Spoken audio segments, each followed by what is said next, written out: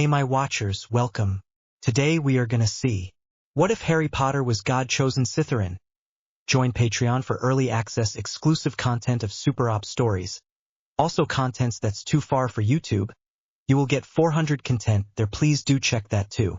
Please subscribe this channel, because definitely I will try my best to provide a valuable content for you all. He did not wish to be sorted into the same house as the dark wizard who murdered his parents. When the sorting hat suggested Gryffindor, his heart leaped with happiness and relief. Gryffindor, the house of the brave.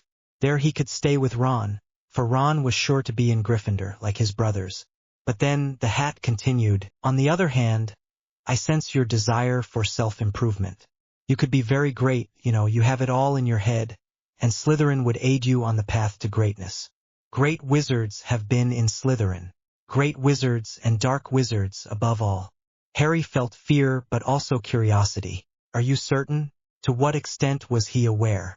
Well, Hagrid had told him that all dark wizards had been in Slytherin, and Ron seemed to hold them in low regard.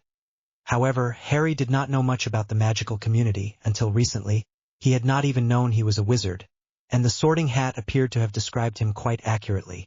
In truth, Harry wished to prove that he deserved to be at Hogwarts. Perhaps the hat knew what it was doing. Nothing more need be said. There is much within you, Harry Potter. You may not see it now, but soon you will discover your true self and your destiny in Slytherin, the hat finally declared.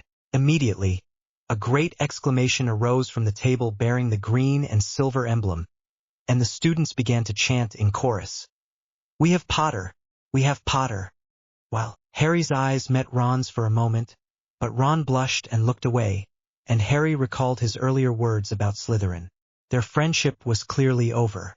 Harry walked to the Slytherin table, where Draco Malfoy observed him with a smug, superior smile, undoubtedly still angered by Harry's earlier snub, but nonetheless made room for him.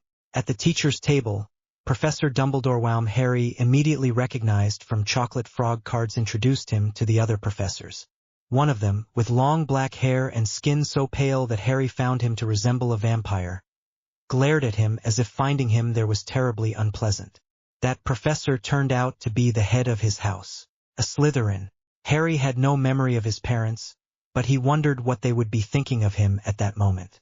The Slytherin common room and its chambers were located in the dungeons of the castle. Through the large windows, the Black Lake was visible, and Harry was momentarily certain he saw something resembling a mermaid pass by. Then the fifth-year student who was leading Thema Prefect, said one of the girls behind her cleared her throat, and with a firm and stern gaze managed to silence everyone. Very well. I will now give you some instructions and you will all listen in silence, for I will not repeat anything twice. Understood? They all nodded. Congratulations on achieving placement in Slytherin. Some of you may believe that you are entitled to be here solely because of your lineage. You are mistaken. Harry glared at Malfoy, and some of you may have hoped to be in another house. You will have heard that most dark wizards have been in Slytherin. Well, it is true. The sorting hat placed them in Slytherin, the greatest house of all. Great witches and wizards have been a part of it. We are ambitious, loyal to our house, uphold our honor, and we must always win. To win, and above all, to crush Gryffindor this year, we must remain united. The prefect looked at them expectantly, and they all nodded as if they understood perfectly. Henceforth, even newcomers must uphold our reputation. It is all or nothing in preserving our honor and house traditions.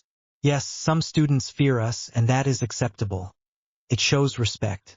Now, while we do not have many rules, those that exist must be followed. Do not engage in any actions that could jeopardize our house points.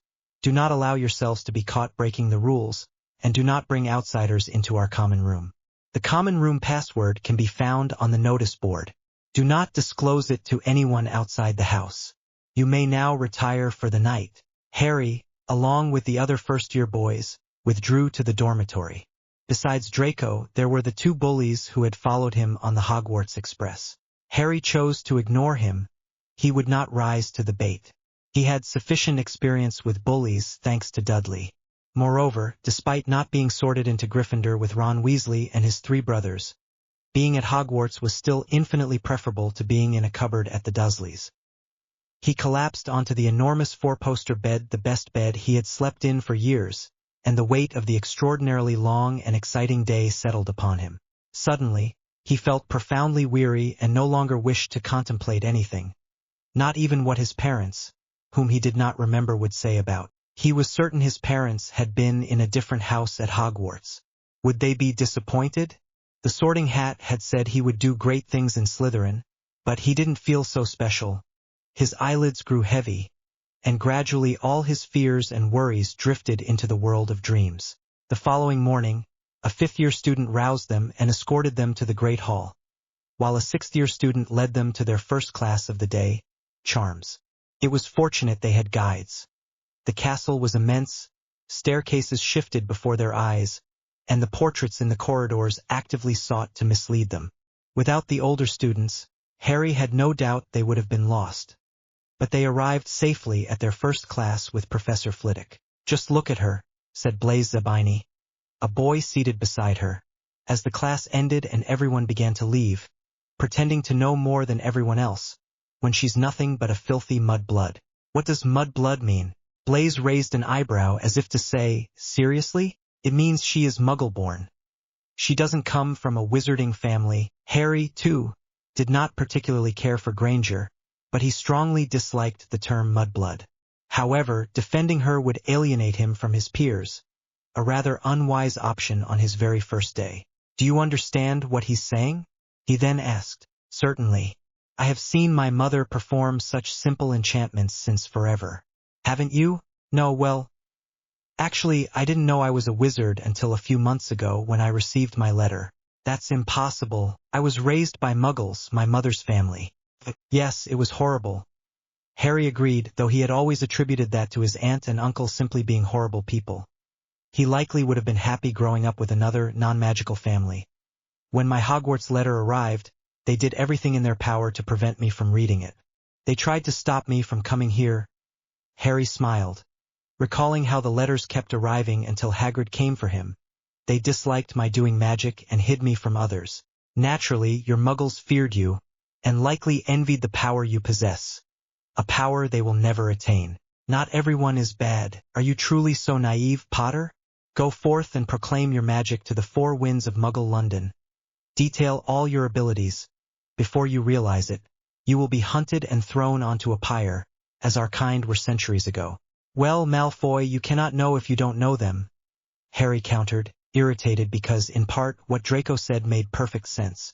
"Not all Muggles are bad, and obviously not all wizards are good." With that last statement, his hand instinctively went to the scar on his forehead, irrefutable evidence of the cruelty and wickedness of some wizards. Draco frowned. He increasingly questioned how Harry had ended up in Slytherin. "Come in, St. Potter, defender of Muggles and the impure. I should have remembered your mother was a mudblood, too." Harry restrained himself from striking him. Were a professor or prefect to witness it, losing house points for fighting a fellow Slytherin would be mortifying. Besides, he was not yet sufficiently skilled in magic, but the opportunity would undoubtedly present itself. He turned and walked away from his companions. During lunchtime, upon encountering Ron Weasley accompanied by his Gryffindor peers, a boy surnamed Thomas and another Harry vaguely recalled as Seamus Finnegan Harry offered a friendly greeting, only to be met with a surprising look of harsh disdain. "Leave me alone, Potter. We will not fall for any Slytherin trickery." "Weasley," said Blaise, appearing beside Harry along with Theo Knott, seemingly from nowhere. "I trust you haven't been insulting Potter?" "Get lost," Theo sneered. "We don't want to soil ourselves with your sort of trash." "You're an idiot, Zabini." Harry was momentarily perplexed, but quickly grasped the situation. He had just alienated a housemate due to their prejudices and narrow-mindedness, but it was clear these biases extended beyond mere house affiliation. There stood Weasley, demonstrating that Gryffindors were just as capable of prejudice as anyone else. "I hope that served as a lesson, Potter," Theo said. "You'll find that no student from another house cares whether you try to be kind or not. They'll all hate you simply for being a Slytherin, and you have most likely just earned Draco's enmity, which is not at all in your best interest," Blaise added. If I were you, I would begin to reconsider that champion-oft-hundog attitude. It will serve you no purpose in Slytherin. And out there, in the real world, neither. Blaise and Theo departed, yet their words echoed in Harry's mind for some time. He did not particularly like Draco Malfoy, it was true, and he disagreed with several of his ideas, but at least his housemates remained people on whom he could rely, whereas others like Weasley would view him as vermin regardless. It was not at all wise to be Draco's enemy. Harry sighed and went to his table with the other boys. He would think of something to mend fences later, but he also didn't intend to apologize to Draco for something he didn't actually regret. In the afternoon, they had Transfiguration class with Professor McGonagall, head of Gryffindor House, and Harry could feel the professor's gaze upon him at intervals during the lesson, as if he were some kind of experiment or strange animal. He had received the same look that morning during the hallways, even during classes, buzzed with whispers about his scar. Harry Potter, the Slytherin. What was everyone's problem with that? Apart from Malfoy and his two gorillas, everyone else in his house was quite pleasant. The following days passed quickly, and soon they were heading to one of the classes Harry had awaited with the most anticipation, and also the most apprehension, Professor Snape's potions class. Professor Snape was the head of Slytherin House and the potions master, and ever since his selection, Harry had heard tales of how demanding and strict he was with his students. Harry recalled the stern look the professor had given him during the sorting ceremony, and how it had seemed that he disliked him, though it had likely been nothing more than nerves. Nevertheless, Harry wished to give Professor Snape no reason to trouble him, so he spent the last 2 nights rereading entire chapters of his potions textbooks. By some cruel twist of fate, only 2 seats remained unoccupied on the Slytherin side, and Harry had learned enough in those days to steer clear of the Gryffindors. More than anything else, so he could either sit next to Draco Malfoy or next to Millicent Bulstrode. Truth be told, Bulstrode was terrifying, and Harry, despite himself, sat next to Draco. Draco scoffed. "Didn't you find a seat next to your beloved Weasley, Potter?" "Leave it, Malfoy. I truly do not wish to argue with you. So, have you yet realized what those blood traitors are truly made of?" "I dislike your choice of words, but it is true that Weasley is an idiot," Harry conceded. Draco smirked. "You are slow, but I believe you are learning, Potter." Snape entered the classroom, his black cloak billowing behind him as he walked. Like a vampire, Harry thought for the second time, and he began to take attendance. When he reached Harry's name, he paused. "Ah, Harry Potter.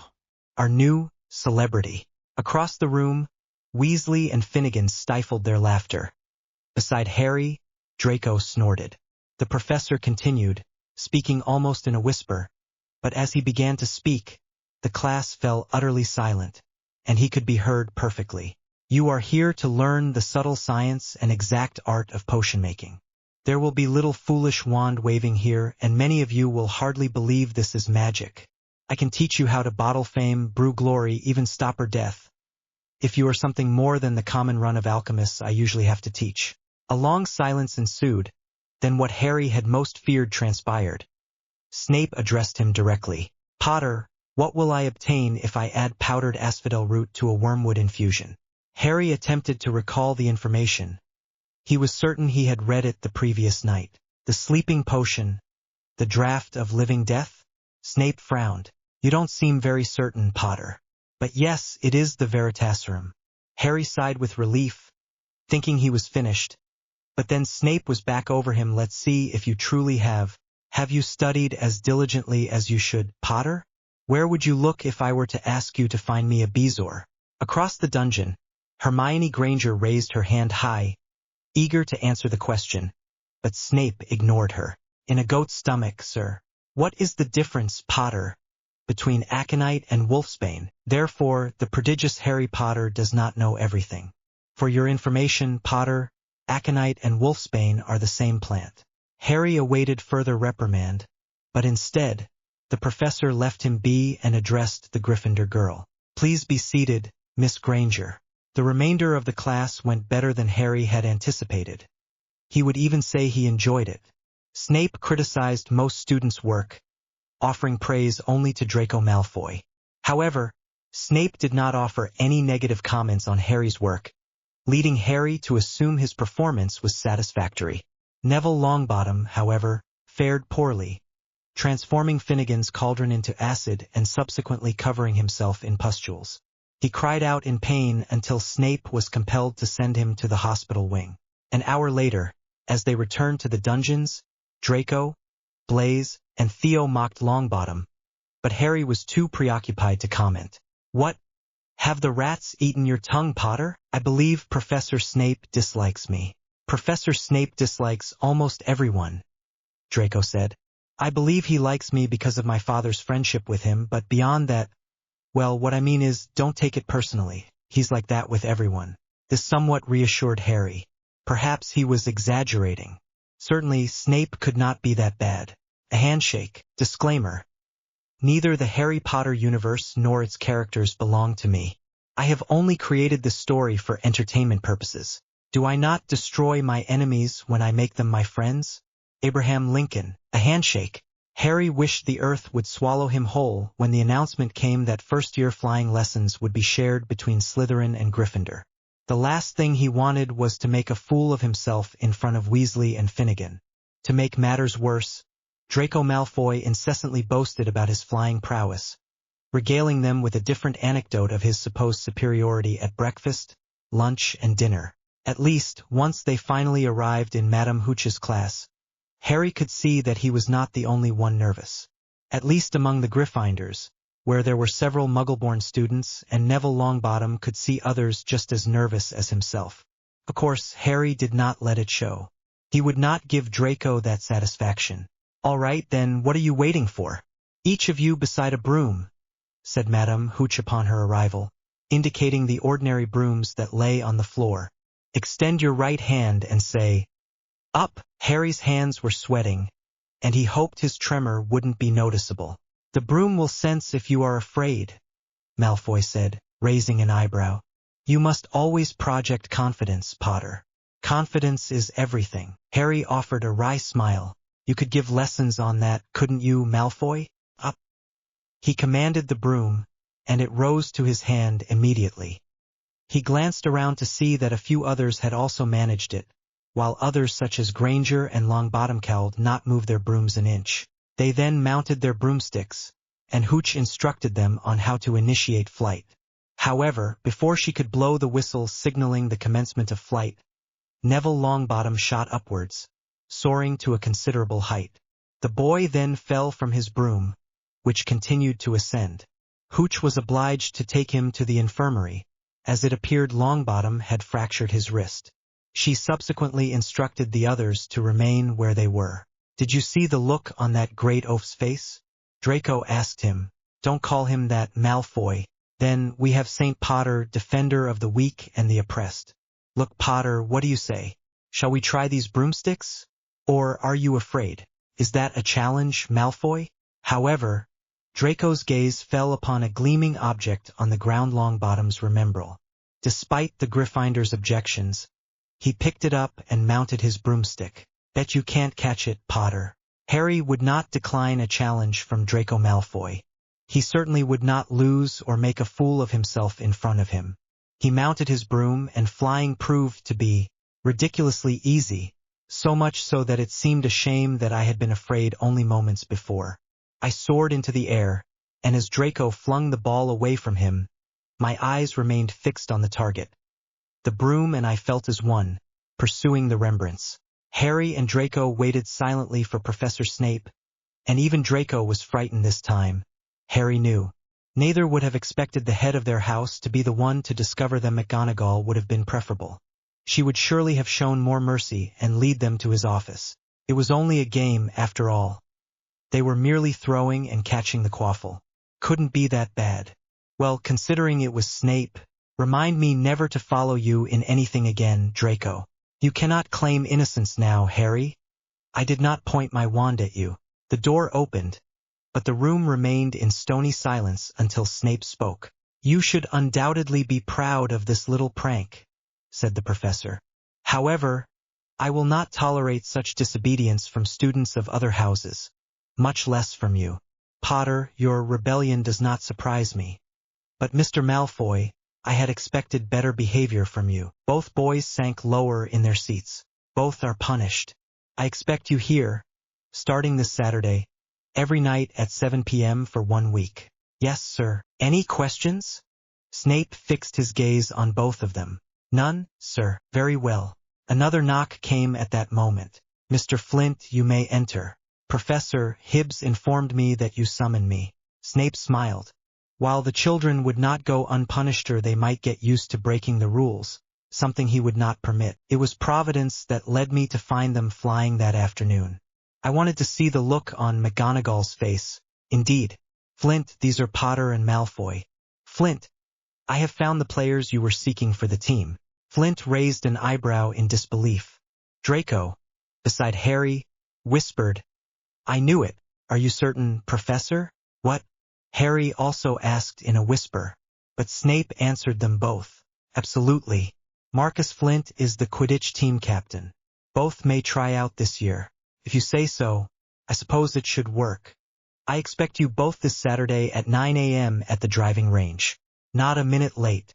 Oh, and you will need to get good brooms, not those shoddy ones given to freshmen. Certainly, Professor Dumbledore will make an exception for both of you once I speak with him. Thank you very much, Professor. You may leave, Mr. Flint. He then turned to the two boys. Harry and Draco did not need to be told twice. Muttering their thanks and further apologies, they departed Snape's office as quickly as possible. I knew it. I told you he would make the team. Well, we are not yet inside. On Saturday. Nonsense. If Snape is speaking with Dumbledore about the broomsticks, it means we are already in. I've never played Quidditch in my life. It's the best sport there is. We should practice beforehand so you'll be ready. Draco said, Imagine Weasley's face. Harry checked his schedule. We have no free hour today or tomorrow to practice. Then it must be done after hours. If Snape or Filch discovered them, they would be in serious trouble. Agreed. Tomorrow, then. Both agreed to remain silent until an official announcement. Therefore, at dinner, when Pansy Parkinson and Blaise inquired about Snape, they merely mentioned the detention they had received. A dreadful experience, indeed. Even while in the common room, sitting with Draco and Blaise completing their Transfiguration homework, Harry's thoughts remained fixed on Saturday's practice until his gaze fell upon a Prophet article that Nott had been reading moments before, and which immediately caught his attention. Recent assault at Gringotts. The article was not recent, but when Harry's eyes fell upon the date of the assault, he found it peculiar. It was the same day as his birthday, the day Hagrid had taken him to Gringotts. The gamekeeper had also mentioned it was the safest place in the world after Hogwarts. Yet an attempt had been made to rob a vault that very day. Fortunately, the vault in question had been emptied earlier that same day. Hagrid had also emptied a vault that day, searching for a small package. Could it be? Harry shook his head. It was too much imagination. It didn't make sense. Blaise posed a question regarding his essay, prompting Harry to refocus his attention on completing the homework assigned by McGonagall. Had someone told Harry weeks earlier that he would be sneaking around with Malfoy in the broom cupboard for a clandestine Quidditch practice in the middle of the night, with Draco Malfoy of all people, he would have said they were utterly mad. Yet there they were, two figures emerging from the cupboard.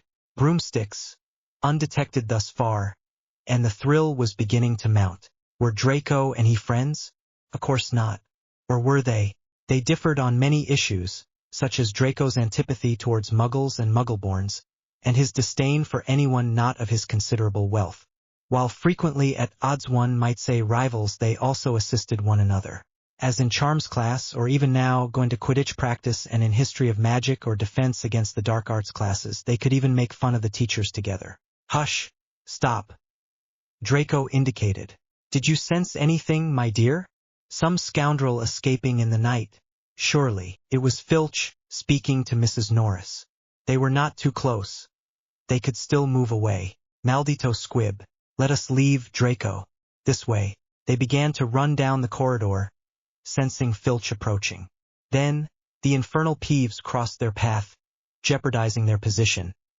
They ran even faster, and when Harry saw a door, he recalled the spell. What was it? Ah, yes. Alohomora. Harry breathed a sigh of relief. This is not good, Draco murmured. What? Of course it wasn't good. They were about to be caught and expelled from school, perhaps, Do you recall that Dumbledore forbade us from approaching the third-floor corridor? Harry kept his ear to the door, attempting to hear Filch, so he nodded without truly paying attention to Draco. Well then, Potter, we have just discovered why it is forbidden. Harry turned and understood what Malfoy was talking about. It was impossible. It was too much. 6 enormous eyes, belonging to a monstrously large dog, were fixed upon them. A 3-headed dog. And all 3 heads were growling at them. Wonderful. Fantastic. I prefer Filch, said Harry, and, tugging at Draco's robe collar, he opened the door and slammed it shut behind them. Fortunately, Filch was absent, though that was inconsequential at the moment. They raced with all their might towards the Slytherin dungeons. Upon finally reaching the common room, they collapsed onto the floor. Confound it all, what does Dumbledore mean by keeping such a creature at the school? When my father learns of this, we cannot divulge any information. Otherwise, it will be discovered that we were there without authorization. We will be expelled from Hogwarts. To be expelled. Hogwarts was not Draco's favorite school. But for that very reason, expulsion would be a disgrace to his entire family. As for Harry, the thought of having to return to the Dursleys was truly sickening. Therefore, not a word. This stays here. Harry offered his hand. Draco offered a wry smile. I would be more careful if I were you, Potter. The same words he had spoken on the train, but now everything was utterly different. Draco shook his hand. I will bear that in mind. Could be said that, from that moment on, despite everything, Draco Malfoy and Harry Potter became friends. Confronting a troll. Greetings. Today I have brought you 2 corrected chapters. I hope you enjoy them. A story has neither beginning nor end. One arbitrarily chooses the moment of experience from which to look back or forward. Go ahead. Graham Greene. Confronting a troll. On Saturday, during breakfast, Harry received a package. Surprisingly, it was from Professor Snape. Even more surprising was the accompanying note. Snape was gifting him a new Nimbus 2000, the best broom available for Quidditch, as Malfoy later pointed out. To him, upon opening it, as they barely left the dining room, Harry thought it was the best broom in the world. It was polished, gleaming, and bore the inscription Nimbus 2000 in gold lettering.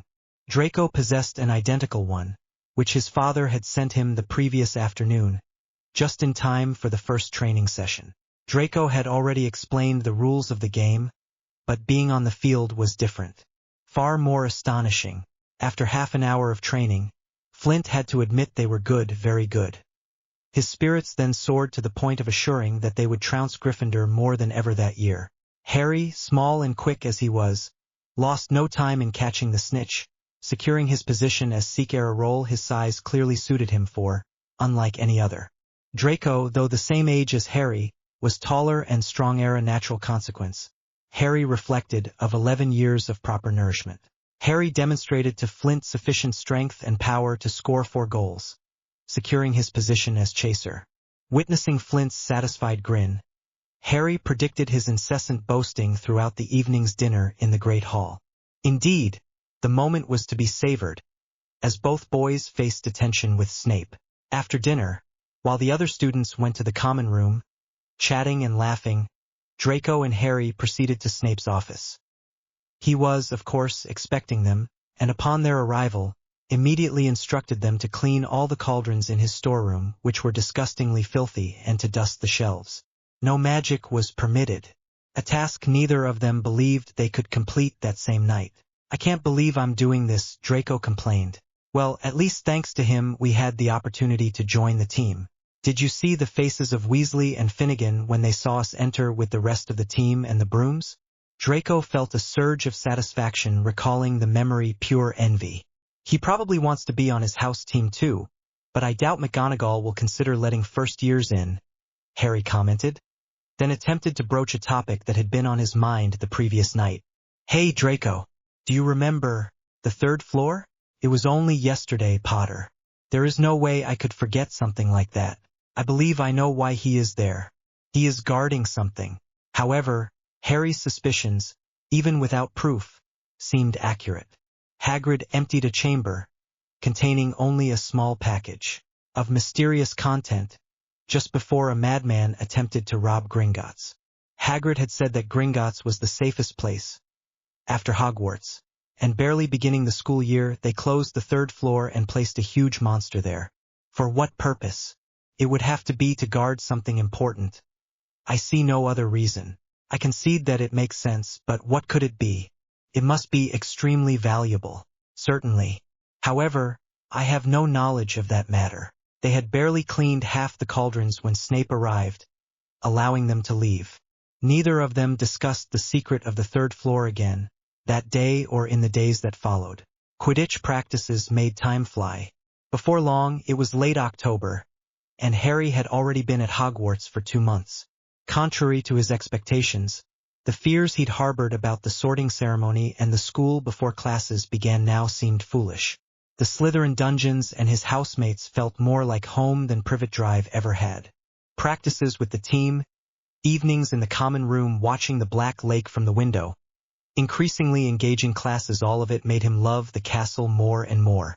The only class he didn't particularly enjoy was Defense Against the Dark Arts. For some reason, probably the Professor Quirrell's irritating stammer, his head always ached during that lesson.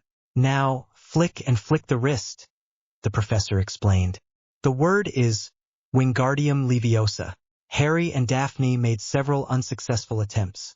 The quill remained unmoving until their 10th try. However, they did succeed at another table. Ron Weasley and Hermione Granger were visibly frustrated by having to collaborate. Apparently, Granger did nothing but correct Weasley, who was becoming increasingly irritated. At the end of class, he was overheard saying to his friends, "It's no wonder no one can stand her. She's a nightmare, seriously." He was not the only one to hear it. Apparently, the entire hall did, and Granger, of course. Harry thought he saw a few tears rolling down her face, but he could not be certain.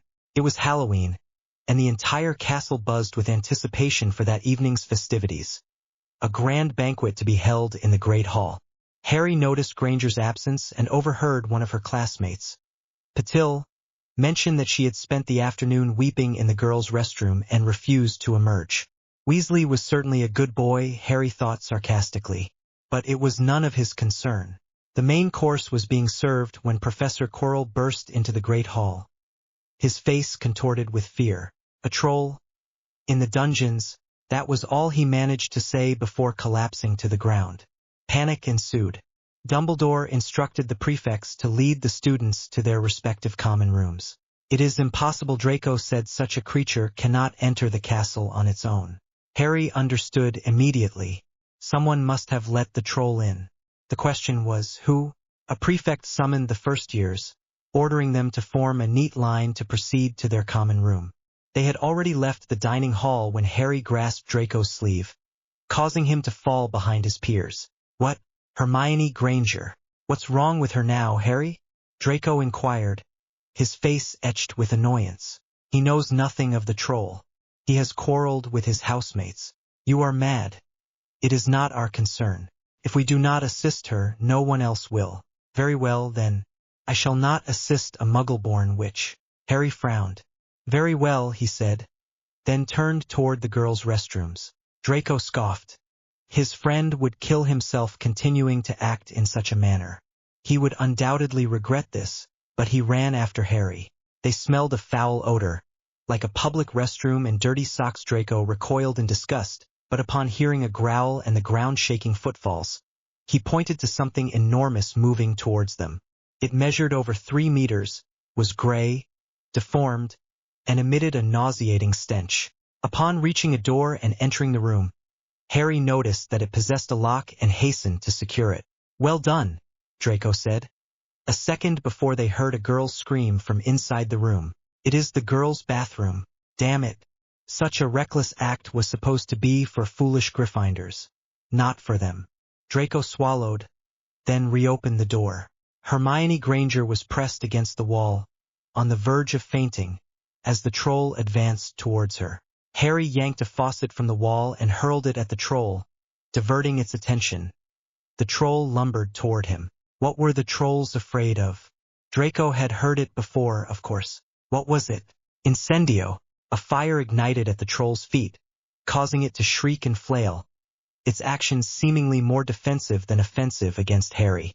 Dodging the creature's blows, Harry reached Hermione and pushed her toward the door, as she appeared unable to move herself. "Come on, move, Granger, you." Hermione could not believe it. Of all the Hogwarts students, it had been two Slytherins, Draco Malfoy and Harry Potter himself, who had gone to help her. "Thank you, thank you." He hugged the children, and Harry watched amusedly as Draco froze in shock. Surely he had never expected a girl to thank him so effusively. Or rather, he had never expected to be hugged by a Muggleborn. But the moment of glory ended when they found themselves facing an angry Professor McGonagall, accompanied by Professors Snape and Quirrell. "Might I inquire as to what in heaven's name you were thinking? Why were you not in your dormitories?" Snape scrutinized the two students from his house. Two Slytherins, and a Malfoy, especially with a Muggle-born Gryffindor girl. He knew he should appear firm, even angry, but the situation evoked too many memories of his own adolescence. He had to involve Lily's son, of course. "Professor McGonagall, please." "They were looking for me. Hermione Granger." The girl stood and replied sincerely. "I missed dinner. I was in the bathroom when the troll entered and if Malfoy and if Harry and Draco had not come for me, it would have killed me. They did not have time to get help." "Well, in that case," said the professor, contemplating the three of them, still seemed very strange. "How did two boys from another house, before your own classmates, know where to find you?" Hermione blushed and lowered her head. "I am not very popular with them." Professor Snape's amusement was evident in his smile. The reason for it remained unclear to Harry. "Miss Granger, to the Gryffindor Tower now." "Yes, Professor." "Potter, Malfoy, I suggest you both return to the dungeons immediately." "Yes, sir." They both replied in unison. No one else in Slytherin knew. No one else in Gryffindor either. Only Harry, Draco, and Hermione, in fact. Draco was the most perplexed by these events. He had always considered Muggles and Muggleborns inferior to himself and his family. But helping Hermione, albeit reluctantly at first, had felt right. And for some reason, after the three of them had confronted a troll, the differences between Draco Malfoy, the pureblood, Harry Potter, the half-blood, and Hermione Granger, the Muggleborn, no longer seemed so significant. The word mudblood did not come as easily to his lips either. The following morning, during breakfast, Hermione offered the boys a smile from across the table. Harry felt that, while they might not have made a friend, it could be something very close to it. Only when Draco changed his mind. Seeing him look at the girl with confusion, Harry believed it was only a matter of time. An enchanted broom. Many thanks to those who have added this story to their favorites, and to those who are following it. Please do not forget to leave reviews at some point to let me know your opinion. An enchanted broom. The first Quidditch match has finally arrived. Slytherin versus Gryffindor, Draco and Harry's first match on their respective teams. During breakfast, before heading to the Quidditch pitch, they encountered Professor Snape, who approached them limping. "I expect nothing less than victory today, Mr. Potter." Harry held his head high and even smiled. He used to be afraid of Snape, and while it was true that Snape was very strict and sometimes seemed to single him out, the professor was on his side in this matter as he had also been with the troll incident, something Harry would not forget. "We shall crush the opposing team, sir." Barely had the match begun, after Gryffindor's captain, Oliver Wood, and Flint shook hands, when Adrian Pusey scored the first point for Slytherin. Several minutes elapsed before Harry could spot the snitch, but when he finally saw the golden flash, he wasted no time in pursuing it. He possessed the advantage of being considerably faster than the Gryffindor seeker. However, something then happened to his broom. It began to move uncontrollably, up and down, as if in a tremor jostling him. His broom attempting to throw him off. "Harry, what's wrong?" Draco was attempting to catch the quaffle, but was concerned when he saw Harry struggling. "Oh, mere technical glitches.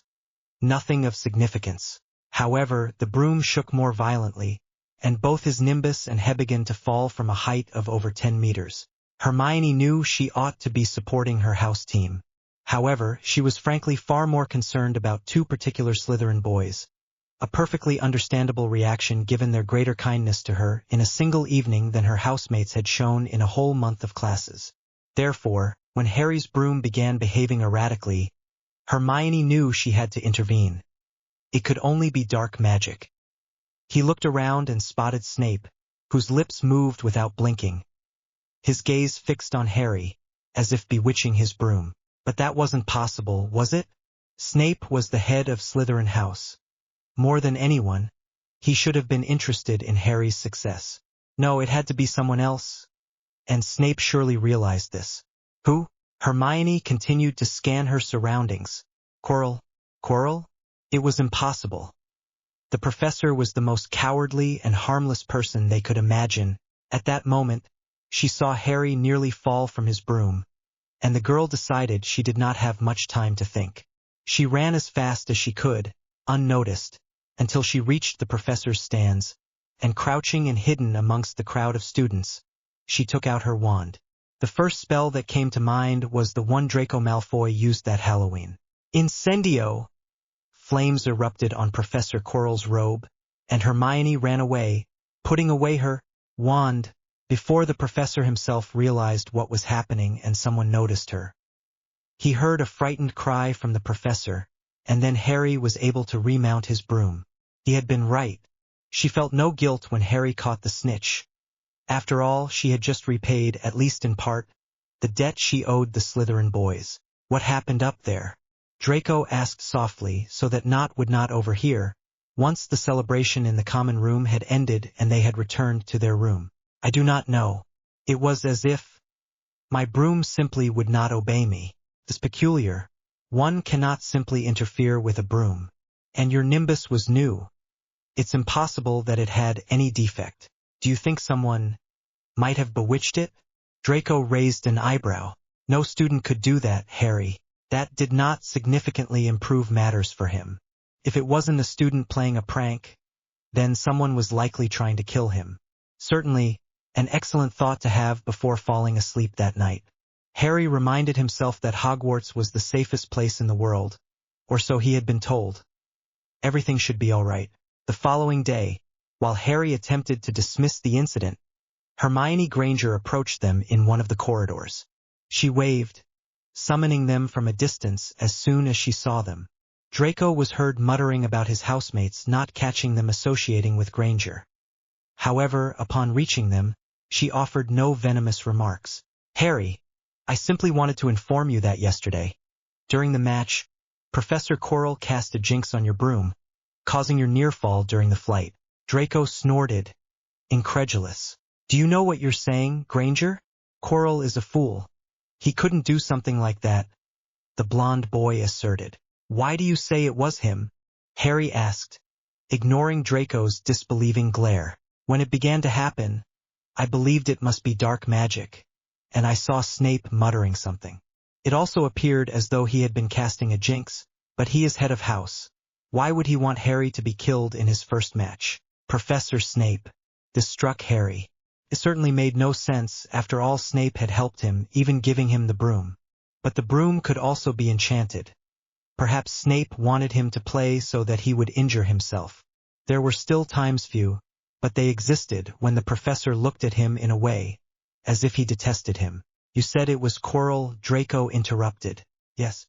I did not believe it could be Snape, and I saw Quirrell doing the same. His eyes were fixed on you, he did not even blink, and he repeated a word incessantly. And when I set his cloak on fire and distracted him, you were able to fly again without problems. It had to be him. Did you burn Quirrell's cloak, Hermione? You? Harry whistled. Undoubtedly, that girl was capable of some surprises. Hermione blushed. Merely, well, you assisted me previously. Harry smiled at him. Thank you, Hermione. Be careful, Harry. And you as well, Draco. Once the girl was out of sight, Draco gave him a mocking look. Be careful, Harry, he mimicked Hermione's voice. And what about you too, Draco? You see what you've achieved, Potter. Miss Granger has lost respect for me. Well done. He hasn't lost respect for you. He's lost his fear, which is different. Do you really believe Quirrell bewitched your broom? It doesn't make much sense, but if what Hermione says is true, perhaps we should be more vigilant. And then there were the headaches in defense against the dark arts class. Harry had never paid them any mind before, but now it struck him as peculiar that it was only in that class that his scar troubled him, too. "I never thought coming to Hogwarts would be this much fun," Draco said. "We have to admit it. A three-headed dog, Quidditch, detentions with Snape, and uncovering the Let's Kill Potter conspiracy. This is a truly interesting year." Harry found the Kill Potter conspiracy anything but amusing, but he wouldn't admit to Draco that he was afraid. "You're welcome, Malfoy. Exploring beneath an invisible veil. Good evening. Couple more chapters before bed. I hope you enjoy them, and don't forget, reviews are more than welcome." Exploring beneath an invisible layer. Harry gazed at the lake, which from the windows of his common room appeared as it always did. Upon stepping outside, however, the atmosphere was completely transformed. The castle was enveloped in a thick layer of snow, and the surface of the usually dark lake had frozen. Christmas was approaching, and most of the students were going home to spend the holidays with their families. Draco Malfoy had invited him to spend the Christmas holidays at his house, but Harry preferred to remain at Hogwarts. The free time afforded by the holiday break would allow him to further investigate Quirrell. Most of the boys from his dormitory had left the castle to spend the holidays at home. Only Theo Knott and Harry remained in the first-year dormitory. Even without much company, it was the best Christmas Harry had ever experienced. That morning, to his surprise, he found several gifts at the foot of his bed. Harry could hardly believe it. Hermione had given him a book called Quidditch Through the Ages, and Draco had given him a pair of anti-slip gloves. Harry also received a third, anonymous gift. Upon opening it, he discovered a silvery gray cloak, light and soft. When he tried it on, Harry gasped in amazement as the portion of his body covered by the cloak became invisible. He searched the gift wrapping again and found an unsigned note stating that the cloak had belonged to Harry's father. Without a doubt, the best gift one could ever receive. She spent the remainder of the holidays playing games of magical chess with Knott and flying on her broomstick. She also developed a habit of strolling through the castle under the protection of her invisibility cloak. It was during one of these occasions that she discovered Quirrell heading towards the corridor on the third floor, followed a minute later by Professor Snape. Harry immediately recalled the experience he and Draco had had a few months earlier on the third floor. What was being kept under the protection of the enormous three-headed dog? Undoubtedly something valuable enough to warrant the professor's concern for its safekeeping. Snape was keeping a very close watch on Quirrell, and there had to be a reason. But why would Quirrell have tried to pull him from his broom? That made no sense. Fortunately, the weeks passed quickly, and his classmates returned to school. At the first opportunity, he informed Draco of the gift he had received and how he had seen Quirrell heading towards the third floor. "We must discover what is there. So, what's your suggestion? That we go in and greet the dog, or what?" "I'll think of something. I'm beginning to think you're suicidal, Potter. However, that cloak of yours is quite interesting. I will show it to you when we return to the common room." Draco remained impatient throughout the entire magical history class and subsequently during herbology. Even upon his return to the common room, he was forced to await the slumber of his peers before he could examine the cloak. "We must try it," he said, his eyes shining with anticipation of the things that could be done with such a precious object. Harry agreed, and they set off to wander down the corridor, unawares that their steps were leading them back to the third floor. But long before they could arrive, they were halted by an encounter with Mrs. Norris. It was true that the cursed cat could not see them, but it could smell. Undoubtedly, it sensed their presence and meowed, darting off in the direction of Filch. Draco muttered a curse, and they both retreated as quickly and quietly as possible. However, with Filch approaching, they entered an empty classroom halfway down the corridor. The room was completely empty. It was not a classroom. Inside, there was only a large, imposing, gold-framed mirror in the center of the room. Harry pulled Draco under his cloak, bringing them both closer to the mirror. To their surprise, even though they appeared completely invisible, their reflection was clear in the mirror. And Draco was not beside them. In his place, a beautiful woman with green eyes similar to Harry's, and a man with glasses and unkempt hair exactly. They greeted Harry. It was his parents, greeting him. Harry had never before seen himself alongside his family, and whatever that strange magic was, He felt happy. Let us leave, Harry. I hear nothing more. Draco, wait. What do you see in the mirror? What are you talking about? Draco turned to the mirror. Strangely, he did not see only himself and Harry there. He was dressed in his Quidditch team uniform and held the house cup in his hand.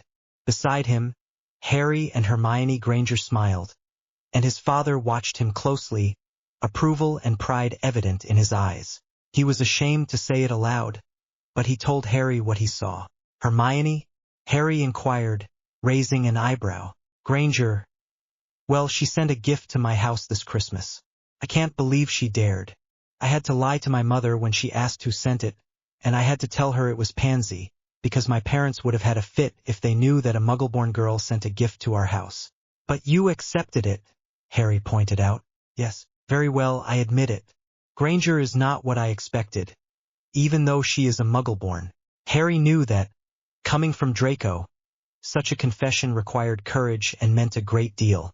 The mirror shows me my family, as if my parents were still alive, he revealed.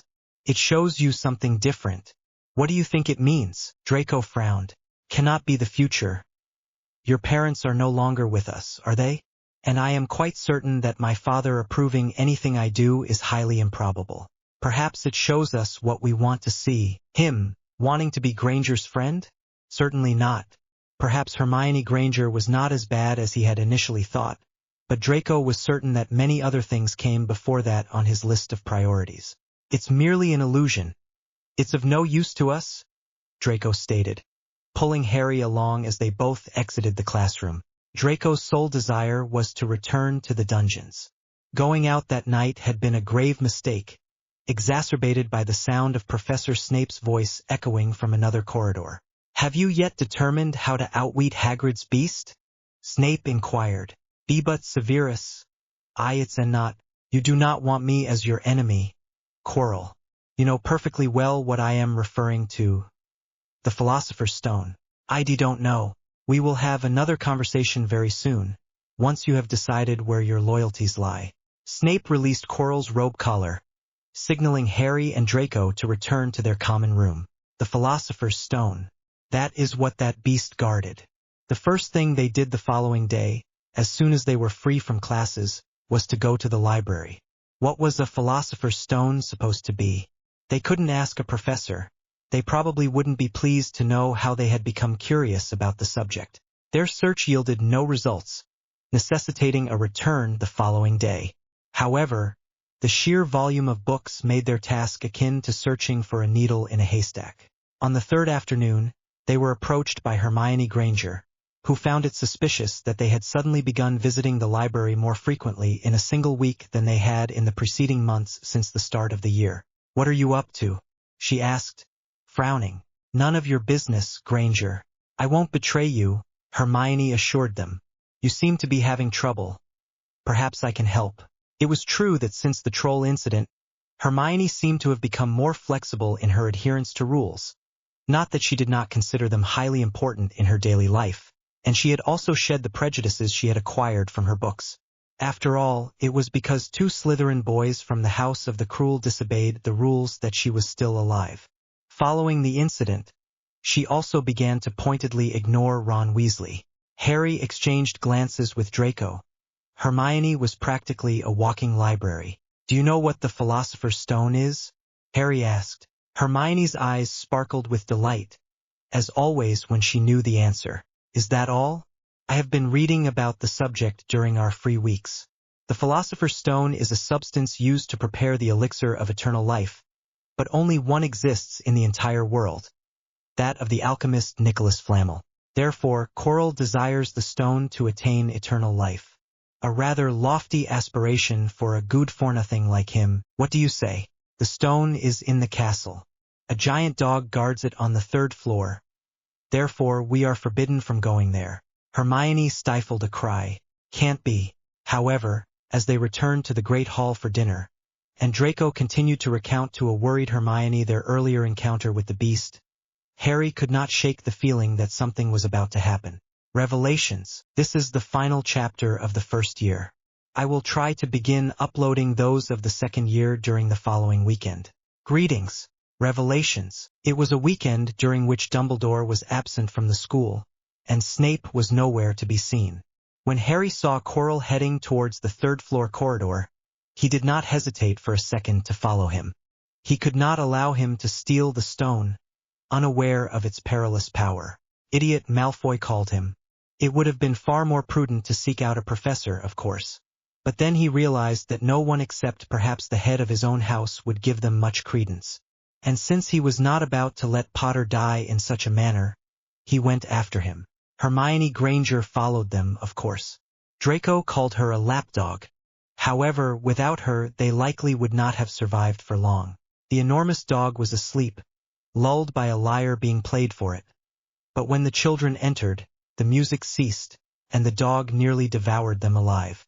From there, it was a race, and a veritable miracle to pass through the trapdoor beneath the beast. Neither Harry nor Draco had anticipated further traps, and they blamed themselves for their naivete. They were nearly ensnared by the Devil's Snare, a magical chess game that they barely managed to win amongst the three of them, and a riddle that only allowed one of them to enter. Hermione stated that Harry was the right person and wished him luck, while, with Draco's assistance, they attempted to seek help from whomever they could. The worst part, Harry later discovered, was learning the identity of Quirrell's manipulator. Lord Voldemort, the same dark wizard who had murdered his parents and was attempting a resurrection. This was an unacceptable outcome, and Harry would not allow it. Thus, lacking any other means of stopping Voldemort, he almost miraculously obtained the stone by looking into the mirror, that very mirror which reflected one's deepest desires. Harry believed he would not survive. However, something occurred, wasn't certain what, but Quirrell was unable to touch him. Another miracle. Exhaustion overcame Harry, but upon awakening, he found himself safe in the school infirmary, and the blue eyes of Albus Dumbledore, hidden behind his spectacles, fixed intently upon him. Sir. The stone. Quirrell, rest easy, lad. Quirrell does not possess the stone. All is well now. Harry looked around and attempted to sit up. Beside him was a table laden with sweets and gifts.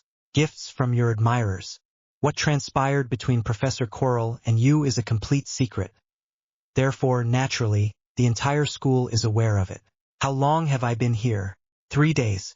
Mr. Malfoy and Miss Granger will be greatly relieved to hear of your awakening.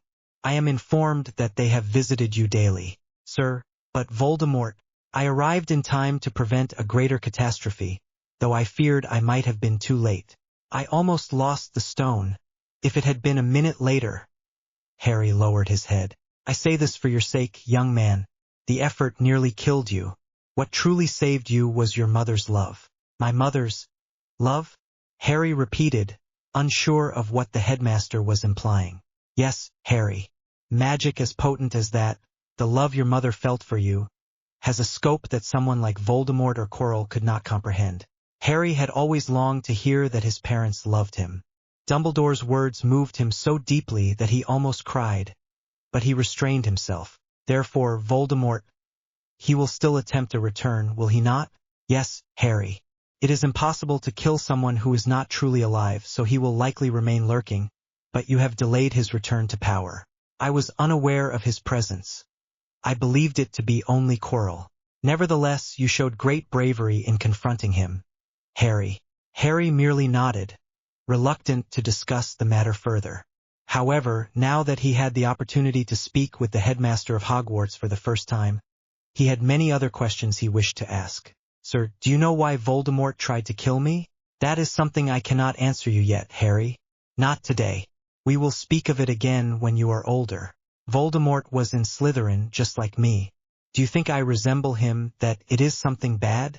Professor Dumbledore had previously called him brave. Wasn't that a Gryffindor trait? But Harry had been sorted into Slytherin.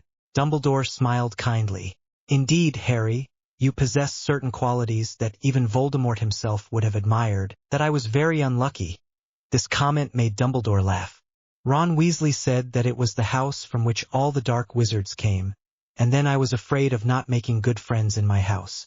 Dumbledore smiled.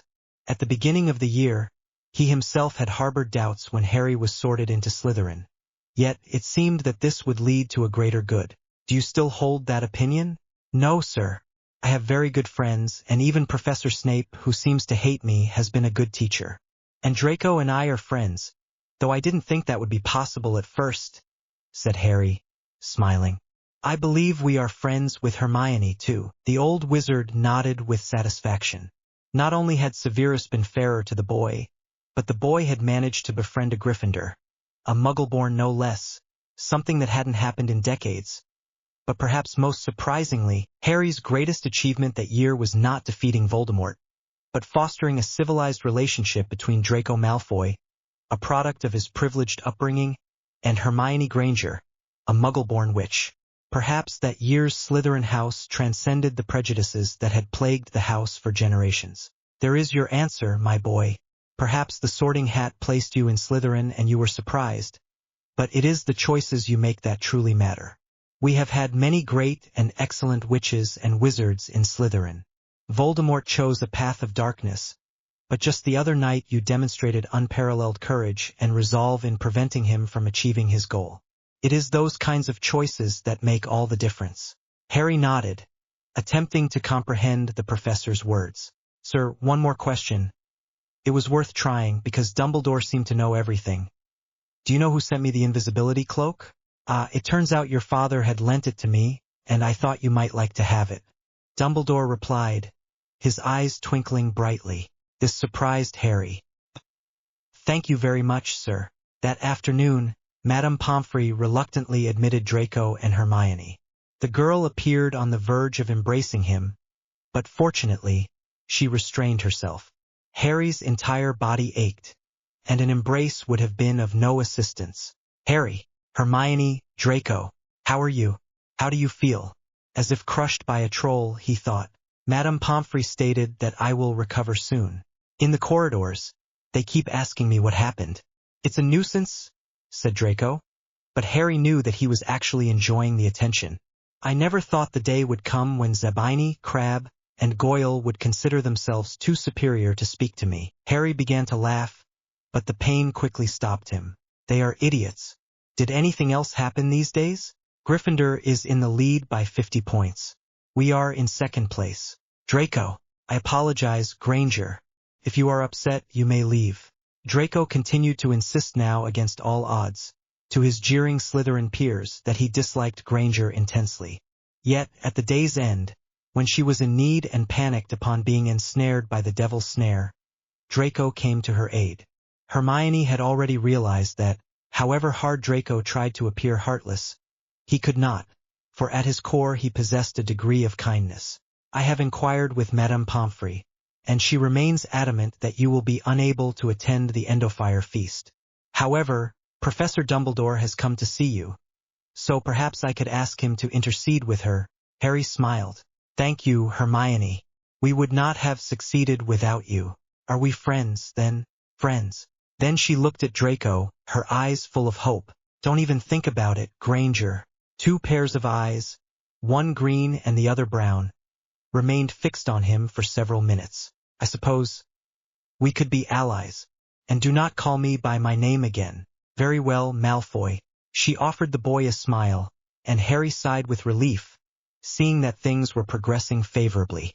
Seated at his home before the headmaster began the Endofire ceremony, Harry understood what Draco had spoken of earlier.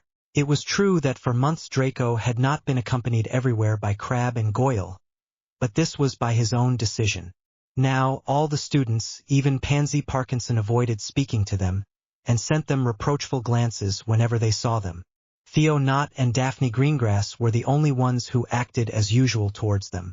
They were being punished for violating the rule of prioritizing Slytherin House and, in the case of the more purist students, for befriending a Muggle-born witch. I thought I'd care more, Draco confessed, but I don't give a damn what they think.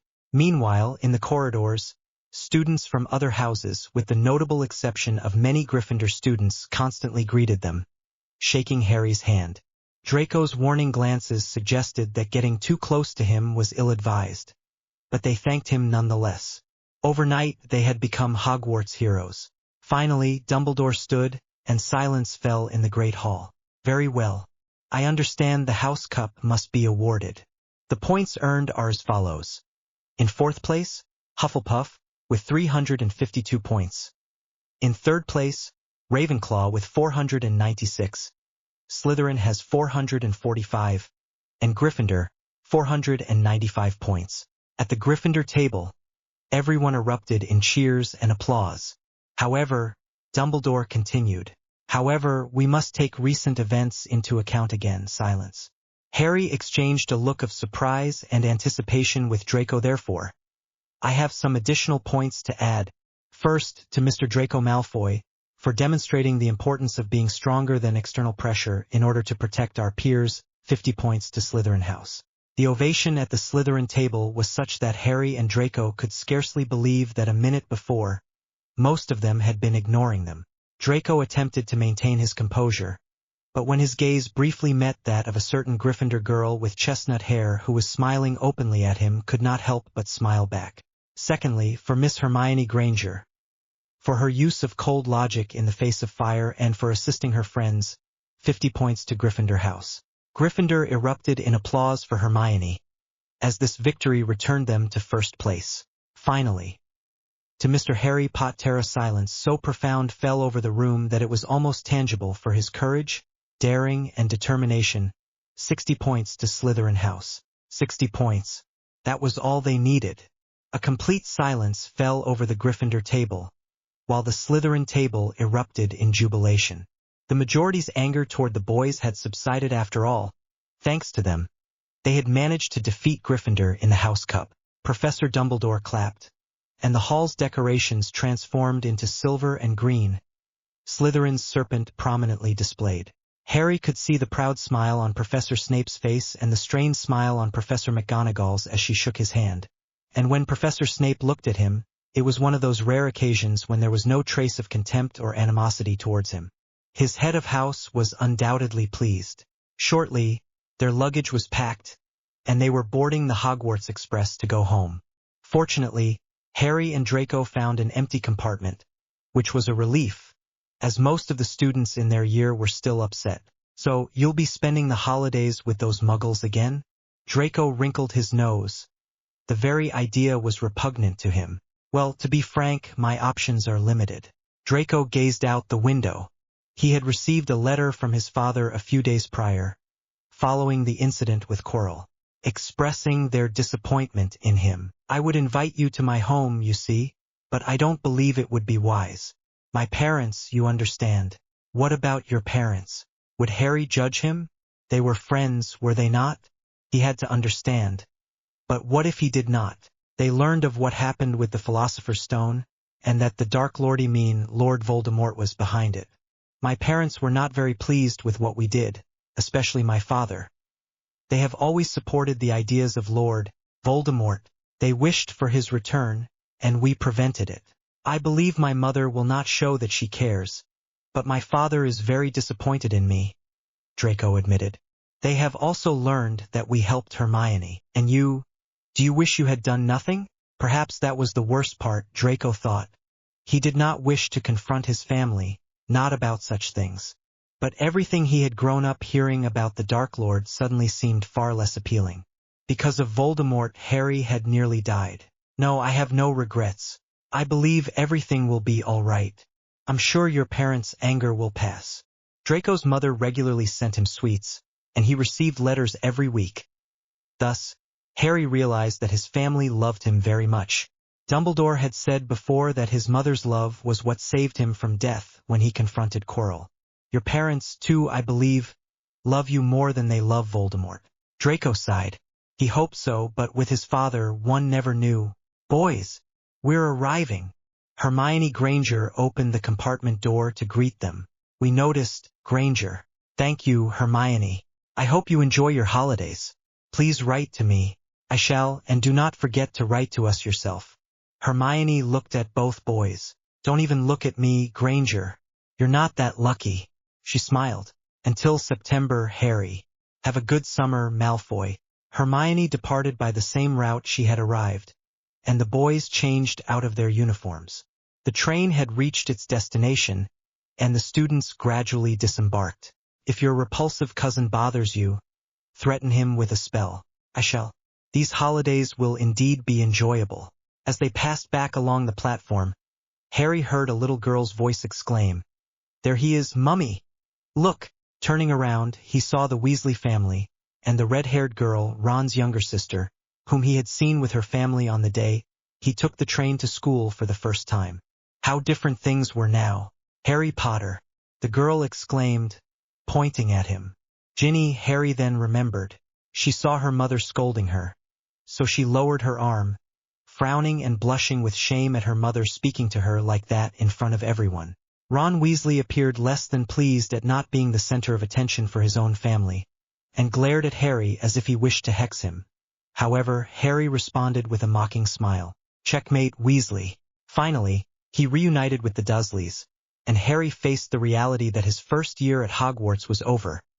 However, this vacation held brighter prospects than ever before. Unexpected help. "Greetings. I am currently enjoying the holiday in Brazil, and am pleased to present 2 new chapters. I hope you enjoy them. Thank you very much for your reviews. It is encouraging to know of your support." Unexpected help. Those holidays could have been better, yes. At least Draco and Hermione remembered and wrote to him on his birthday, although Harry was unable to see the letters or gifts, because Uncle Vernon scared off the owls in every way possible, preventing them from entering the house. As usual, Harry endured Dudley's taunts, for contrary to Harry's belief, Aunt Petunia knew he could not perform magic at home. However, that night, something unusual occurred. When Harry went to retire to his room, as the Dursleys were hosting a significant dinner party, he discovered that someone else was already in his room. Well, Harry was unsure whether it was a person or a thing, but it would be very impolite to ask, even though the creature's appearance was somewhat frightening. It was a small creature with long, pointed ears, a long, sharp nose and bulging eyes. It was dressed in rags and barefoot. "Hello, Harry Potter," said the creature in a voice so high-pitched that Harry feared it might be heard from below. "Hush, more quietly. They mustn't hear us down there," he whispered. "I apologize, sir. Who are you?" "Simply Dobby, sir." "Dobby, the house elf. I am pleased to meet you, however. This is not the most opportune time for visitors in my bedroom. Did you come for a specific reason?" "Yes, sir. Dobby has come to tell you. Mr. Draco asked me to come to deliver this." Harry took the envelope, feeling suddenly happy. "Please be seated." To Harry's surprise, the elf then whimpered and began to sob. "Sit down." Never in Dobby's life, from the living room, I heard Aunt Petunia's voice, choked with emotion. They had heard me this time. "Hush, please be quiet, or you will get me into trouble with my aunts and uncles." "I'm sorry, sir," Dobby said, calming down, but he obeyed Harry's request and remained silent. "Could you please wait to respond to Draco and deliver a letter for me? I am not permitted to write to anyone, and my owl has been confined to another room." "Certainly, Dobby will do anything to help Harry Potter." Harry opened the envelope and began to read the letter. Indeed, it was in Draco's handwriting. "Harry, given your lack of response to my previous correspondence, I presume that the muggles with whom you reside are again overstepping their boundaries. Therefore, I am dispatching Dobby to ascertain your well-being. In truth, I regret not having considered employing him sooner. House elves are invariably far more helpful. Happy birthday! Should you require any assistance, please do not hesitate to inform me. Draco." Harry responded swiftly, seizing a piece of parchment. He inscribed a brief note stating that the muggles were intercepting owls arriving at his residence and would likely attempt to prevent his return to school. Beyond that, however, all remained as usual. "Here, give it to Draco, please. Dobby will do as Harry Potter says." "Thank you, Dobby." Again, Dobby seemed about to shriek, but with a finger to his lips, Harry shook his head. Then, with a puff, the elf disappeared. Harry received a response the following morning. Draco invited him to stay at his house after Dobby described the place where he was confined. A wizard could not live in such degrading conditions.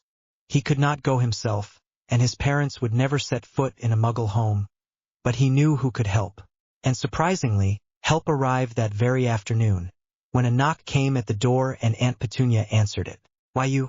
"Yes, I am. Mrs. Dursley, I have come to have a brief conversation with you regarding Mr. Potter. Harry, who was in the kitchen washing the dishes, immediately recognized the voice that slurred its words in that manner. It was impossible, but upon peering through the doorway, Harry verified that it was not a figment of his imagination. Professor Snape was at his home. As Aunt Petunia remained in the doorway, Snape pushed past her and entered the house. Petunia. Well, Uncle Vernon's expression upon seeing the professor's attire and recognizing him as a wizard was worth capturing. He could have fainted from fright. Subject. I demand that you leave. I am head of Gryffindor House at Hogwarts School. It is my duty to ensure that all the students in my house are treated fairly, and that they are well. I did not expect to have to make this visit, but I have heard rumors that Mr. Potter is living in his house's cupboard. The boy's upbringing is none of his concern. We do enough by tolerating his abnormality. We feed him and provide him with shelter. Couldn't be better. Harry had moved closer to the room to better see and hear what was happening, but the professor looked at him and frowned. Certainly. Professor Snape smiled darkly. If Mr. Potter were compensated for the tasks he performs here, it would far exceed the benefits you receive. Aunt Petunia blushed furiously, and Uncle Vernon turned purple with rage. How dare you? Professor Snape then drew his wand. I assure you that, unlike Mr. Potter, nothing prevents me from using my wand at this very moment. Therefore, I expect that from now on, your nephew will be treated decently. If I find out, and believe me, I have my ways, that he is not being properly fed, or that he is spending his summer holidays in a cupboard, I will not be as lenient as I am today. He looked at Harry. Potter, what are you doing listening to adults' conversations? Haven't you learned anything this past year? Go pack your bags. You're coming with me. Harry was too astonished to speak. He nodded and hurried to his dormitory to pack his trunk as quickly as possible. Una vez que el chico se fue, Severus continuó. Sadly, you are his only living relative. You have no rights. You are nothing to him. I still find it hard to believe you're her sister. The man's contempt was palpable. If it had been her in your place, do you believe I would treat your spoiled child the way you treat his? Those words struck the woman like a slap. Leave and take him with you, and do not dare to set foot in this house again. Thank you, sir. Now take my hand. We must apparate. Apparcernos? We are going to Malfoy Manor. Mr. Malfoy has informed me that his family has invited you to spend these days with them. Certainly, a vast improvement on the squalid conditions in which you were staying. Harry continued to watch Snape. From the outset, he had believed Snape hated him. Even considering their House Cup victory and the professor's seemingly lessened animosity by the end of the term, Harry never could have imagined that Snape would be the one to intervene with the Dursleys on his behalf. No one else had ever done so before. Sir, why have you come to my aid? I have stated this before. No student of my house will endure such mistreatment. However, Harry sensed there was more, much more, that the professor would not divulge. Furthermore, it seemed Aunt Petunia knew him from before. Sir, how did my aunt know you? Snape cleared his throat. He was in the same year as your mother at Hogwarts. Did you know my mother? Harry asked, surprised and excited at once. Perhaps the professor could tell him more about them. And my father? Did you know him as well? Not excessively. Harry already knew, having seen his parents in the Oast Mirror. At times, however, he believed it was all just a dream. But now, someone who had actually known them was telling him he resembled both. In some way, this made him feel closer to them. Finally, he took Professor Snape's hand, and they both appeared at the gates of a large mansion, Malfoy Manor. From that vantage point, Draco Malfoy's airs of superiority were easier to understand. Ginny Weasley. Harry, al fin llegaste. It is a pleasure to finally meet you, Potter. Draco has spoken highly of you. Make yourself at home, Harry. Draco has told us about your experiences living with the Muggles. I still cannot believe that Dumbledore would be so irresponsible as to allow you to live with such people. Fortunately, you are home. Severus acted wisely in bringing you with us. Harry observò a Draco, con un gesto interrogante. Professor Snape explained. Harry had forgotten Draco's statement from the previous year regarding Professor Snape and his father's friendship. Thank you for inviting me to your home, Mr. and Mrs. Malfoy. Draco, why don't you show Harry to his room? Ven, Harry. Draco showed him his room, which could easily have been half the size of the Dursleys' house, and then the rest of the mansion. Harry had a feeling he would enjoy himself immensely there, despite Draco's earlier revelation that Lucius sympathized with Voldemort. His friend's father showed no sign of it whatsoever. Draco's resemblance to his father was striking. Harry even recognized that Draco's previous dismissive gestures towards others were merely imitations of Lucius Malfoy. In any case, Harry felt better treated at the Malfoy house than ever before. Draco's mother, Mrs. Malfoy, was most kind to him, and after seeing the clothes he arrived home in, she complained for hours about how Dumbledore could have allowed a wizard to live all those years with dirty muggles. The next day they went to Diagon Alley to buy him new clothes. Harry ate better than ever, better even than at Hogwarts, and in the afternoons he spent playing Quidditch with Draco. Sometimes they were visited by Theo Knott and Pansy Parkinson, although Pansy was not a great fan of Quidditch, so it wasn't the same when she came alone. What truly bothered Harry was the Malfoys' treatment of Dobby and the other house elves.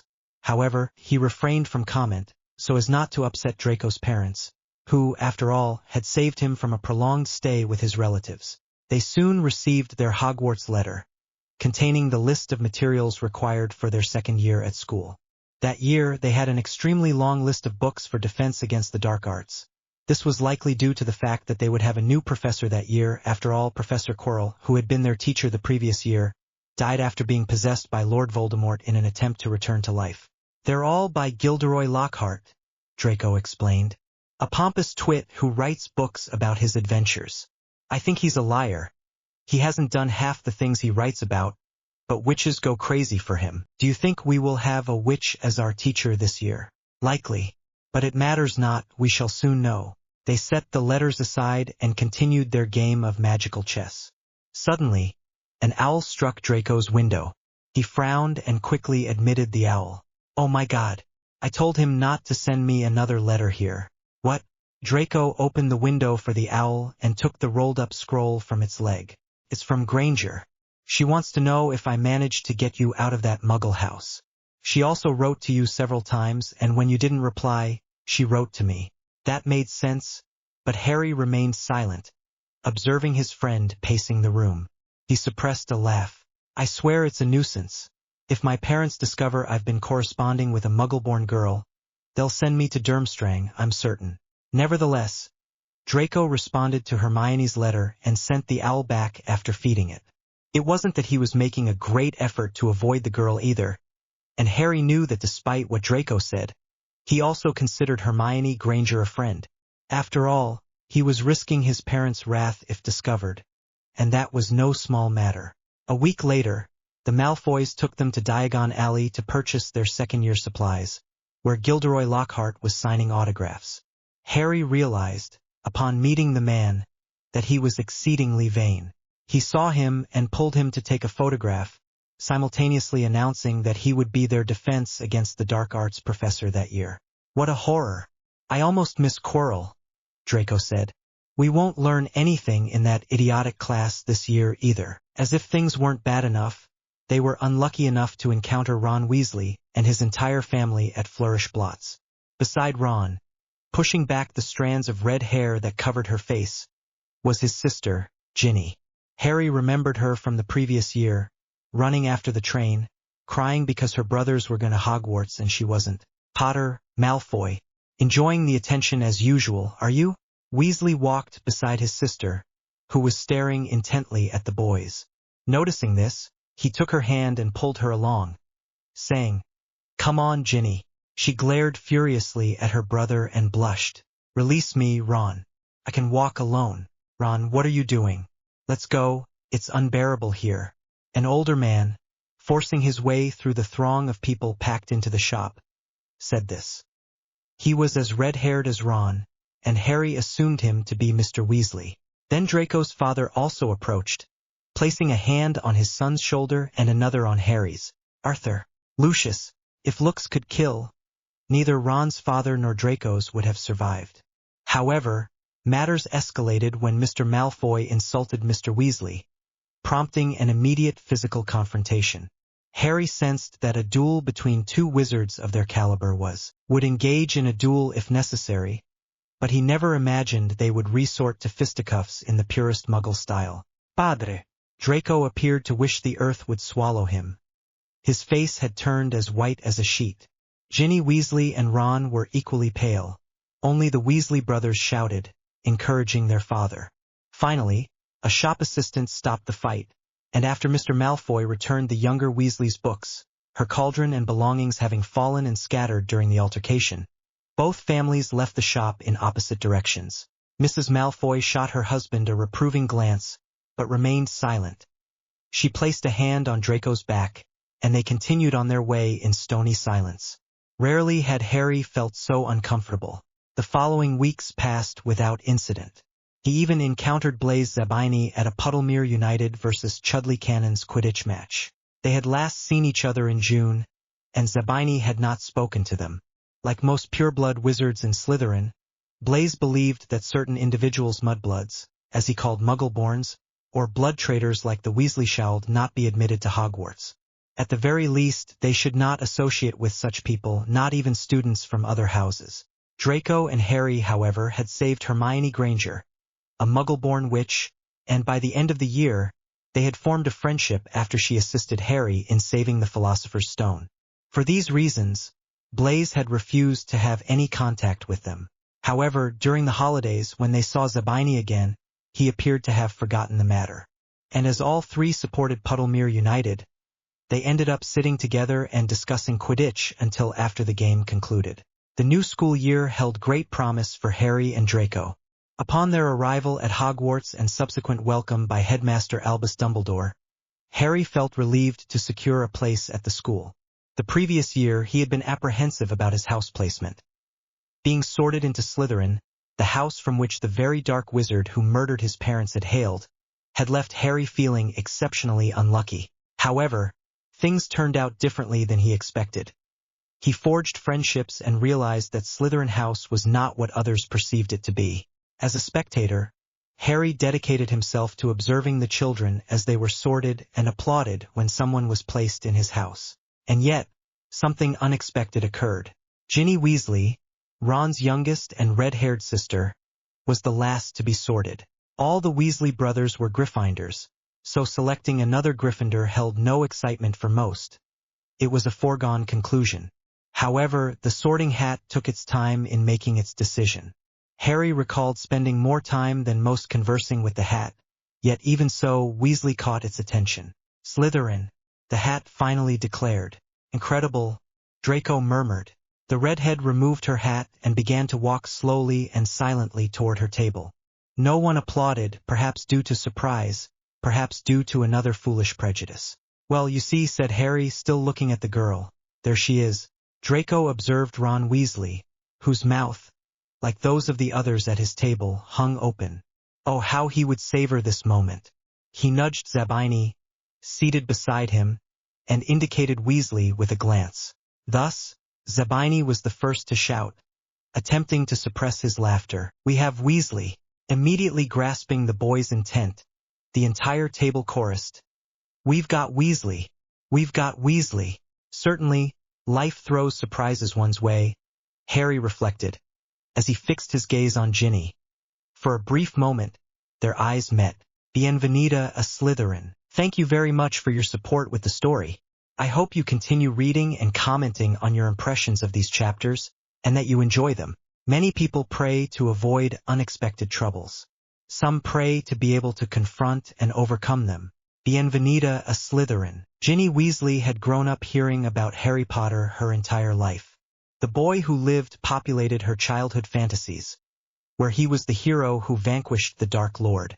Then, when she saw him on platform 9 3/4 alongside Ron, all those childhood dreams emerged with even greater force. What exactly did she intend by getting to know him? Ginny wasn't sure, but Harry Potter was the most rebellious boy she had ever seen. With his messy dark hair, green eyes, and lightning bolt scar only making him seem more captivating. Yes, Ginny Weasley desired to learn more about the boy who lived. However, Ron later wrote home saying that Harry Potter had been sorted into Slytherin. All of his siblings, and Ginny's parents as well, had been in Gryffindor. Naturally, she had assumed she would be sorted into Gryffindor too. Slytherin was the house of dark arts wizards, as Fred and George had repeatedly told her and Ron. That was the day all of Ginny's dreams were shattered. Subsequently, Fred and George stated that Harry Potter was extraordinary, that he had even confronted he who must not be named at the conclusion of that year. Ron still disliked him, was just a conceited attention seeker. He said, but Ginny was curious. Could Harry Potter truly be evil simply for being in Slytherin? Couldn't be so, not after he confronted he who must not be named. Nevertheless, Harry was friends with that dreadful Malfoy, whose father constantly harassed Ginny's father. Nothing emanating from the Malfoys could be good, so no matter how much she wished to know Harry Potter, she knew their paths would remain separate for the following years, when she would go to Gryffindor and join her siblings. Reflecting on everything, Ginny retrieved her diary notebook she had found weeks earlier among the books they had purchased and began to write. Dear Diary, next week, my first course at Hogwarts will begin a moment I have long awaited. I am so thrilled. The only drawback is that my brothers will be constantly around me. As my mother has asked them to look after me, I do not require their care. The other day, after we returned from the bookstore, Ron warned me to stay away from Harry Potter. To be honest, I would like to meet him, however foolish it may sound. Why would Harry Potter want to speak with me? Besides, Harry is friends with Malfoy, and the Malfoys have always looked down on us. The other day, at the shop, Father even argued with Mr. Malfoy after he insulted us. I hate being poor.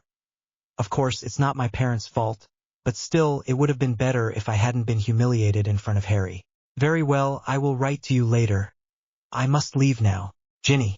Ginny finished writing, but to her surprise, everything she had written was erased. What was that? Surprisingly, a few seconds later, other words began to appear on the blank paper. Hola Ginny. The words vanished as quickly as she read them.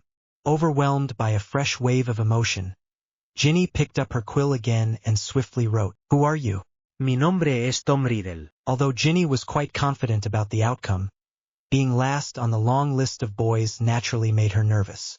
Interesting, most interesting, said the hat. Another Weasley, the first girl in 7 generations. Oh, I see power and much potential. You are brave and noble. Gryffindor might suit you well. I know, as does my entire family.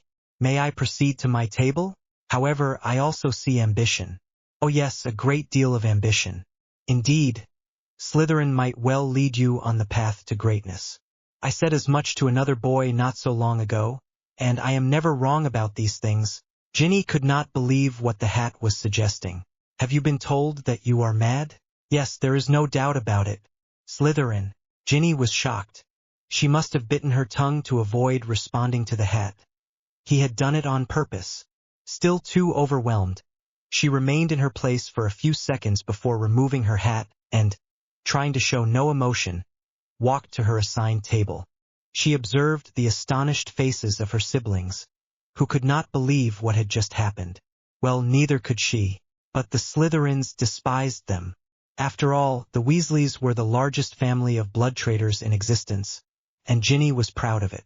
No, being sorted into Slytherin must have been a mistake. However, a dark-haired boy at the Slytherin table shouted something, and soon the entire house was applauding her. She felt her face flush, but held her head high as she sat beside another girl who had also just been selected. Their gazes met Harry Potter's green eyes regarding her with curiosity, interest. At that moment, it did not matter, because she was walking directly into the serpent's nest. Then Ginny realized what had just happened. Estaba en la misma casa que Draco Malfoy y Harry Potter. Era Ginny Weasley, de Slytherin. She groaned at the thought of her mother, and the suffering she would endure having to knit scarves of green and silver that Christmas. Excuse me, may I sit here? Ginny asked another girl at the table who had also just been selected. Certainly, please sit down. It appears the graduation ceremony has caused some surprise. Everyone is staring in this direction with a vacant expression. Ginny smiled. Astoria, another girl beside her, reprimanded immediately. Like the first girl, she had long black hair and large blue eyes. Ginny thought she was very pretty. Mind your language. I have said nothing but the truth, Daff. Ginny was finding the girl agreeable. Perhaps Slytherin wasn't so bad after all. At least Astoria and her sister had been kind. Excuse me, another boy asked, sitting almost opposite her, with light brown hair and brown eyes. You are Charlie Weasley's sister, aren't you? Yes, do you know him? My grandfather took me to Romania last year. He says he is very fond of your brother, who is very good with animals. Well, yes, but Mother wasn't very pleased that he went to raise dragons. My name is Rolf Scamander. What is your name? Ginny. Bueno, mucho gusto, Ginny. Upon striking up a conversation with Astoria and Rolf discovering that the other girl also adored the Holyhead Harpies, and that Rolf possessed extensive knowledge of animals, having practically grown up in a wildlife sanctuary his entire life, Ginny began to think that everyone, the rumors she had heard about Slytherin and all the things her brothers had told her were not entirely true. However, things did not remain that way long. Later that same evening, she had settled into a corner of the common room with a book in hand, after witnessing Professor Snape, the head of her house, accelerate the potions readings. It seemed to her a good way to avoid trouble. When the Caro twins approached, accompanied by another girl, perhaps a second-year student. Making room for yourself, Weasel? The elder girl asked. As we told you, Pansy, she is putting on airs. I do not understand how you ended up in Slytherin, Weasley, but I will remind you of one thing. You do not belong here. You are nothing more than a filthy blood traitor. Pansy began to attract the attention of others in the common room. Daphne Greengrass, seated in another corner, and Harry Potter, Draco Malfoy, and Theo Knott, who were near the fireplace. Silence, Ginny said without thinking, her face burning with humiliation. What? Are you going to silence me, Weasley? The girl drew her wand, and Ginny regretted not knowing any curse that might help her. Learning curses would be the first thing she would do the following day. Ginny promised herself. Leave the girl alone, Pansy. Are you serious, Daphne? Are you going to allow your sister to be near this sort of filth? It was at that last word that Ginny lunged at Pansy, claws extended, and raged. Enough, Harry said, having also approached and attempted, unsuccessfully, to separate the girls. Pansy shrieked for the other girl to be removed, until she managed to stand and point her wand at Ginny. Hidika basta, Pansy. And who do you think you are, Potter? Draco sighed, deciding to intervene. Enough, Pansy. Leave Weasley alone. Regardless of her family's background, she is a Slytherin, and the house comes first, do you remember? But Draco, the girl protested, vexed. Primero es Slytherin, Pansy. Yes, I apologize. You are right, Draco. The girls left, accompanied by Daphne. Then Draco and Harry turned to Ginny, her hair disheveled and her face flushed. Are you all right? Harry asked. That was the last straw. On top of everything else, to have to be rescued as if she were weak, as if she couldn't defend herself. And it had to be Harry Potter and Draco Malfoy of all people. Therefore, she did not reply. Instead, she sought out Tom, who understood everything. I would tell him what happened, and he would know what to do. Una foto, por favor. A new chapter, and in the next one Hermione will be back, smiley face. I hope you enjoy it, regards. Una foto, por favor. Their first day included herbology with the Ravenclaws and history of magic. On the one hand, Harry felt relieved that he was no longer the center of attention at school this year. He could finally be just another student. Ginny Weasley, it seemed, was not having an easy day. That evening, in the common room, Pansy Parkinson was harassing her until finally the girl leaped on Pansy and the situation escalated. He was obliged to intervene, and Draco, who initially looked at him as if he had lost his mind, eventually stood up as well and rectified the situation. It was fortunate that Draco hailed from a family of such considerable standing, his surname still commanding respect and fear among others. Pansy calmed down immediately, but Ginny Weasley, intimidated, hurried to the dormitories.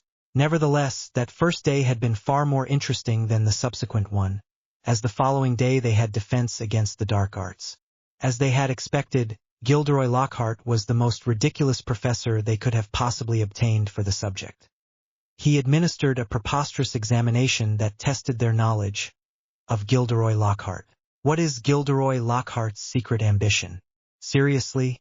Draco scoffed. They had just left their class and were on their way to potions.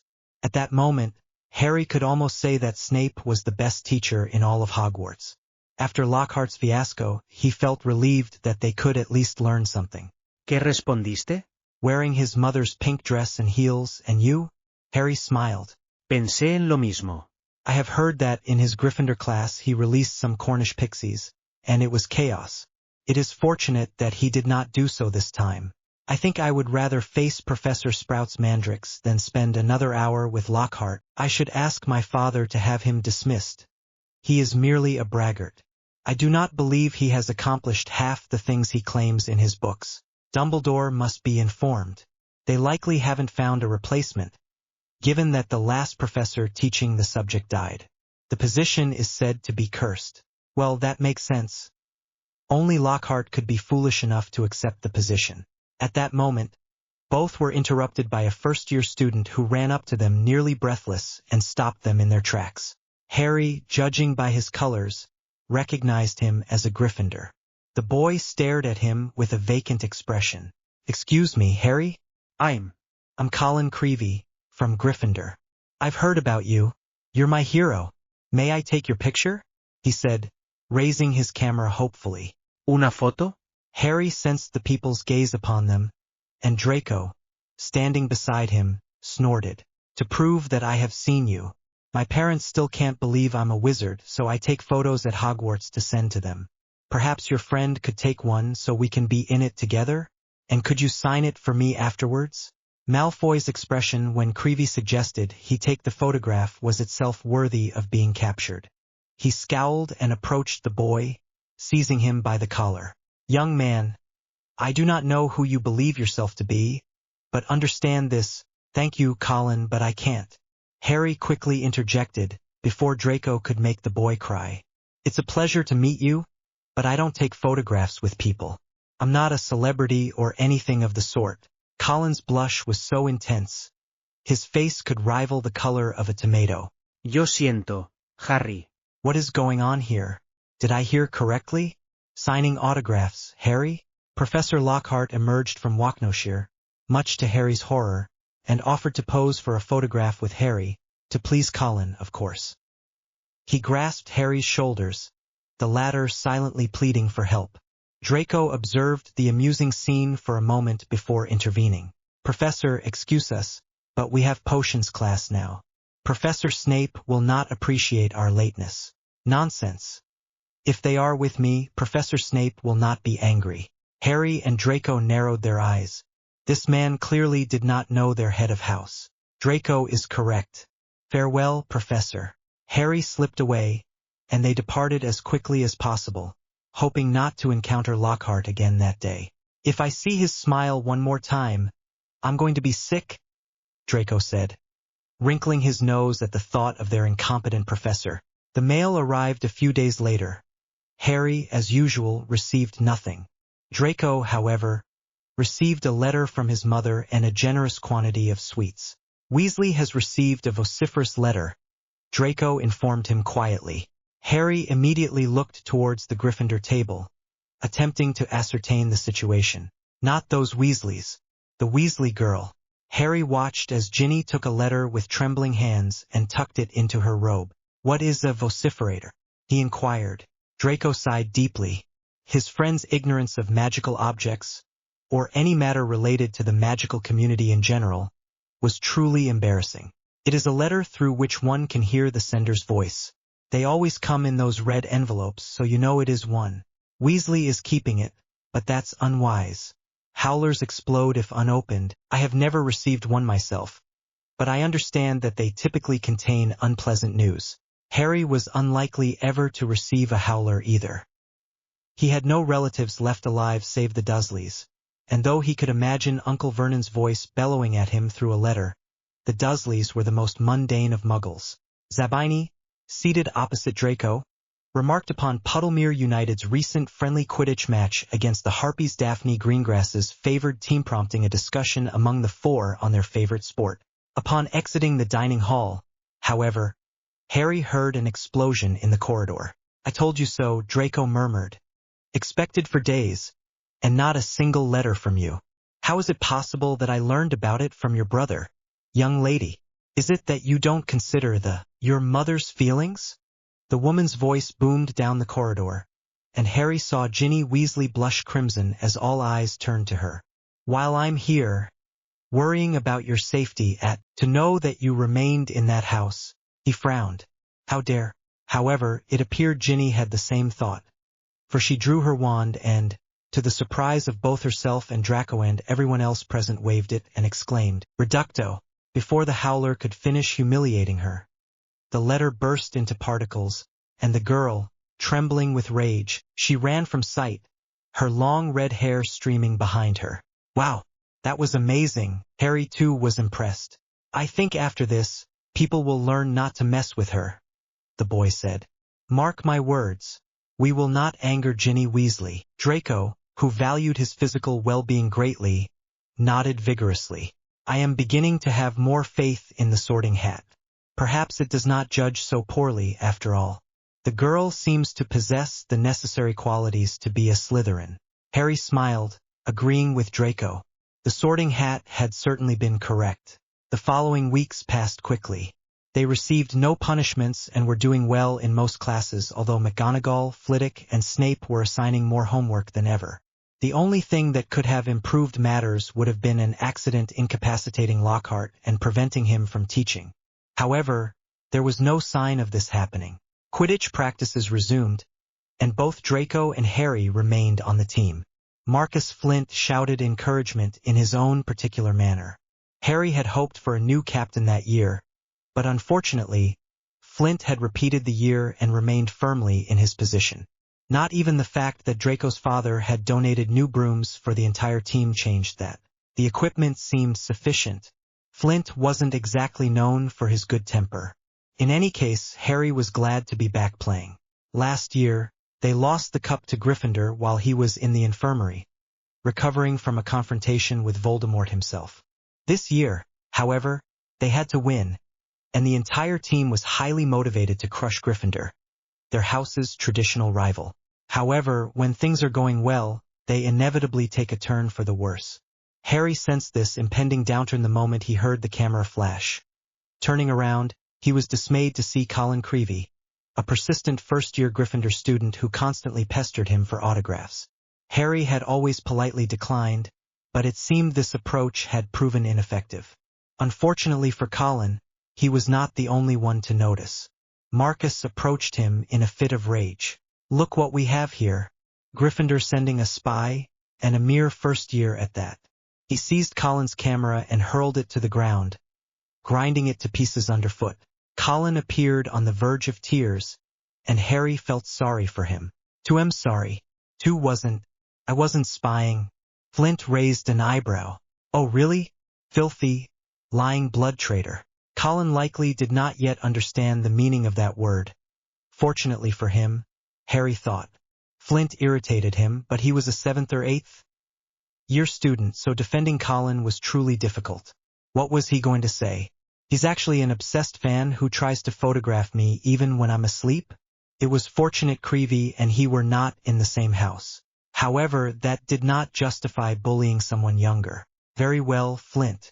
He's just a child, as you said. And what use is spying on us to him, if he doesn't even know about Quidditch? However, Flint produced his wand and pointed it at the boy's neck. Inform Wood that should he attempt to spy on us again, I shall unleash a curse so dreadful he will never again know restful sleep. Is that understood? Colin nodded vigorously. The message was perfectly clear. As Flint lowered his wand, the boy fled in terror. He honestly deserved it, for coming all this way. Although Harry attempted to avoid dwelling on Colin Creevey for the remainder of the day, the boy's terrified flight left him with an unpleasant, bitter taste in his mouth. Mudbloods and blood traitors. The world as we have created it is a process of our thinking. Cannot be changed without changing our thinking. Blood-soaked traitors. Colin Creevey did not approach or follow Harry in the subsequent days. A part of him felt guilty, but another part was relieved to be rid of the Gryffindor boy. Although Harry preferred Colin at a distance and treated him with respect, he disapproved of the kind treatment Flint had shown the boy. He had made his feelings known that day, and an unpleasant tension still lingered between them. Typically, Slytherin students remained together, united, and apart from students of other houses. They generally had a poor reputation as most dark wizards emerged from that house, causing people to overlook the fact that many good wizards and great leaders also hailed from Slytherin. Therefore, they relied only on one another. Above all, as a general rule, Slytherins and Gryffindors detested each other. Or at least, that had been the case until Harry, against all odds, saved Hermione Granger from a troll roaming the castle last year. In the process, he also rescued his friend Draco, thereby shattering one of Hogwarts's greatest prejudices. Although perhaps the three were not truly friends until they attempted to prevent the theft of the Philosopher's Stone at the end of the previous school year. Draco would never admit it, but he also liked Hermione. However, Draco was born into one of the oldest pureblood families in England, and consequently he was taught from birth to hate Muggles and Muggleborns. Therefore, he would not go around shouting that they were the best friends in the world. Hermione, who belonged to Gryffindor House, the sworn enemies of Slytherin, seemed to know this as well, because she had not approached them during that entire month. At least, not until that afternoon in the library. Neither Draco nor Harry were particularly studious, to be frank. However, they desired satisfactory grades, so on days such as this, when Professor McGonagall assigned a 5-page essay on properties and ideal conditions for transfiguration, they would apply themselves in the library. She was easily recognizable as she approached, even though a large stack of books obscured her face, by her cascade of brown hair that spread rebelliously in all directions. She dropped her books onto the table with a sharp thud. ¿Es cierto lo de Colin Creevey, Harry? Hello, Hermione. I'm fine. A great vacation, and you? Harry greeted sarcastically. She sighed. Hola, Harry. Who ladro? Malfoy. What is the matter with Colin Creevey? Draco inquired, earning a look from Harry, as they both knew very well what the problem must be. The Slytherin Quidditch team attacked Colin and threatened to curse him. They even broke his camera, she exclaimed, trying as hard as possible, though unsuccessfully, to keep her voice down. She appeared profoundly disappointed, her reproaching glances flitting between Draco and Harry. It wasn't us, Draco protested. And frankly, what else did he expect? Sneaking around to spy on practice? That Flint would greet him with pumpkin juice? He hates Gryffindors, and above all, he hates Muggleborns. But you haven't done anything. Colin can be somewhat exasperating. Harry raised an eyebrow. Something? But he was only a first-year student who was excited to meet you, Harry. I cannot believe you did nothing to help him. Harry was about to apologize, but Draco rose instead. And what are we supposed to do, Granger? We don't go around playing heroes, she said. Before she could refute, he added, at least not this year. We had enough of that last year, and believe me, you won't be so lucky again. She blushed furiously, but kept her gaze fixed on Draco, and they continued their staring contest for a few moments, until Harry found the courage to extricate himself from the awkward situation. I apologize, Hermione. It was difficult to provide Colin with much assistance given the predicament he created for himself. We prevented Flint from jinxing him, and one might say he is fortunate to have escaped that. She inhaled deeply, attempting to regain her composure. I cannot believe you are saying this. I thought.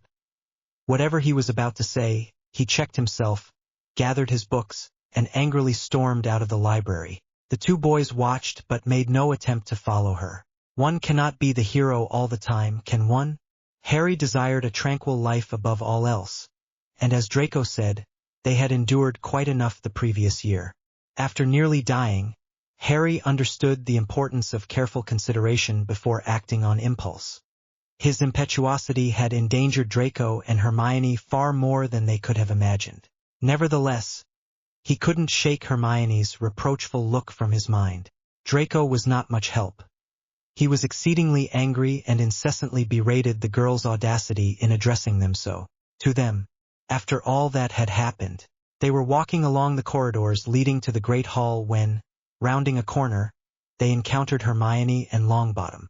The two were engaged in an argument with Pansy and the Carrow twins. They approached close enough to overhear the conversation. Leave me alone, Parkinson. I will leave when I choose, you filthy blood traitor. Harry frowned at the repetition of the word. Enough. Harry ran over, observing Longbottom frantically waving his wand at Pansy, attempting a spell but failing miserably as his wand slipped from his grasp. Pansy promptly seized it. "And you claim to be a wizard?" she mocked, toying with the wand in her hands. "Honestly, I don't know what you're doing in Hogwarts." "Enough. Pansy, will you curse me, Potter? Me, your housemate, for this mudblood? Do not use that word again, Pansy." Pansy, Hermione, and Neville turned to Draco, whose voice, though cold and calm, had held a more dangerous edge than Harry had ever heard. "Draco, you cannot be serious. Regarding yesterday, you were right, but this is ridiculous." "Do you think I'm joking, Pansy?" Draco's attitude only seemed to anger her further this time, and she too drew her wand, but Harry was faster. "Ricta Sempra." Pansy began clutching her stomach, collapsing to the floor in unrestrained laughter brought on by the tickling. "How dare you?" One of the Caro sisters' voices finally broke through. "Professor Snape will hear about this." Harry knew he would face consequences for this. Leave. However, nobody moved. Not even Longbottom. "Harry, Draco, they shouldn't have done that," Hermione stated. "She wasn't actually going to harm me." "But Hermione, he called you mudblood," said Longbottom. "I don't even know what it means." "Neville. Now Harry and Draco will get into trouble with Professor Snape." Draco rolled his eyes. "Spare your words now, Granger. And the sermon a moment ago? This was exactly the same." "And Pansy called you mudblood," Harry said, agitated. "It's a horrible insult to Muggle-born children. You shouldn't let anyone insult you like that." Hermione sighed. "Thank you. I apologize for my earlier behavior." "Thank you," said Longbottom. Then, with her ever-present curiosity rekindled, Hermione inquired, "And what is a blood traitor?" Pansy called Neville that. "Well, Hermione," Neville shifted uncomfortably. "There are purebloods, witches, and wizards of exclusively magical descent. Very few remain. If magical folk don't begin marrying muggles, we shall die out." Draco rolled his eyes. He doubted the veracity of Longbottom's statement. After all, he was born to a pureblood wizard and witch. And some pureblood families are extremists. Neville dared to meet Draco's gaze for a second. "They refer to muggle-born wizards as mudbloods and call pureblood wizards who do not discriminate and who get along with squibs, muggle-borns, and half-bloods blood traitors." Hermione smiled. "It was nothing bad, then." "Thank you, Harry," said the girl, offering him a smile. "Thank you, Draco. I explicitly instructed you not to address me by my given name, Granger." Hermione rolled her eyes and seemed about to retort, but got no further. Snape appeared and took the 2 Gryffindor students away after deducting 20 points from Gryffindor for starting the altercation. Harry did not complain when assigned the punishment, cleaning the school's trophy and awards room. The surprising aspect was Draco's lack of complaint. He remained distracted, and Harry was unsure whether it was wise to call him to account. The blond boy was still pondering Longbottom's words from that day, concerning the matter of blood purity. Truth be told, although he had been indignant only hours earlier at Pansy's insult to Hermione, he himself had spoken similarly just a year prior. The superiority of wizards, the importance of maintaining blood purity, these were tenets instilled in him by his family from a young age. Finally, as they approached the entrance to their common room, Draco dared to speak aloud. "I am becoming a traitor to my blood. My father will kill me." La voz entre las paredes. "Greetings. Thank you very much for your support in adding the story to your favorites and leaving comments. Your comments are the fuel that keeps me working on this story. Here is a new chapter. I hope you enjoy it. Disclaimer: neither the characters nor the Harry Potter universe belong to me. They are all the property of J.K. Rowling. I am merely using them for entertainment purposes to create these stories." La voz entre las paredes. Draco did indeed complain about the work afterward. "Maldito squib." ¿Qué es un skib? An individual born of magic users who cannot wield magic, such as that wretched caretaker. Filch es un skib? Naturally, my father told me so. A wizard with any decent talent would not take the job he has. Well, the squib had the power to inflict the most tedious and exhausting hours of punishment. Draco, having never cleaned in his life, managed to polish only 2 or 3 trophies. Harry, on the other hand, was quite experienced in this task and ended up doing almost all the work for both of them. Upon completion, it was 11 p.m., and they were too fatigued to speak. It was then that Harry heard, "Come to me, let me tear you apart. Let me destroy you. Let me kill you." "What?" Harry automatically looked at Draco. "Did you say something?" "What?" Draco replied, confused. "I haven't spoken." "The voice. Just a second ago, didn't you hear it?" No one spoke, Harry. He gave him a look that said, "You're going mad." There was no way Draco could have missed it. It was so loud and clear. He was speaking about killing, saying, "Let me kill you." Do you hear a voice saying, "Let me kill you," and you just stand there, out of curiosity? Draco looked at him alarmed. Evidently, his friend had problems with his survival instinct. Hearing voices that no one else can hear isn't good. "Let's go, I want to sleep now." Harry did not understand. He was certain of what he had heard could not be the only one. However, Draco was right. It was unwise to hear a voice threatening one's life and remain impassive. One would have to be insane. Following the incident with Pansy, they could feel the eyes of their housemates upon them, as if they were the lowest dregs. Not even Daphne Greengrass spoke to them. Harry knew that for some it was because they had aided Hermione simply by associating with her. But they had also offended those whom that fact did not particularly concern, by breaking the first and most important rule of their house, unity above all.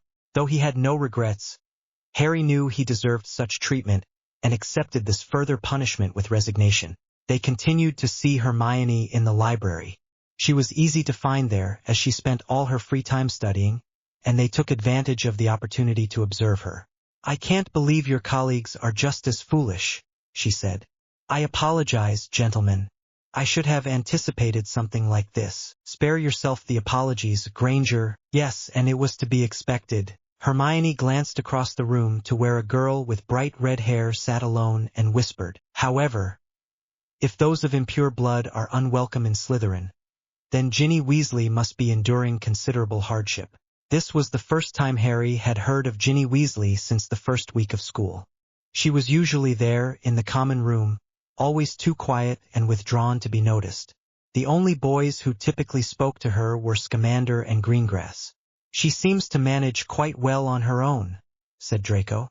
"I don't know if you heard, but within a few days of classes, she performed a shrinking charm. No one who witnessed it will ever try to cross her. She seems like a strong girl," Hermione conceded. "But it must be difficult not having the support of your peers, and neither the support of your family. In reality, most of her siblings treat her quite well.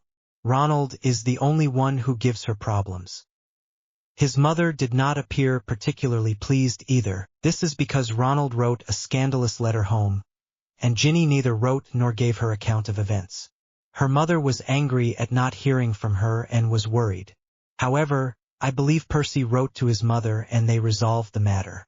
Although Ginny still refuses to speak to Ronald. "I don't blame her," said Draco. "Weasley is lucky I didn't hex him." They completed their homework, much faster with Hermione's assistance than they would have managed alone, and then proceeded to the dining hall for dinner. As they were about to turn left, Hermione stopped them. "Let us proceed that way, and we shall descend the stairs of the east wing." "Why? This is closer. We might encounter Myrtle the Shrieking there. I prefer to avoid her if possible." Draco and Harry exchanged a look, still without understanding, but followed Hermione. "Who is Myrtle the Crying Lady?" Harry asked. "The ghost of a young girl who apparently died many years ago haunts the second-floor girls' bathroom. It is quite unpleasant. The ghost cries incessantly and floods the facilities.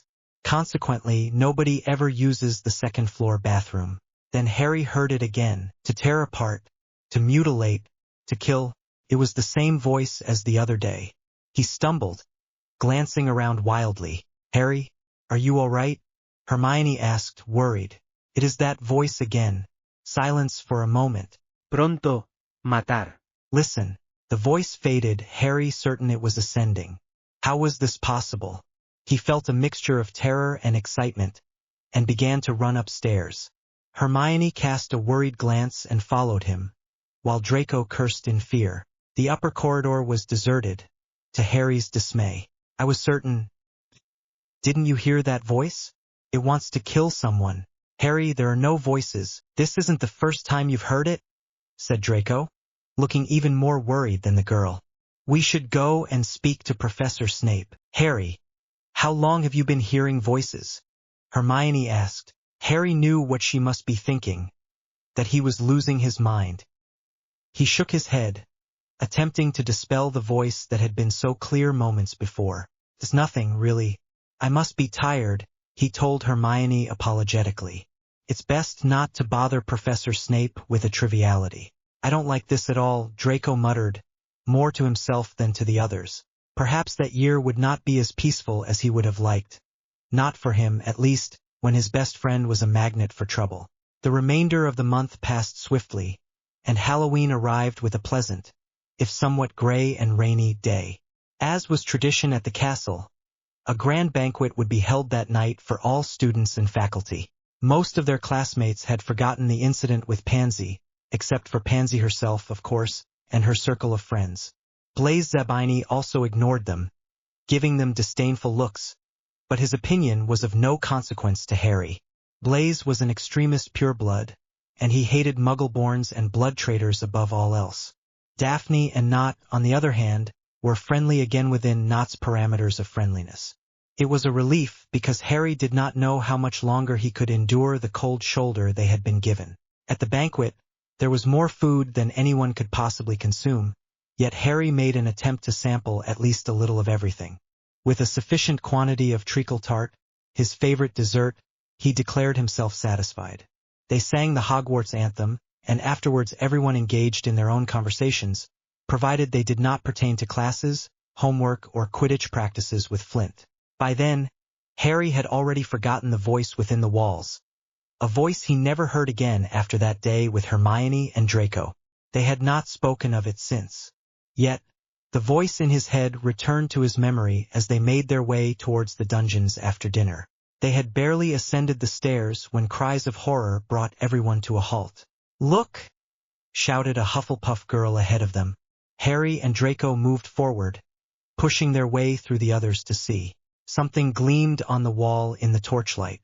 Inscribed in large, blood-red letters, it read, "The Chamber of Secrets has been opened. Fear, enemies of the air. What's hanging down there?" Harry recognized Ron Weasley's voice nearby. Harry lowered his gaze. Only centimeters from the ground, suspended by its tail from a ring of the type used for holding torches, was Mrs. Norris, Filch's cat. She was rigid, her eyes open, staring blankly. Harry heard Filch shriek, followed by Blaise Zabini's exclamation, "Fear, enemies of the air. Next will be the Mudbloods." Harry was unaware of the Chamber of Secrets, but judging by Mrs. Norris's state and the worried look Draco gave Hermione, who was with Neville Longbottom not far from them, it was nothing good. The Chamber of Secrets. The Chamber of Secrets. What is the Chamber of Secrets? Do you know what Zabini meant? Harry asked, once they were seated in one of the corners of the common room. According to my father, at least. As you know, Hogwarts was founded by 4 great witches and wizards. They were good friends until Salazar Slytherin's departure. He disagreed with accepting Muggle-born students. He considered them untrustworthy. This is understandable, given that at the time Muggles were burning witches and wizards, so you can see the danger. Harry had never seen him like that before, but considering that witches and wizards were burned simply for having different abilities, it was a horrifying thought. He understood why Salazar Slytherin might have wanted to be more selective, for the safety of his own. Although, of course, they now lived in very different times. Therefore, Slytherin decided to leave the castle, but beforehand, he created a hidden chamber where he concealed a monster. Only a true heir of Salazar Slytherin can unleash this creature, which is used to purge the castle of the impure. Has the Chamber of Secrets ever been opened? 50 years ago. I don't know much about it, but my father told me the culprit was found, though they were never imprisoned. I don't know who it is. If it is a monster, could it be the voice I heard the other day? Harry, Hermione, and I were with you. None of us heard any voice. It cannot be so. However, Harry was now more certain than before. The voice spoke of killing, just as the monster in the Chamber of Secrets would attempt to do now, if it were true that it had been released. For days, the only topic of conversation was Madame Norris. Fortunately, she had not died but had been petrified. However, it was clear that whatever had attacked her was not a wizard. Even Dumbledore was unable to return her to her normal state, and Professor Snape was working on a potion to revive her. The words on the wall remained unaffected by any cleaning attempts, despite Harry having witnessed Filch scrubbing the walls for days on end. Ginny Weasley, meanwhile, was pale and quieter than usual since the incident. Harry couldn't understand why it had affected her so deeply. Furthermore, a peculiar phenomenon began to occur with the spiders. Harry noticed it as they were leaving herbology class. The spiders were fleeing the castle grounds in a rout. He had never witnessed anything like it. Spiders were descending from the second floor. "Come on," Harry told Draco. "Something's happening. The spiders are coming from—" "What are they supposed to be doing?" Hermione Granger interrupted from behind, looking at them with a frown. "Investigating something," said Harry. "You can come if you like." Hermione was about to protest, but Draco raised an eyebrow and spoke first. "If you don't wish to participate, then do not interfere, Hermione." "They are going to get into trouble again," she retorted. But Draco and Harry shook their heads and continued on their way. The girl followed them. They reached the corridor where the return of the heir of Slytherin was announced on the wall. Everything was almost exactly just like the night they found Mrs. Norris, except there was no water on the floor. "Where do you think all that water on the floor came from that day?" "It rained all day that day," Draco recalled. "I wouldn't have gotten this far," Hermione countered. "But that's the bathroom you mentioned, Myrtle's. Isn't she the one who floods the facilities?" "That could have been it," Draco said, pointing to the bathroom door just a meter away. "That's it." Hermione's face lit up, and Harry, guessing the direction of her thoughts, continued. "You 2026 Myrtle may have seen the attacker. Malfoy, you're a genius, and you only realize this now." Harry opened the bathroom door. It was the most depressing place he had ever seen. Everything was dilapidated, broken, or on the verge of collapse. Mirrors, sinks, cubicle doors, everything. And from one of the stalls, the sound of someone softly weeping could be heard. Hermione stepped forward and opened the door. Hola Myrtle, ¿qué tal? She looked at Harry and Draco with a furrowed brow. "They are not girls," Draco scoffed. "We merely wish to inquire if you have observed anything unusual in the vicinity recently." "Did you see anything?" Harry asked again. "I didn't notice. Peeves was bothering me, so I came here and attempted suicide. Then I remembered that I am dead." Draco's words caused Myrtle to erupt into loud sobs. Hermione recoiled and gestured to the boys, signaling it was time to leave. In fact, it was quite calm today. Harry did not wish to contemplate what it might be like when he was not. "I understand why no one wants to go near it now," said Draco. "She's mad." Several weeks after the Slytherin-Gryffindor season opening match, Colin Creevey was attacked, as was Mrs. Norris. He was found petrified in a corridor. A photographic camera, presumably a new one, clutched in his hand.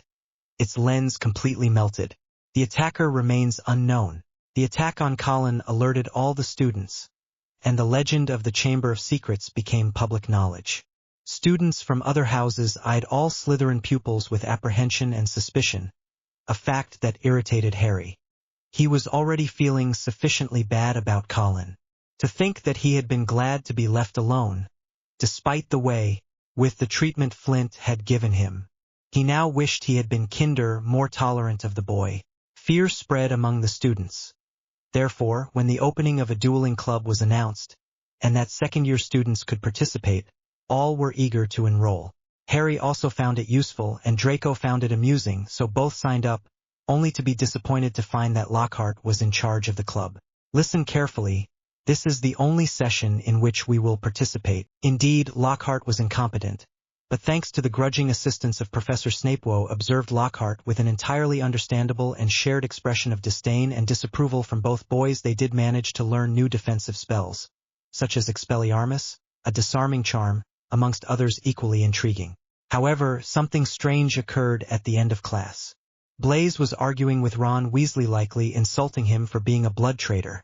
As usual, when he produced a black snake from the tip of his wand, poised to strike Weasley.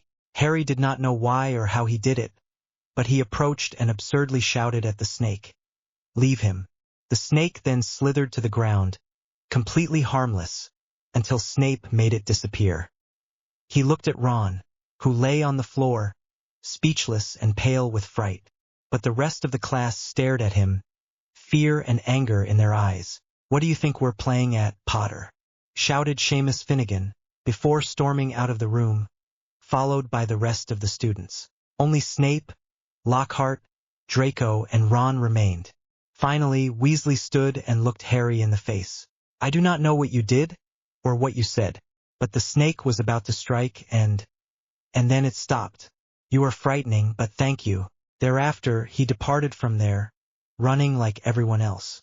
"We should leave, Harry. Let's go to the common room," Draco said softly, and Harry simply nodded, following him. He did not understand what had just happened, but he assumed that, once again, his friend did. Incredibly, he earned the respect among his housemates that he had never had before. "You speak Parseltongue, the language of snakes. I was unaware of my ability to do so. Very few wizards can. Salazar Slytherin could." And then Harry understood the fearful glances from the others. They would believe that he was the heir. Harry confirmed this theory in the following days, as students from other houses sought to avoid him. A rumor circulated that he detested Colin Creevey, due to the boy's incessant following, and he was said to have punished Filch's cat for the excessively harsh punishment inflicted sometime before the attack on Mrs. Norris. Furthermore, a few weeks later, another attack occurred, this time targeting a Hufflepuff student named Justin. Harry was unconcerned by the gossip and accusations. He was far more worried about the possibility of a monster being at large. Furthermore, it was attacking Muggle-born children. Hermione was in danger, and they could not simply stand idly by while something threatened their friend. "Draco, we must find the heir of Slytherin." "Hermione." Draco merely nodded. "The question is, where do we begin? Could be anyone in their house." "Well, not just anyone. It couldn't have been Flint.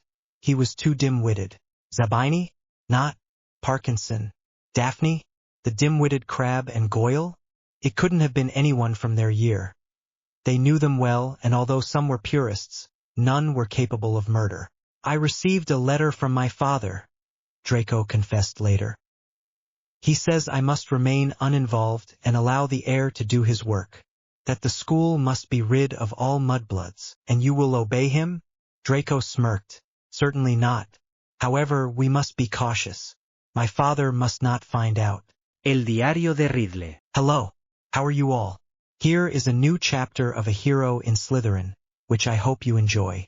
I clarify that although the pairings in the story are Harry/Ginny and Draco/Hermione, there will be no romance until the characters are a little older. For those who prefer Harry and Hermione, a version of the story adapted by Sharon17 to suit that pairing can be found on Potterfix.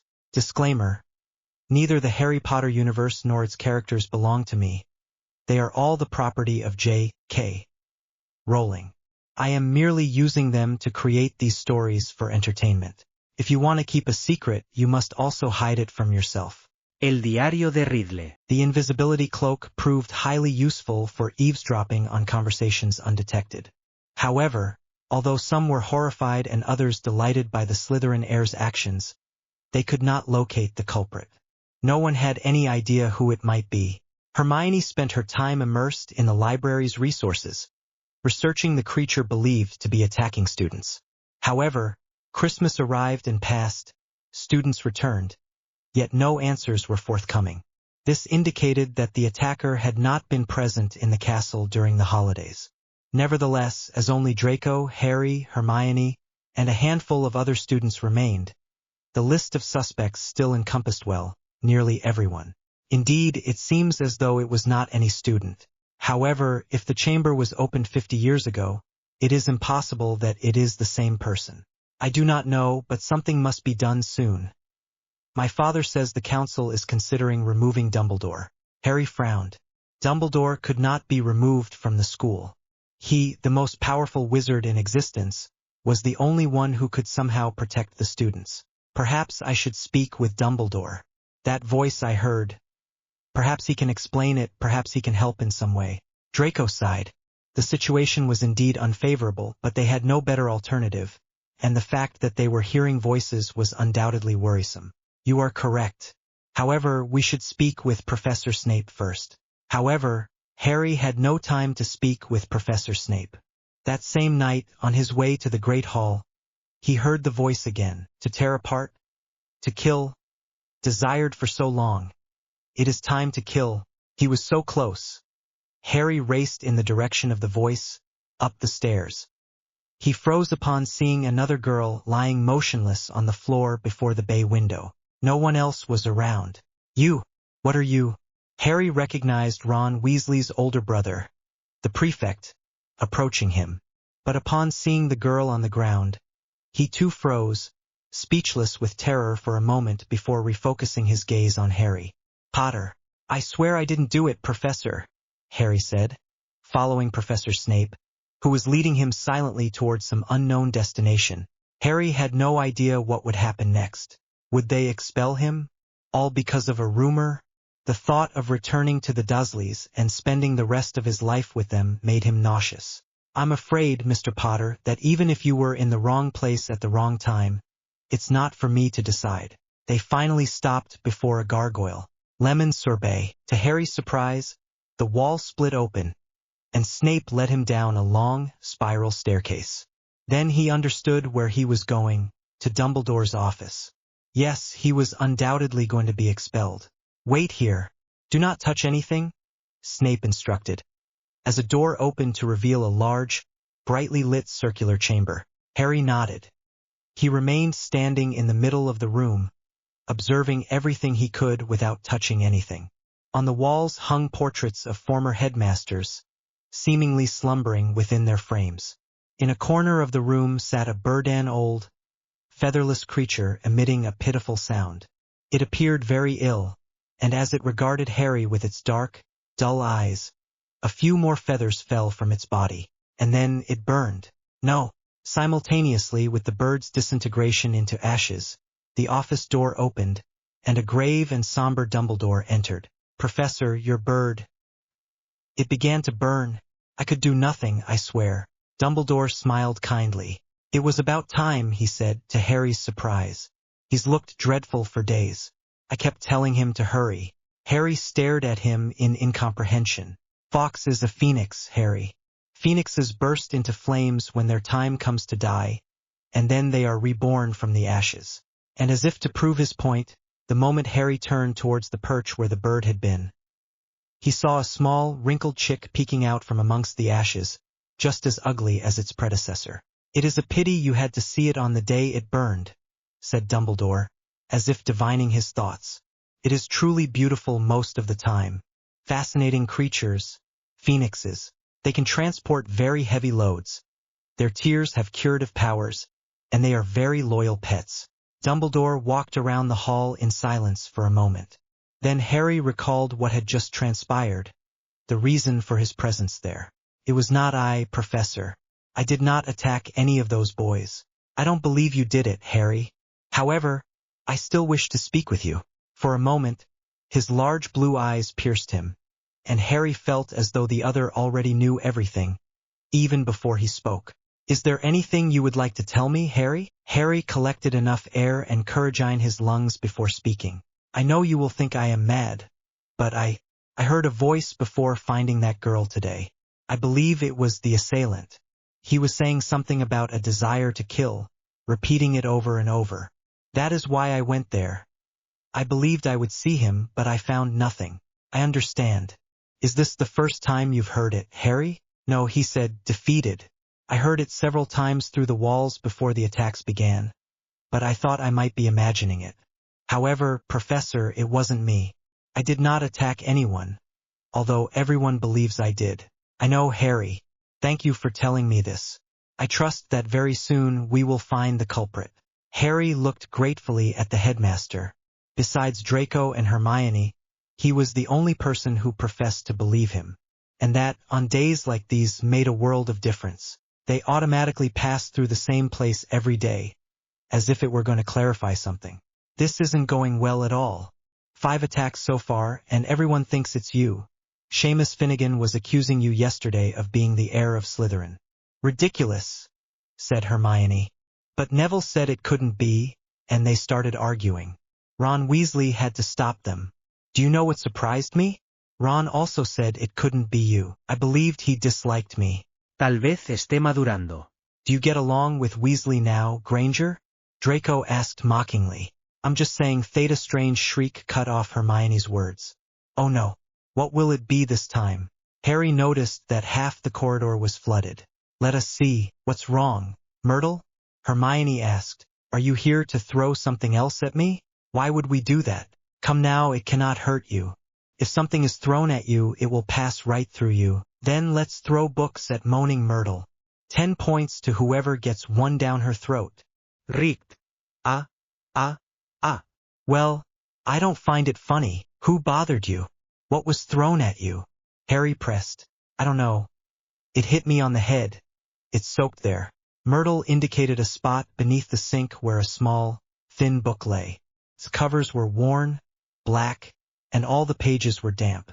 Harry immediately picked it up, and on the first page he could make out in barely legible script T. But then there was nothing more. The pages were blank. Let's go, Harry. Harry tucked the diary into his robes, and the 3 of them hurried from the scene. What if it has invisible ink? He asked Draco, who saw no use in retrieving an old, worn notebook. They tried everything. A developer spells nothing. That night, Harry and Draco remained in the common room observing the diary for a long time. Gradually, everyone went to sleep. Finally, Draco gave up, declaring the task futile, and went to bed. The common room gradually emptied, but Harry remained fixated on the diary, as if the sheer force of his gaze might unlock its secrets. Ginny Weasley was the last to leave. She paused to look at Harry, her eyes lingering on both him and the diary, as if considering some action. Harry looked at Ginny and could swear, however strange it seemed, that the books she carried in her arms trembled slightly as she climbed the stairs. He shook his head, determined to refocus. If the diary offered no clues, perhaps he could write in it. Harry took out a pen and inkwell and wrote a single line. Mi nombre es Harry Potter. And then the text vanished. Feeling the thrill of imminent discovery, Harry waited. Hello, Harry Potter. My name is Tom Riddle. Harry rushed to the bedroom to find his friend. But what in the world? Draco was about to strike him, when he was awakened by being shaken until he saw that it was Harry by Merlin. Harry, what on earth? The diary, Draco, Tom Riddle's diary. I discovered how it works, and it showed me his memories. He lived 50 years ago when he opened the Chamber of Secrets for the last time. Draco awoke fully at the mention of this. And do you know who it was? It was Hagrid, the gamekeeper. Hagrid opened the Chamber of Secrets.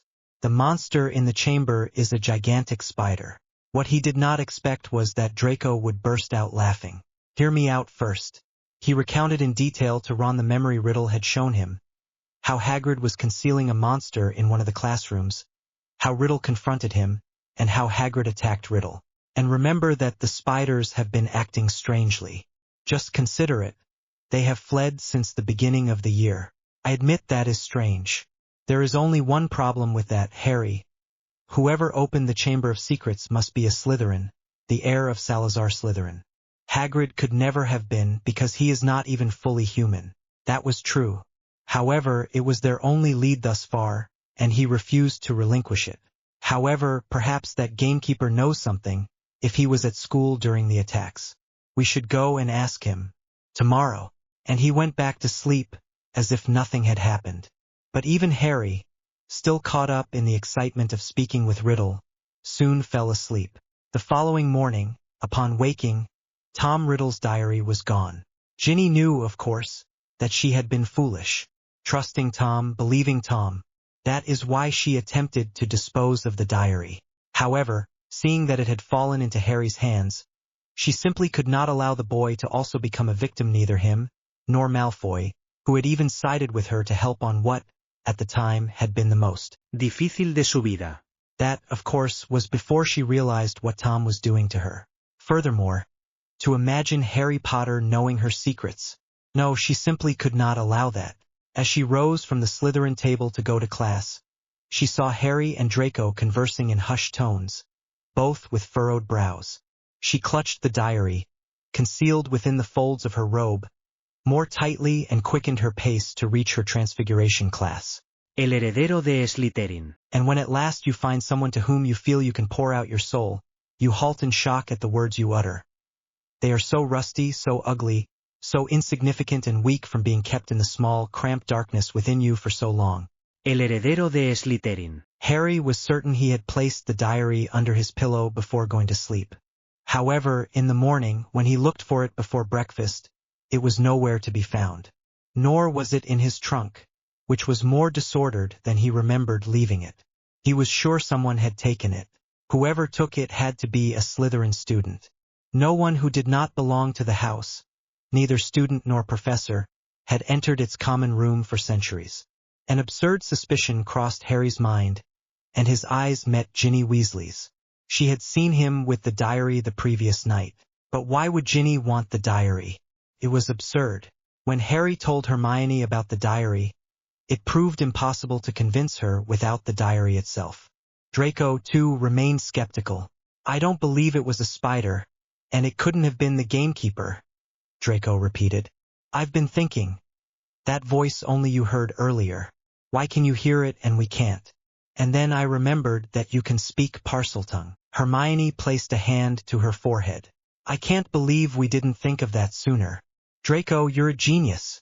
I'll see you later, he said, his words tumbling over each other, and he ran off towards the library. He says that often. I can't believe my mental acuity still amazes him. Harry looked at his friend with a confused expression, and the latter then explained. I believe he thought the same as I. Harry, you speak Parseltongue. What if only you can understand that voice because it doesn't speak our language? What if the creature speaks the language of serpents? The image of a sinuous serpent petrifying the students became terrifyingly real. What kind of serpent could do that? We should go with her.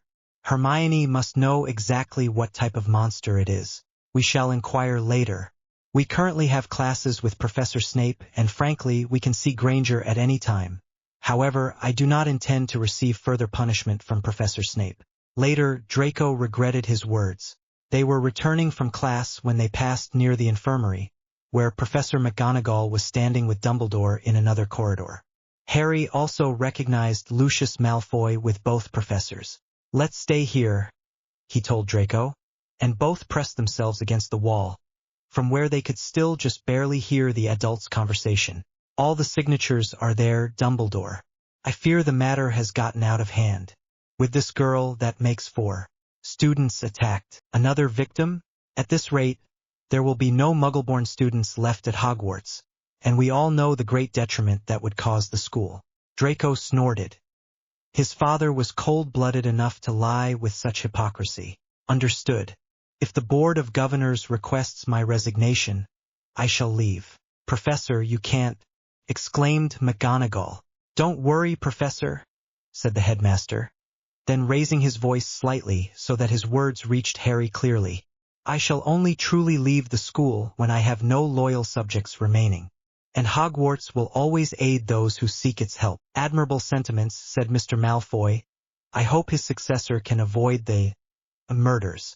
If you'll excuse me, I shall inform the others of Miss Granger's unfortunate incident. Still pressed against the wall, Harry and Draco processed what they had heard.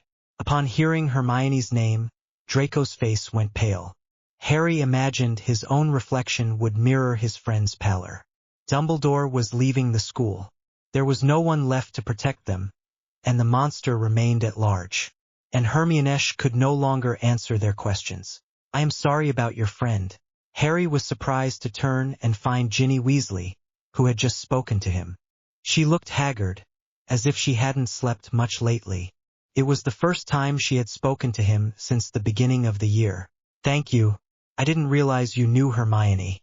I don't really know her, but she's a kind girl, said the redhead.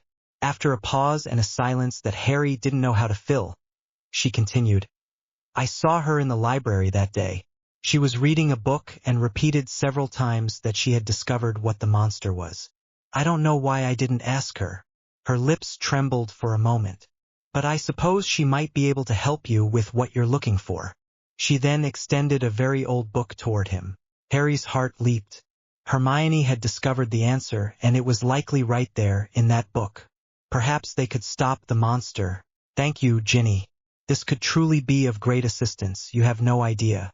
The girl's face flushed the color of her hair. She murmured a "you're welcome," and returned to her corner of the common room. Snakes. It had to be a snake. Good heavens!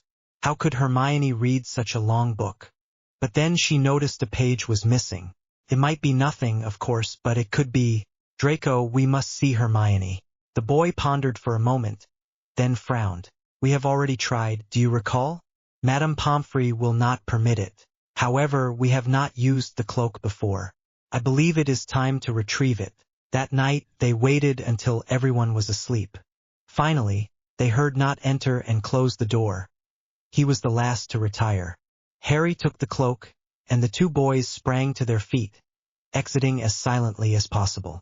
Fortunately, Madame Pomfrey was also asleep, and locating her friend's bed proved uncomplicated. Her face was rigid, her eyes open. He held a mirror in his other hand, an item quite at odds with Hermione. Did she suddenly become vain? Draco wondered, attempting a joke. Perhaps she saw her attacker. If we waited until Friday.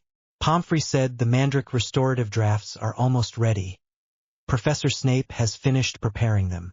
We could wait. But, do you see this? Harry indicated Hermione's right hand, which clutched a piece of paper. It must be the missing page from the book. They attempted to remove it, but the paper nearly tore from the force with which Hermione had clutched it. Finally, they succeeded, and Harry unfolded the sheet, examining it with excitement. Among the many fearsome beasts and terrible monsters that roam our lands, none is more striking or more lethal than the basilisk, known as the king of serpents. This serpent, which can reach a gigantic size and whose life spans several centuries, is born from a hen's egg incubated by a toad. Its methods of killing are most extraordinary, for in addition to its deadly venomous fangs, the basilisk kills with its gaze, and all who fix their sight upon the gleam of its eyes shall suffer instant death. Spiders flee from the basilisk, for it is the basilisk's mortal enemy, and the basilisk flees only from the rooster's crow, which is deadly to it. In one corner, written in Hermione's handwriting, appeared just one more word. Pipes. A basilisk. The monster is a basilisk. You were right, Draco. It was a serpent. That's why I could hear it. It was speaking Parseltongue. But if it kills with its gaze, then how is it that no one is actually dead? Because no one saw it directly. Mrs. Norris saw it in the reflection of the water. Colin saw it through his camera.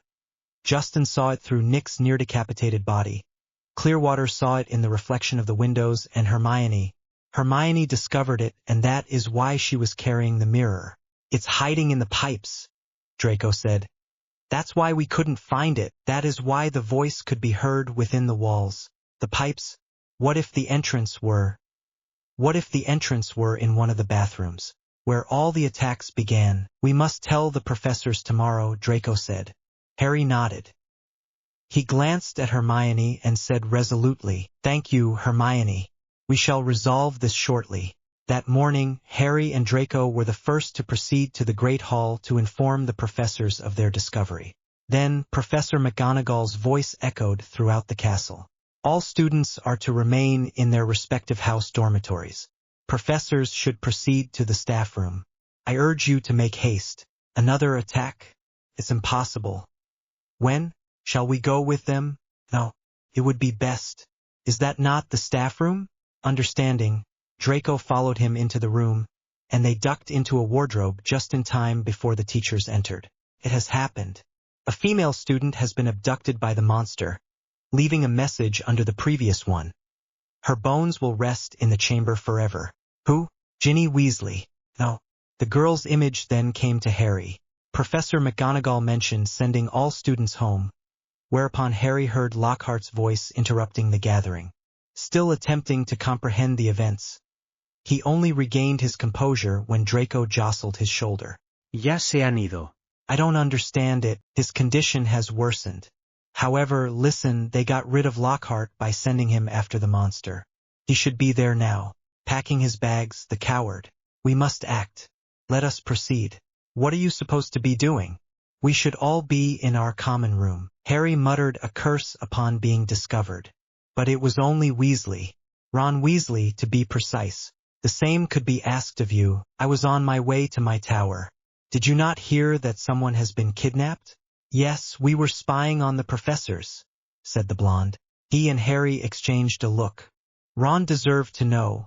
After all, it concerned his family. Weasley, the student who was taken is your sister. Ron's face went as white as a sheet. They are lying. You are lying, Potter. It is true. Why would we lie to you? Listen, Ron. We believe we know where the Chamber of Secrets is and have discovered what creature is attacking the students. Perhaps, if we hurry, we can save her, said Harry. At least, I'm going to try. Draco sighed. There they went again. Ron glanced back at Harry and Draco. I shall accompany you. They arrived at the second-floor bathroom, nearly breathless. Myrtle. The entrance. A student died last time. Harry's mind raced. Myrtle, the girl called. This time not crying, I want to ask you something, please. How did you die? Her eyes lit up, as much as a ghost's eyes can light up. Oh, it was horrific. It happened in this very restroom. I had locked myself in to cry when I heard someone enter. They were speaking strangely, in an unfamiliar tongue. But it was a boy speaking, so I came out to tell him to leave, and then, I died. She seemed very proud, recounting the event. How? Draco asked. I have no idea. I only recall seeing a pair of large yellow eyes. Precisely where did you see those eyes? Over there, he said, pointing to the washbasin in front of his toilet. The three of them approached the washbasin. Harry then noticed a tiny serpent engraved on one side, which he pointed out to the others. This is the entrance, Draco said, holding his breath. The tap was impossible to turn. And then Ron said, I believe you must speak Parseltongue. Uncertain of his actions, Harry fixed his gaze intently on the image of the serpent before commanding. Open. The washbasin had sunk, revealing only a pipe like a bottomless pit. We shall descend into it. Ginny, resist. How had he arrived at such a situation again? Alone, confronting a ghost that seemed all too real, with a dying girl, and under the threat of a lethal monster. Because he had brought it upon himself, of course. Ron and Draco were left behind, battling serpents that had blocked their path. He hoped both were safe. It is futile now, Harry. With each second she dies, I become more real. The moment she saw Tom Riddle, she knew it boded ill. But to consider all she had heard, that Ginny had poured her heart out to the diary, that Ginny spoke of him in her diary, that all the while she appeared strong in the face of her housemate's scorn and rejection, she wept to that diary, and worst of all, that she herself had opened the Chamber of Secrets, unknowingly, possessed by the memory of that cursed notebook. However, it all made sense. She had attempted to dispose of the diary, but upon seeing Harry in possession of it, she entered his bedroom with the intent to steal it back. It's between you and me now, Harry. Why? What is your interest in me? Don't you understand yet? He took Ginny's wand and wrote his name in the air. Tom Marvolo Riddle. With another wave of the wand, the letters rearranged themselves. I am Lord Voldemort. Tom paused, then listed all the ways in which he and Harry resembled each other. Both Slytherin, half-bloods, orphans raised by muggles and Parseltongues. He even went so far as to call his mother's sacrifice lucky. However, Harry still vividly recalled Dumbledore's words from the previous year. Love was a very powerful magic. In the end, your salvation, your escape from the world's most powerful sorcerer was merely a matter of chance. Harry knew there was little time, not if he wanted Ginny to live. You are not the world's most powerful sorcerer.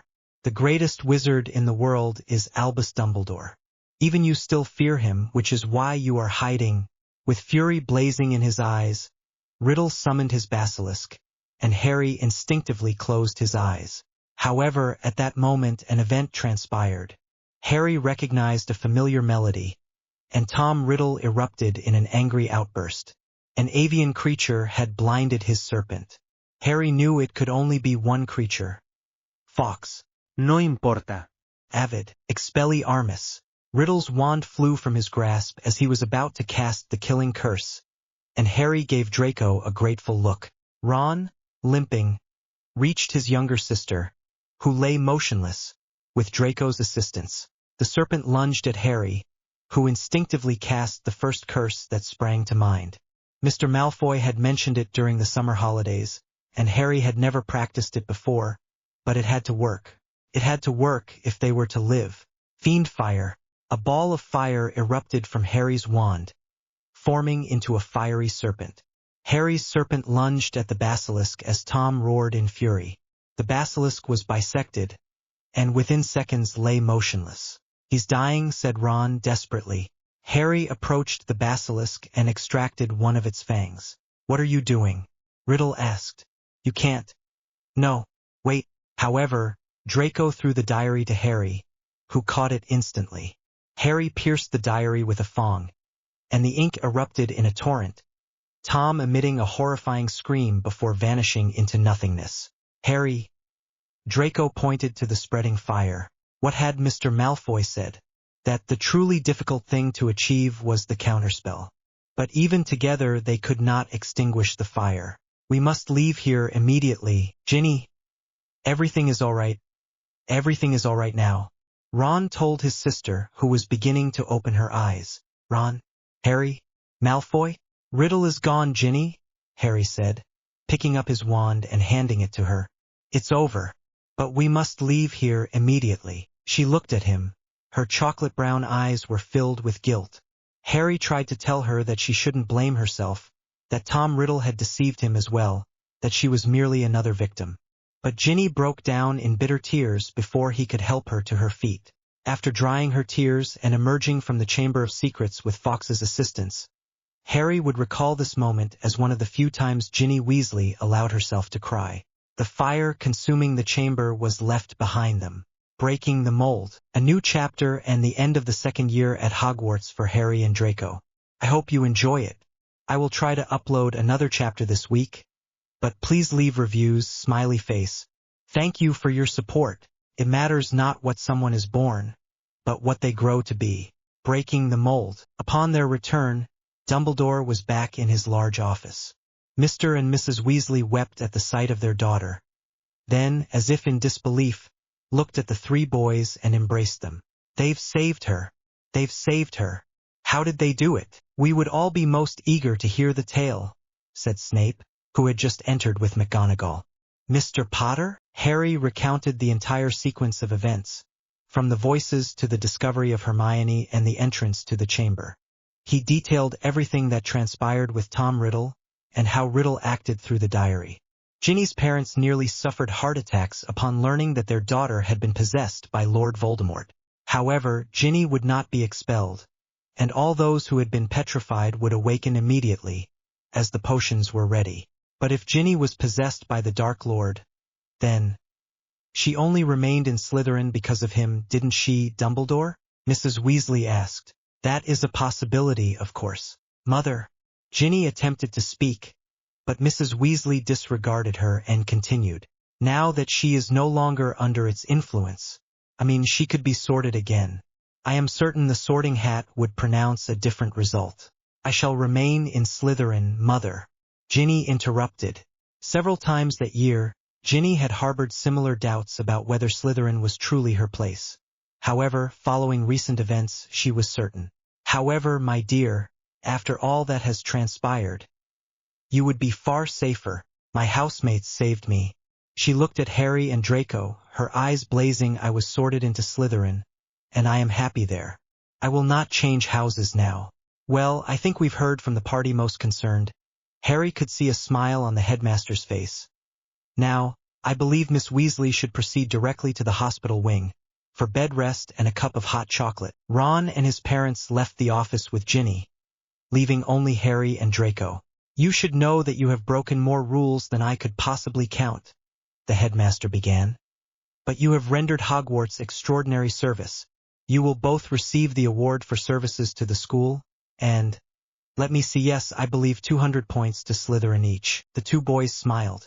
Thank you very much, Professor Dumbledore. Professor, said Draco.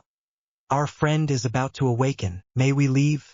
Harry noted that this was the first time Draco had referred to Hermione as a friend. She would undoubtedly be pleased to know, although he couldn't embarrass Draco in such a manner. Yes, please go and rest. However, just as Harry was about to open the door, it burst open. Lucius Malfoy stood there, his face furious, and Dobby too, cowering in fear and swathed in bandages.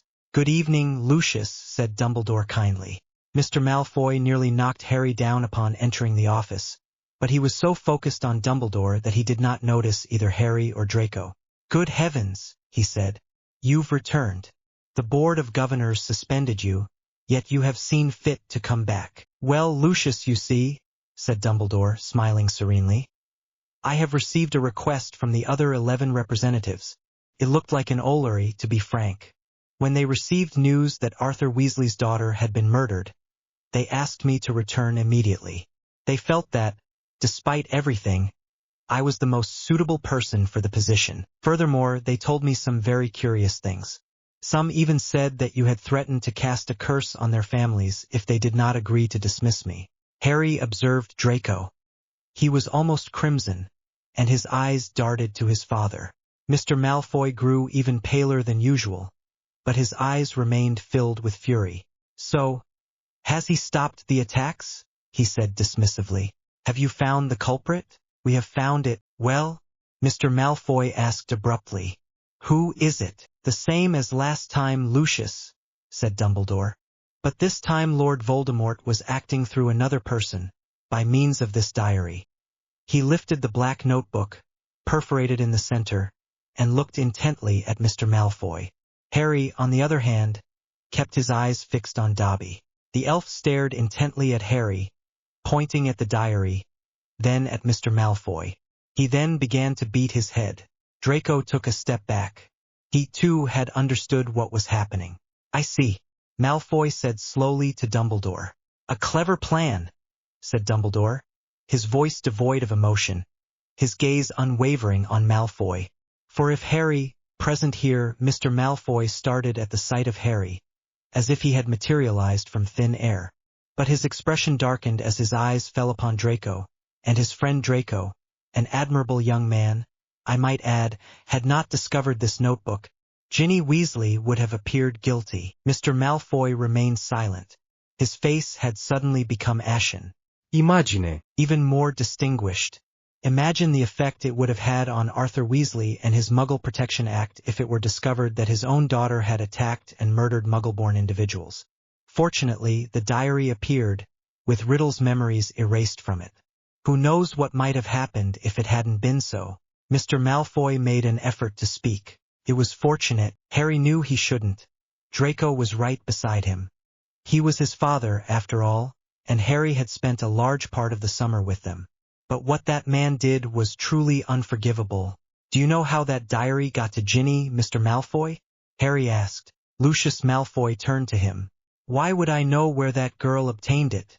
He asked. Because you gave it to her, Harry replied. At Flourish and Blots, you placed the diary inside her books. Harry recalled that, after the altercation with Mr. Weasley, Mr. Malfoy had gathered Ginny's belongings and returned them. The perfect opportunity. He saw Mr. Malfoy opening and closing his hands. Prove it. No one can prove it, said Dumbledore, smiling at Harry, since all trace of Riddle has vanished from the book. On the other hand, I would advise you, Lucius, to cease distributing old-school mementos of Lord Voldemort. If any others fall into innocent hands, Arthur Weasley will ensure their return to you. Lucius Malfoy remained motionless for a moment, his right hand twitching as if to grasp his wand. Instead, he turned to his son. We shall see each other at home, Draco.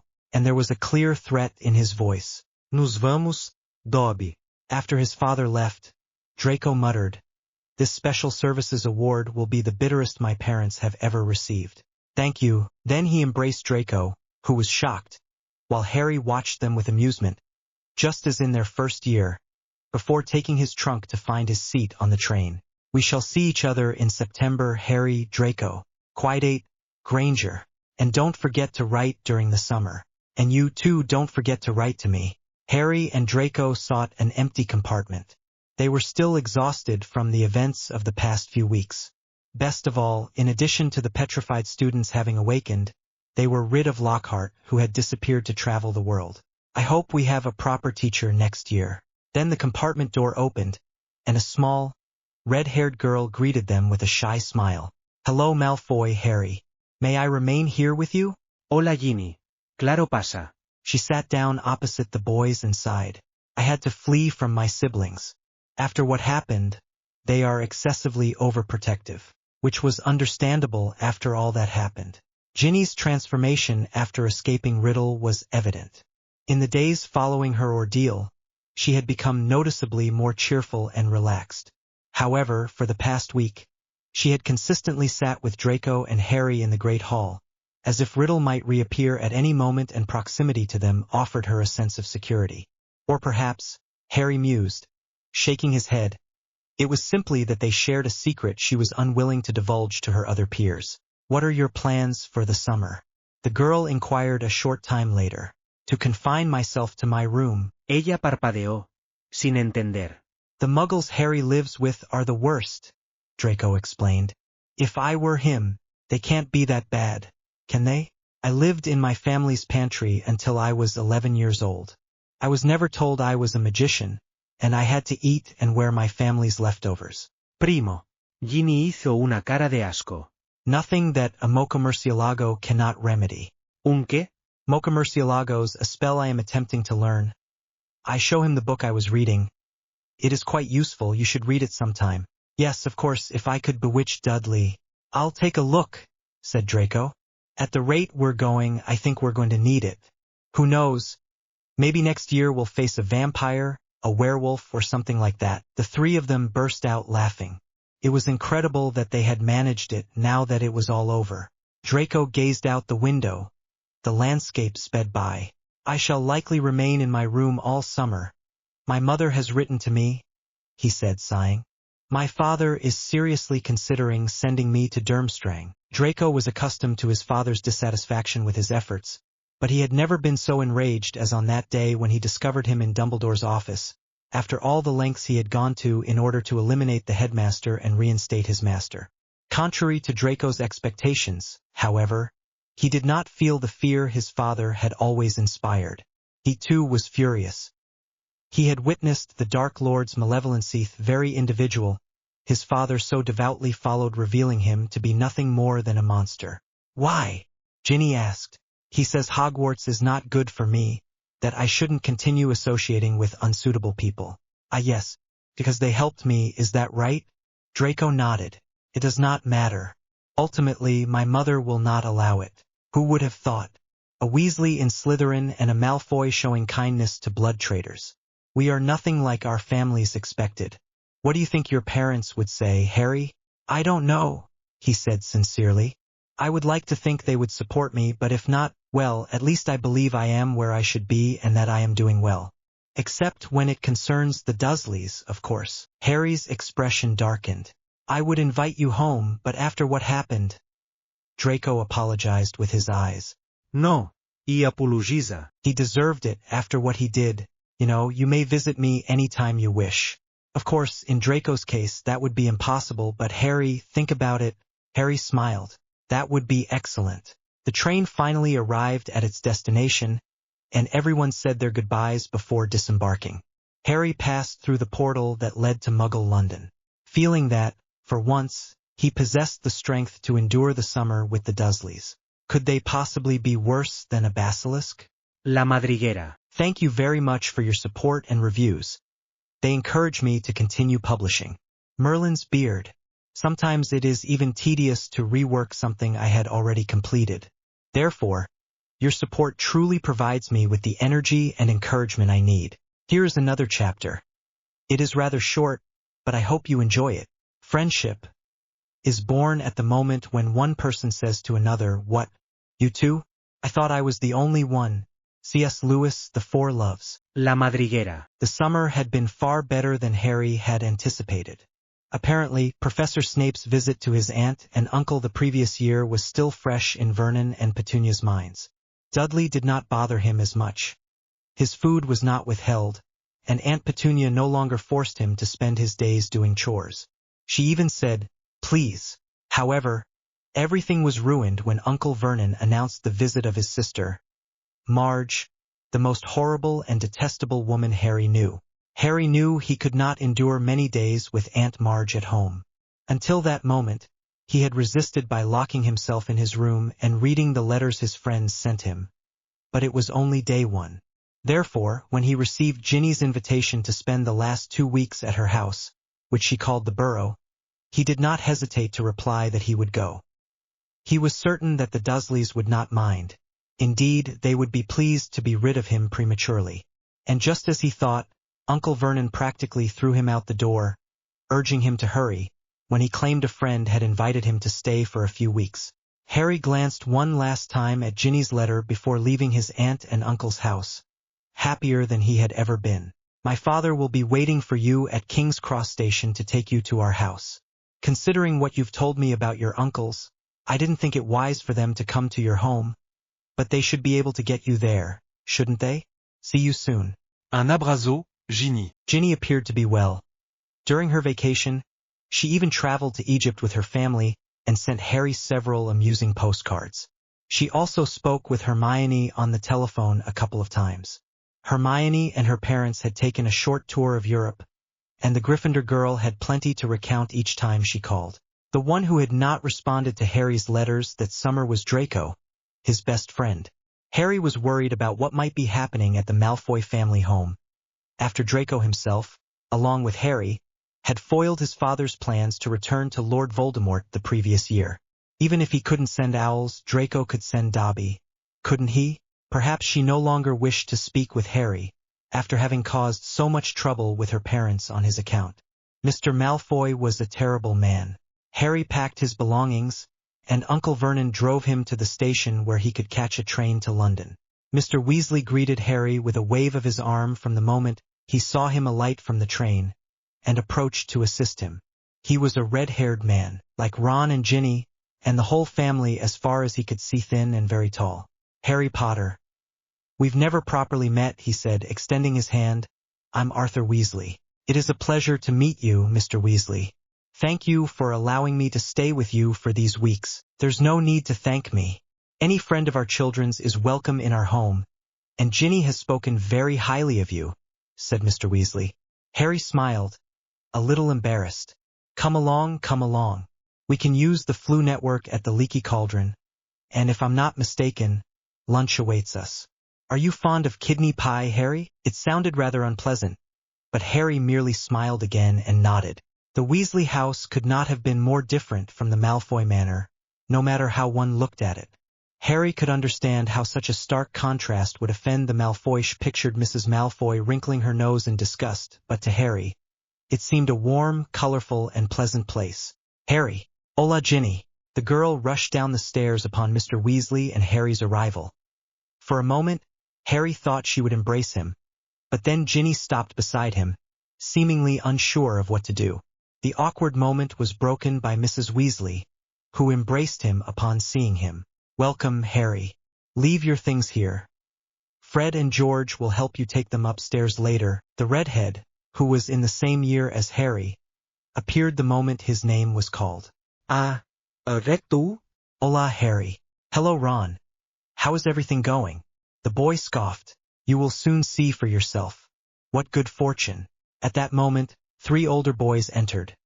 The Weasley twins, known throughout Hogwarts for their spectacular pranks, and a boy Harry recognized as the prefect who had sent him to Snape the previous year, after the attack on Penelope Clearwater. He then recalled the boy's name was Percy. "It is a pleasure to see you, Harry." Harry suppressed his laughter. Not even Draco, with his family's sophistication, behaved in such a manner. "Harry," one of the twins exclaimed, pushing his brother aside. Harry was unsure of his name. Was it Fred? Or perhaps George? He made a deep bow. "It's splendid to see you, lad." Magnificent, simply magnificent. The other brother continued. Harry had the impression that they were mocking their older sibling. Enough, Fred, Mrs. Weasley exclaimed, almost shouting. Mother! One of the twins called, but instead of listening to her, he continued his performance, shaking her hand. This is fabulous. Ginny, beside Harry, attempted to suppress her laughter. I said that's enough. We have guests at home. They're like this because Percy won the annual prize, and he's been more unbearable than ever since, Ginny explained quietly, once her mother moved to the other corner of the room. Yes, the family's second annual prize. Quite an honor. And the last one, Fred whispered, but his mother heard him, for she frowned. I have no doubt of that, given that they have not been made prefects. The word perfecto seemed to be a great insult to the twins. Where is the fun in being perfect? Said the one who must have been George. Ginny y Harry rieron. Then they should set a better example for their sister. Ginny has other siblings to set a good example, Percy said, with an air of self-importance. I'm going to change for lunch. George dio un suspiro. We attempted to confine him within a pyramid. Fred made a gesture of distress. Unfortunately, my mother found us.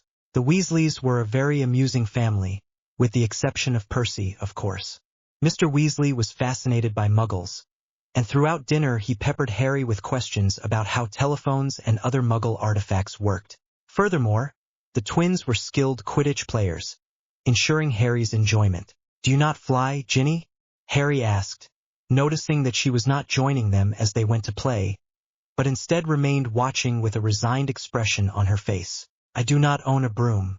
These fools will not allow me to use theirs. But do you want? She sighed. To tell the truth, the girl confessed. I've been borrowing brooms from the broom cupboard since I was 6, and they've never noticed. If I save enough, I'll be able to buy a decent broom in a couple of years. Harry felt slightly uncomfortable. His Gringotts vault contained a considerable sum of gold, whereas at the Weasleys, wait, I think I have a solution for that, he said, going to his trunk. Harry received a Nimbus 2000 when he began playing Quidditch in his first year. However, after Draco's father donated new brooms to the entire team, Harry ceased using it and exchanged it for his new Nimbus 2001. He possessed both broomsticks stored in his trunk using a shrinking charm. What use did he have for 2 virtually identical broomsticks? Take it, he said, handing over his Nimbus 2000. Don't be upset. I know I'm not giving you the 2001, but you can practically reach the same speed, he assured him. Keep it. Her brown eyes widened in surprise. You're joking. I am completely serious. Are you giving me a Nimbus 2000? For me? Yes, I see no reason not to. Ginny took the broom and embraced Harry. The gesture surprised him, and he awkwardly patted her back. Thank you. I will repay you at some point. You do not have to. They proceeded to the backyard, where the twins and Ron awaited. Ginny, what are you doing? Get out of the way, Ron said. I shall play with you. The 3 siblings looked at each other, then burst into laughter. Ginny, you may not play. You barely know how to ride a broom. Well, now I have a broom, and excuse me, Ron, you play as if you are confounded half the time. Frankly, I don't believe you know what I can or cannot do. His brother's face reddened to the color of his hair. If Ginny wants to play, we should give her a chance, said Harry. How about Slytherin versus Gryffindor? Harry added with a challenging smile. Challenge accepted, Harry. The loser must wear the colors of the other house for the entire first week at Hogwarts. Agreed. Harry did not regret making the bet, although he had harbored doubts at the time. However, Ginny not only knew how to fly, but was also an excellent player, scoring 3 more goals than him throughout the match. Ron, Fred, and George's expressions upon realizing they would be attired in green and silver for an entire week were a sight to behold. Any lingering awkwardness between Harry and Ginny upon his arrival at the house vanished from that moment forward. Their shared passion for Quidditch allowed Ginny to relax more easily, and as the days passed, they discovered a remarkably similar sense of humor. Fortunately, Ron and Percy rarely noticed the laughter directed at them by the 2 Slytherins, the fugitive and the guards. Greetings. I am not deceased. I have simply been concluding the semester at university, burdened with numerous examinations. However, I present to you another chapter. Thank you for your support. Your reviews bring me immense joy and remind me of my obligation to provide updates. Until next time, the mood-boosting properties of chocolate are well known in both the Muggle and magical worlds. Chocolate is the perfect antidote for anyone who has been subjected to the presence of Dementors, which drain the hope and happiness from their surroundings. The fugitive and the guards. A few days after Harry arrived at the Burrow, he accompanied the Weasleys to Diagon Alley to purchase necessary supplies for the commencement of the Hogwarts term. To Harry's surprise, the Weasleys did not permit any of their children to go unaccompanied. Harry could not help but compare this to the Dursleys or the Malfoys. Mr. Weasley accompanied Ginny, Ron, and Harry, while the twins and Percy went with their father. Ron immediately ran ahead when he spotted his housemate, Dean Thomas, a few meters in their direction. However, even after the boy moved on, Mrs. Weasley continued to mutter about children taking unnecessary risks. Harry gave his friend a questioning look, who sighed and explained, "It's because of the Azkaban breakout. Mum has been paranoid ever since Sirius Black escaped. Azkaban was a prison for witches and wizards. Harry didn't know much about it, but it was said to be inescapable." "Did someone escape from Azkaban?" he asked, surprised. "Who is Sirius Black?" "I don't know much," said Ginny. "My parents don't let Ron and I know about certain things. But apparently he was a follower of Riddle. Everyone is looking for him, and he must be very skillful because no one has ever escaped Azkaban." That did not sound good. In the previous 2 years, Harry had had to confront the dark wizard who murdered his parents, and who was attempting to return to life or regain his strength. It was difficult to decide even what Lord Voldemort was. With a heavily armed follower at large, would Voldemort succeed in his return? As they entered Flourish Amp Boots to purchase the books on their list, Harry heard a familiar voice that interrupted his somber reflections. "I believe enrolling in care of magical creatures was a poor decision. Do you know who the professor is? Classes haven't even begun, and he's already attempted to kill me." "Draco!" Harry exclaimed, surprised to see him. "I didn't expect to find you here." Draco smiled. "I didn't expect to be here either. I was punished all summer and nearly transferred to Durmstrang. However, my mother ultimately persuaded my father." "Ready? I think I have everything," Hermione said, appearing from behind the counters with 3 backpacks laden with books. "Hermione, hello." Harry was pleased to see his friend, but then his gaze returned to Draco. "It seems we all decided to come today. I had many questions. How had his father treated him after that summer? And why, apparently, could he walk around with Hermione Granger but not respond to letters from either Harry or Ginny?" It was Hermione who spoke again. "Yes, wasn't that nice? I just ran into Draco a moment ago. How is it that you have so many books?" Ginny inquired curiously. "I have enrolled in several elective courses this year," the girl said, shrugging. Draco beside her rolled his eyes. "You won't be able to do it, believe me. You'll drop several courses by the end of the year. Even you can't study that much." "Are they expecting us?" Harry asked. "Ginny will accompany me to purchase some books, but we'll collect the potion kits afterward." "Are you staying with the Weasleys?" Draco asked, surprised. "Well, someone had to get Harry out of his aunt and uncle's house, and you weren't answering anyone's letters." Draco muttered that it wasn't his fault, and Hermione listened, rolling her eyes just as the blonde had done before. Harry quickly purchased his books, while Ginny somehow managed to convince her mother that it was acceptable to travel with the other children. They then proceeded to collect the potions kits that Snape had mandated for the year, under the condition that Harry and Ginny be positioned in front of the leaky cauldron by 11 o'clock. Hermione then stated her intention to purchase a pet with the birthday money her parents had given her in advance. An owl would be advantageous. They are useful and intelligent. You have Hedwig, of course. I would not care for a toad. Neville loses Trevor constantly. However, in the end, what Hermione bought was a cat that rather resembled a tiger, with a grumpy expression, and Harry concluded that it was definitely difficult to understand how girls think. "At least it's better than Scabbers." "Anything is better than Scabbers," Harry agreed. Scabbers was Ron's pet, an old, thin, and sickly-looking rat, missing a toe. He possessed no particular powers, save for an unusually long lifespan. Ron cared for his pet, but Harry was certain that, given the choice amongst all the animals in a pet shop, Ron would immediately dispose of Scabbers. "I must leave. We'll meet at the station," said Harry. Until next time. The remaining days passed quickly, filled with Quidditch, degnoming Mrs. Weasley's garden, and eating. If anything was plentiful at the Burrow, it was food. A single portion from Mrs. Weasley could have sustained Harry for days at the Dursleys. And finally, the day they were to be at Platform 9 March 4th arrived. Harry and Ginny sought an empty compartment and, fortunately, arrived early enough to find one occupied only by an elderly man, who was sleeping soundly. "Remain here. I shall ascertain Draco's whereabouts." "Very well. If you encounter Hermione in the corridors, please inform her to come." It would have been beneficial to have Hermione with them as well. However, at that time, Hermione was with Neville Longbottom and other students from her house whom Harry did not know. Hermione was a Gryffindor, and Gryffindors and Slytherins were typically rivals. It was unusual for them to spend much time together.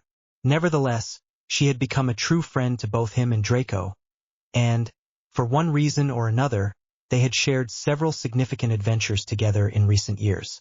"There you are," said Draco, appearing from the opposite direction. "I finally managed to shake off Crabbe and Goyle. I wonder if my father has set them to spy on me. They follow me everywhere. It's fortunate they are idiots, then. Come on, Ginny and I found a compartment over there." "And who is this?" Draco inquired upon entering the compartment and observing the man asleep in the corner. "El profesor Lupin", contestó Ginny, "lo dice en su maleta."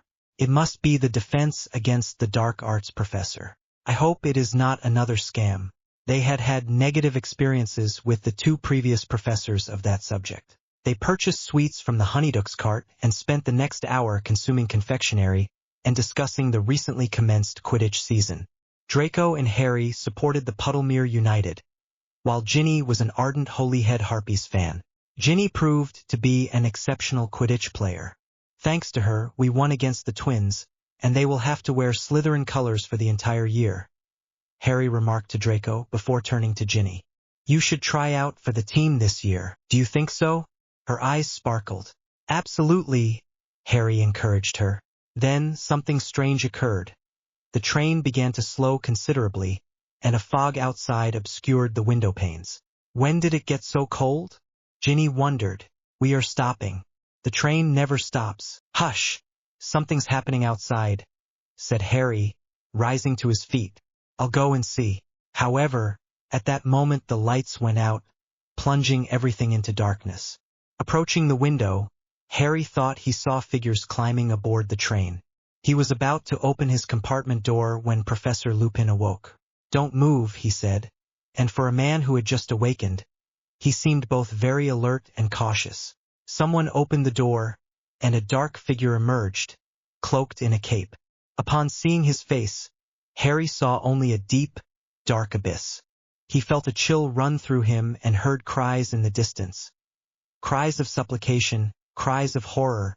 Harry felt a sharp slap across his face. "Y apologies, professor." However, I awoke with nothing. "Harry, despierta."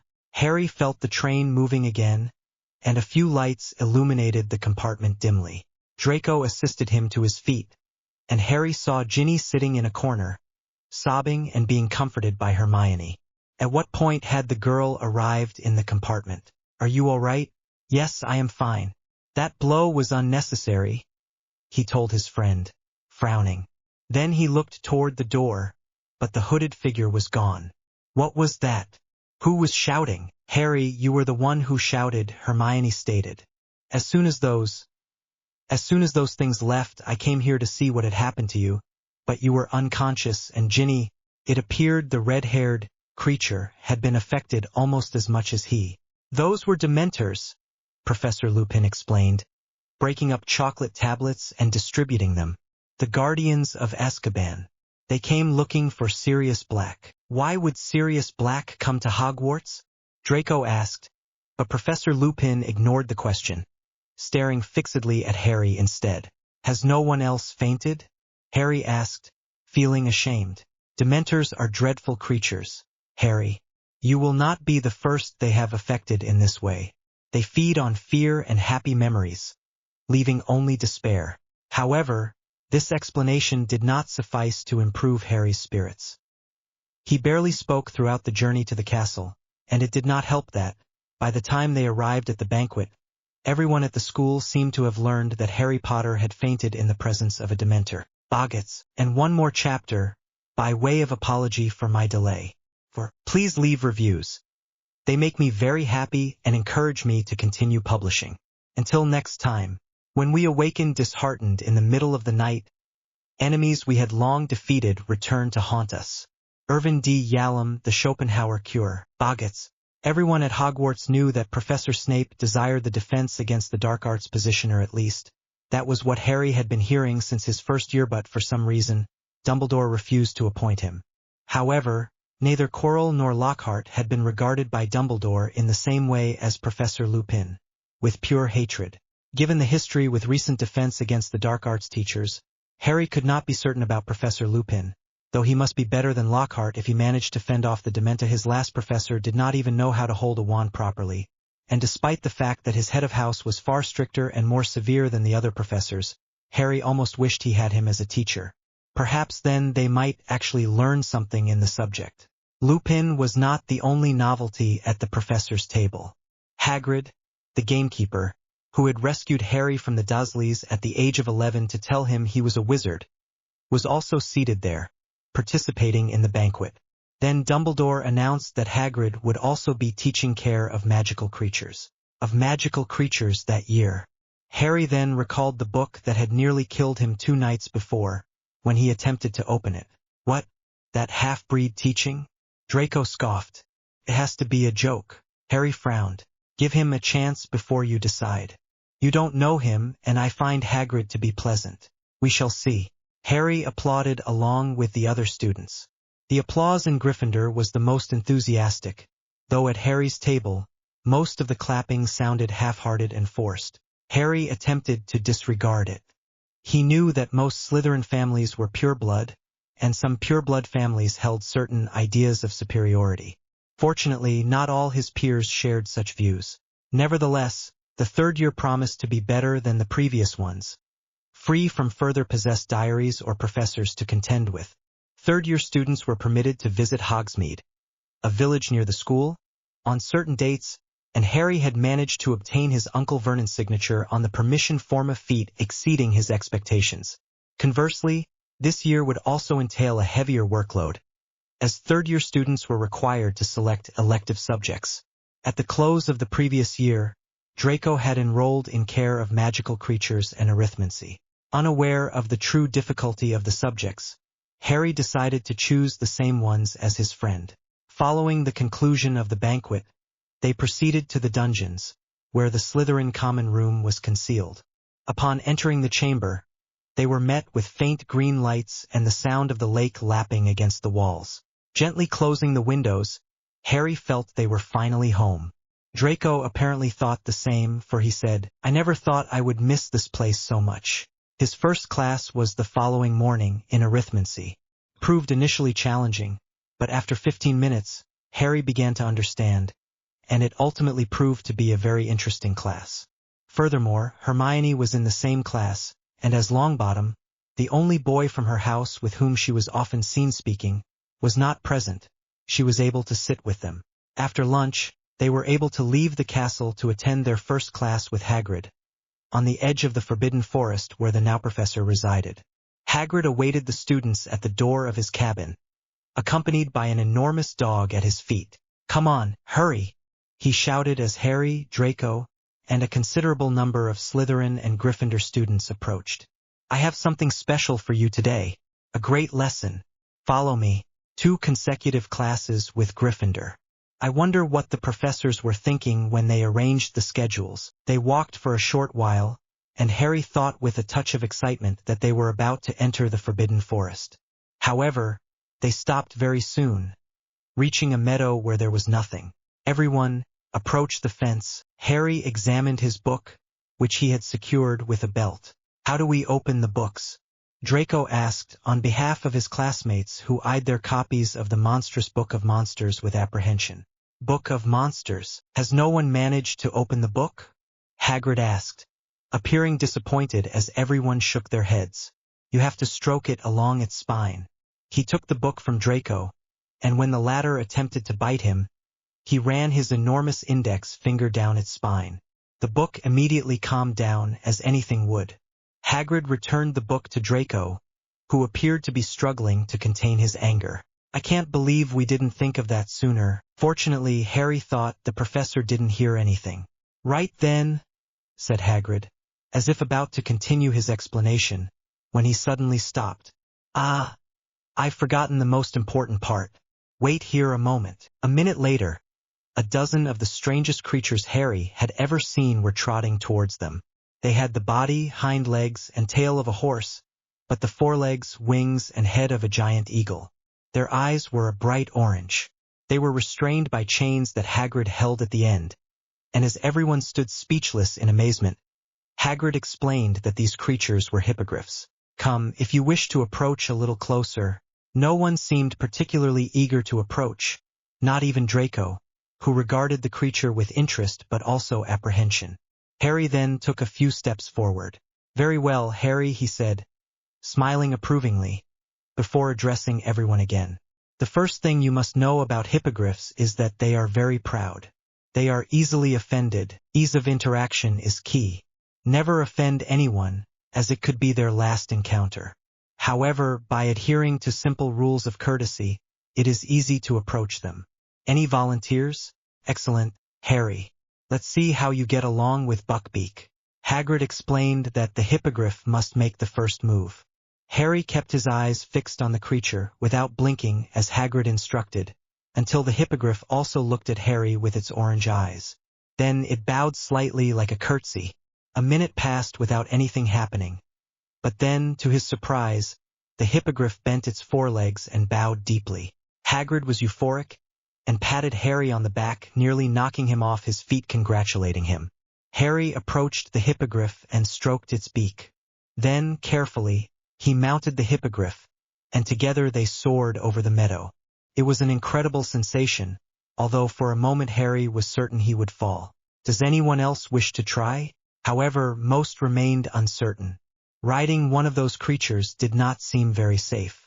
I'll go, Draco said. If Harry could do it, then surely he could too.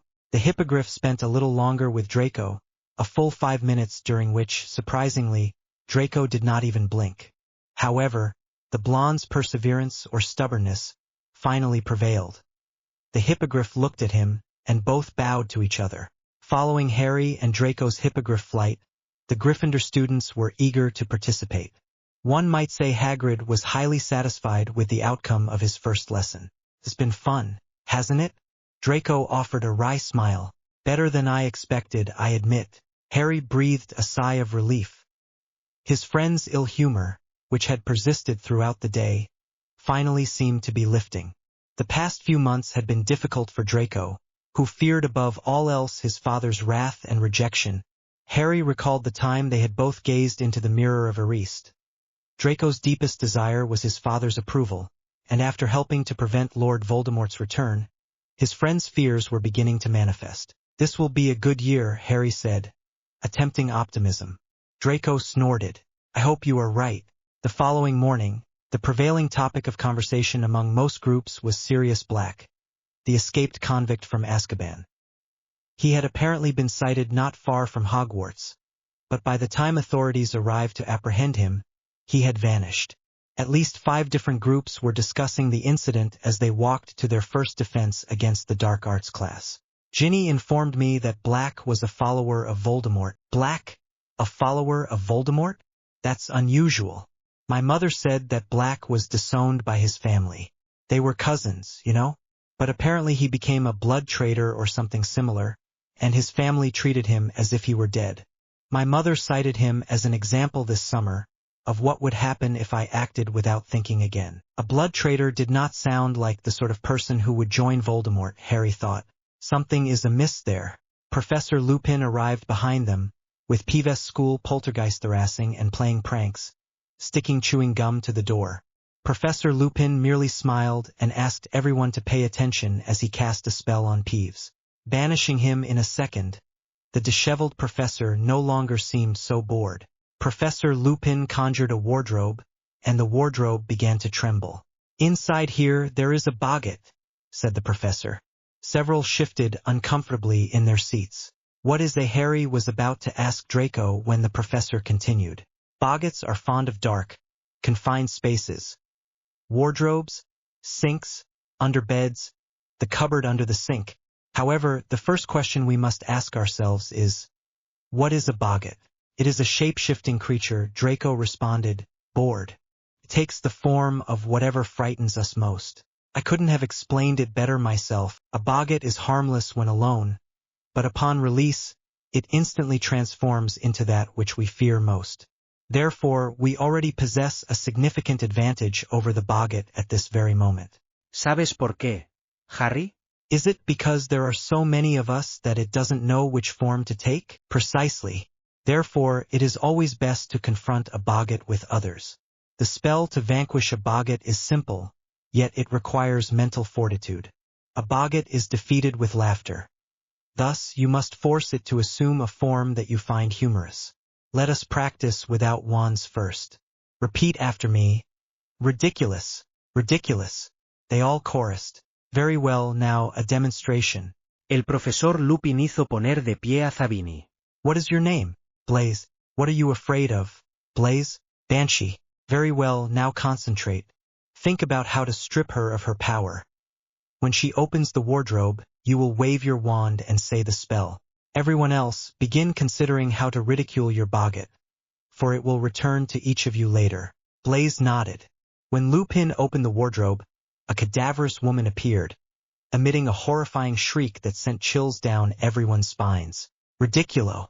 The banshee emitted a hoarse sound and put her hand to her throat. She had lost her voice. One by one, they passed, until it was Draco's turn. His boggart transformed into his father, Lucius Malfoy, glaring menacingly and advancing towards him as if to strike. Draco looked at the boggart Lucius with hatred. "Ridiculo!" Finally, the boggart automatically approached Harry, the only one it had not yet attempted to frighten. The boggart began to take on a shadowy form, but Professor Lupin interposed himself between Harry and the creature. At that moment, it transformed into a silvery disc that floated above them all.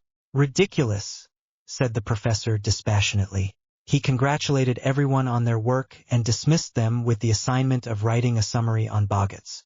Harry agreed with the others that it was the best defense against the dark arts class they had had so far, but he could not shake a bitter taste from his mouth. Professor Lupin had not allowed him to confront his boggart. He disliked being treated differently, singled out as if he were too weak to manage himself. Why did Professor Lupin not allow him to confront the boggart? What did he believe Harry would encounter? It then occurred to the boy that the professor might have been aware of everything that had happened in previous years, Quirrell and the basilisk, and Riddle attempting to kill him for the third time. It made sense that Dumbledore would have told him about it, as the defense against the dark arts position always seemed to be surrounded by difficulties, and because Harry had recently been involved in those difficulties. It made sense, but that didn't mean he appreciated the headmaster discussing his life's mishaps without Harry having a say in the matter. Intruders. Greetings everyone. Happy New Year. Here is another chapter of A Hero in Slytherin, and for those following A Million Reasons, I promise to update with a new chapter soon. Many thanks to all those who added the story to their favorites and left a review or two. Smiley face. He who gazes long into an abyss, the abyss also gazes into him. Intruders. That year's Quidditch team had every chance of winning the cup. Flint had finally graduated, and Adrian Pusey, a fifth-year student who was considerably more agreeable, was the new captain. Ginny passed the trials, just as Harry had predicted, and took Flint's place as the new Slytherin chaser. Furthermore, Halloween was approaching, and he would soon be able to go to Hogsmeade. Harry had been anticipating this moment for days and, like the rest of the students, had already submitted his permission form to Professor Snape. "I wish I could go with you," said Ginny, lamenting after hearing them discuss the places they would visit in the village. She was in her second year and still not permitted to leave the castle. "We'll be thinking of you and we'll bring you sweets," Draco promised. "It's not the same. How have your lessons with Lupin been?" Harry asked, to change the subject to one that might be more enthusiastically received by the girl. For days she had seemed quite eager to put into practice the jinxes she had been reading about during the summer. However, judging by Ginny's expression, it wasn't a wise decision. "Yesterday he showed us the boggart. What's yours?" Draco asked curiously. Se transformó en mí. Harry regretted raising the subject and attempted to rectify the situation by comforting the redhead. "Ginny, you know nothing will happen to you, don't you? Riddle cannot touch you now." She wasn't so sure. Riddle is the unnameable, and he is not dead. It is said that he haunts the forests of Albania, attempting to regain his strength to return. Should that occur, we would apprehend him, just as we did before. "I was a complete fool," she said, refusing to listen to him. "Let us go outside. It is a fine day for a Quidditch match," Draco offered, as an alternative to dispel pessimistic thoughts. This seemed to cheer her up, and Harry thanked her with a look. 3 contra 3? Those who lose must complete the winner's assigned tasks for 1 week. The three were heading towards the castle grounds when they encountered Hermione, who was walking with her cat, Crookshanks. She appeared very angry. "Hermione?" Tu hermano es un idiota, le dijo a Ginny. "Which one of all?" Draco asked. "Ronald, who else? What did he do this time?" Ginny asked. "That is that stupid rat. It has accused Crookshanks of attempting to eat it, because it has been missing all week.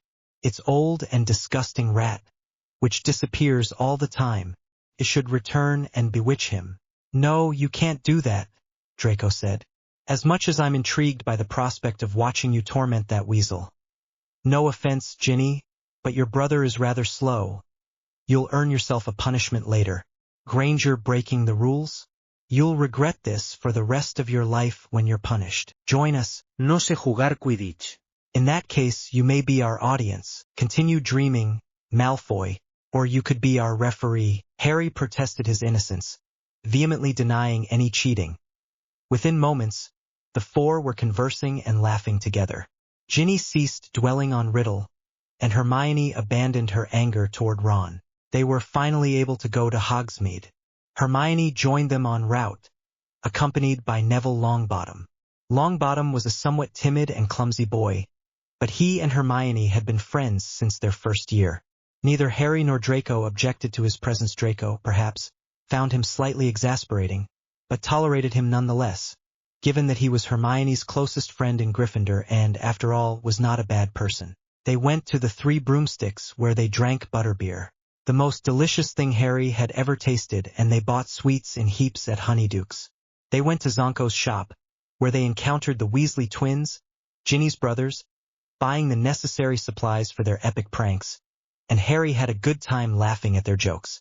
Everyone was in excellent spirits upon their return to the castle, shortly before nightfall. Hermione and Neville proceeded to Gryffindor Tower, while Draco and Harry made their way to the dungeons. The common room was nearly deserted, save for Ginny, who was engrossed in a book on a sofa. However, she did not even need to look up to say, "They have returned, have they? Well then, how was Hogsmeade? Do you want the truth or a white lie?" Draco asked, raising an eyebrow. "In truth, we would have had much more fun if you had been with us. But regardless, Hogsmeade was not bad. Thank you, Harry." "Thank you, Draco." "And what have you been doing all day?" Harry asked. "Practicing a few spells, doing homework, bored in the castle," she said, until suddenly she remembered. "Almost forgot, Harry. Professor Lupin was looking for you today. Apparently, he wanted to discuss something with you." "Really?" he asked, surprised. "What could it be? He didn't tell me. You haven't gotten into trouble with him, have you?" "No. Or at least I haven't heard anything." "Well, Professor Lupin is excellent but also somewhat eccentric," said Ginny. "Professor Snape truly dislikes Lupin," Draco said thoughtfully. "I wonder why that is." The three of them sat by the fireplace, eating chocolate frogs and other sweets they had brought from the shop, while Harry and Draco described Hogsmeade to them. It was well into the night before they retired to their respective bedrooms. The following morning, arriving in the Great Hall before anyone else, they found all the Gryffindor students already present, some looking as though they hadn't slept at all. The three approached Hermione, worried, and she told them what had happened. Sirius Black attempted to breach our common room yesterday. The professors have searched the entire castle, but he has escaped. Mr. Potter, please come to my office immediately. Turning at the sound of Professor Snape's cold voice, Harry nodded, wondering what he had done wrong, and followed him in silence. He could feel the gazes of Draco, Ginny, and Hermione on his back. Sit down, Potter, Professor Snape ordered, closing the door behind him. The headmaster's intention was to continue concealing this from you. However, in light of recent events, we have decided that you should be informed. I do not understand, sir. Aware of what? We have reason to believe that Sirius Black is after you. Behind me? But that Sirius Black was in the service of the Dark Lord, said Snape, and his imprisonment followed immediately after the Dark Lord's downfall, the night he attempted to kill you. While in Azkaban, shortly before his escape, he became obsessed with reaching Hogwarts to kill you. That is why he is here. However, yesterday Sirius Black went to Gryffindor Tower. If he had wanted to kill me, he would have attempted to enter the dungeons, would he not? An unfortunate error in Black's plans, to be sure. He must have assumed that, like your parents, you are a Gryffindor student. However, we will not risk anything from this moment forward. You may no longer attend Quidditch practices in the afternoons. Remaining on the field alone with other students is tempting fate, so you will not be permitted to leave the castle from now on, except for classes with Hagrid. But we have a match on Saturday. Against Gryffindor, Snape offered a grimace intended to pass as a smile. That approach won't work on me, Potter. Pero, if I hear one more objection, you will receive detention. I have said my final word. You may leave. Harry remained in an unbearable mood for the remainder of the afternoon, and neither Draco nor Ginny spoke to him. However, there was no way to circumvent Snape's orders. He was aware of every step his students took. Harry had no choice but to wait until the day of the game. When Saturday arrived, the day scheduled for the Slytherin versus Gryffindor match, the weather could not have been more unfavorable. The conditions were dreadful, and a heavy rain had begun early in the day. However, Harry was confident of victory. It was difficult and the game was dragging on too long. However, after 4 goals from Ginny and 3 from Draco, they were sufficiently ahead. He had to find the snitch. Harry then thought he saw the golden flash of the elusive snitch, and climbed several meters higher, moving closer to catch it. The other seeker had not seen it, but then something strange happened. A silence fell over the stadium, and suddenly he felt a horrible, familiar chill. Harry tore his gaze from the snitch and looked down. Terror seized him as he saw a countless number of Dementors below, their hoods obscuring their faces, pointing at Harry. Then Harry heard it again.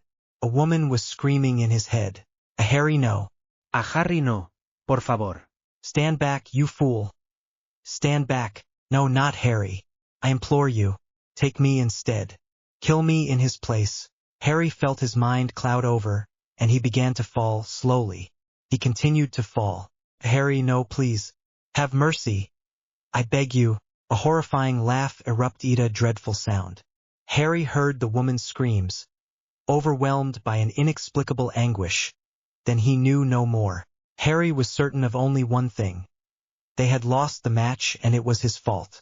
Hermione, Draco, and Ginny anxiously surrounded him, and even some Gryffindor players, Ginny's brothers, were present. At least they left once they saw he was all right, because at that moment Harry did not wish to answer any questions whatsoever. I thought you were dead, Hermione said. Do not be dramatic, Granger. Nothing is even broken.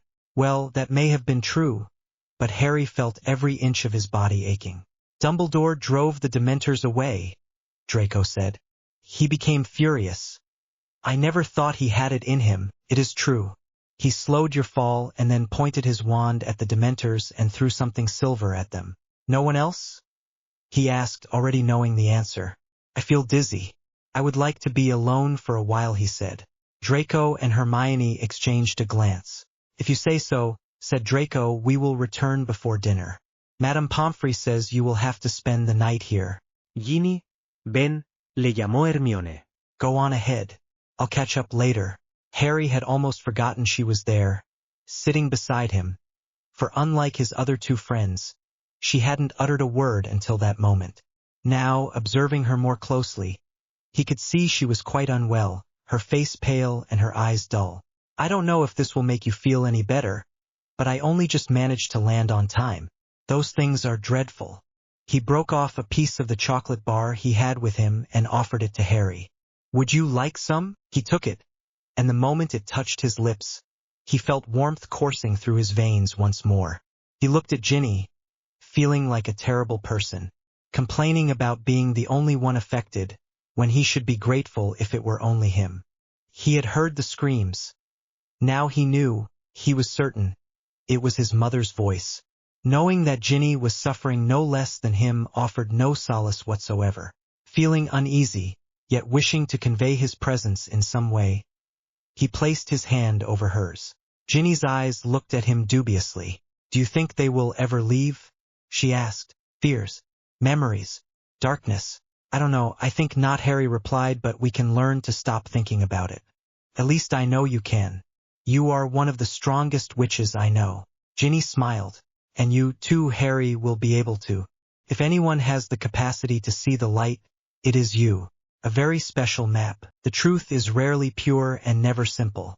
A very special map. Finally, after leaving the infirmary, Harry had to tell his friends what Professor Snape had said. Their reaction was precisely what he had expected, and the reason he had delayed so long in telling them. Didn't you say yesterday that Sirius Black is after you to kill you? Ginny reproached him, trying to keep her voice down. You've known for days, and you didn't tell us a single word. Weasley is right. This is bad, Draco said. Very bad. How is it that trouble finds you every year? In any case, I am more concerned about the Dementors than Black. I believe I should seek Professor Lupin's assistance. That is, if he returns this week, Draco observed. Professor Lupin had been absent the entire previous week, and Professor Snape had substituted for him. Harry sincerely hoped Lupin would return, as Professor Snape had assigned him an essay on recognizing werewolves, and Harry had yet to open his book to begin it. Fortunately, when Harry approached his common room on Monday, he found Professor Lupin at his desk. He had just finished a class with the Gryffindor students, and Harry took the opportunity to speak with him. Profesor. Oh, Harry, what a surprise to see you so soon. The question had been on his mind ever since the Quidditch match incident. There is something I have wanted to ask you about, regarding our first class. Go ahead, Harry. That day, when you prevented me from confronting the boggart. You thought it would be Voldemort, didn't you? The professor nodded. I apologize, Harry, but I thought that seeing Voldemort would not have been beneficial for you.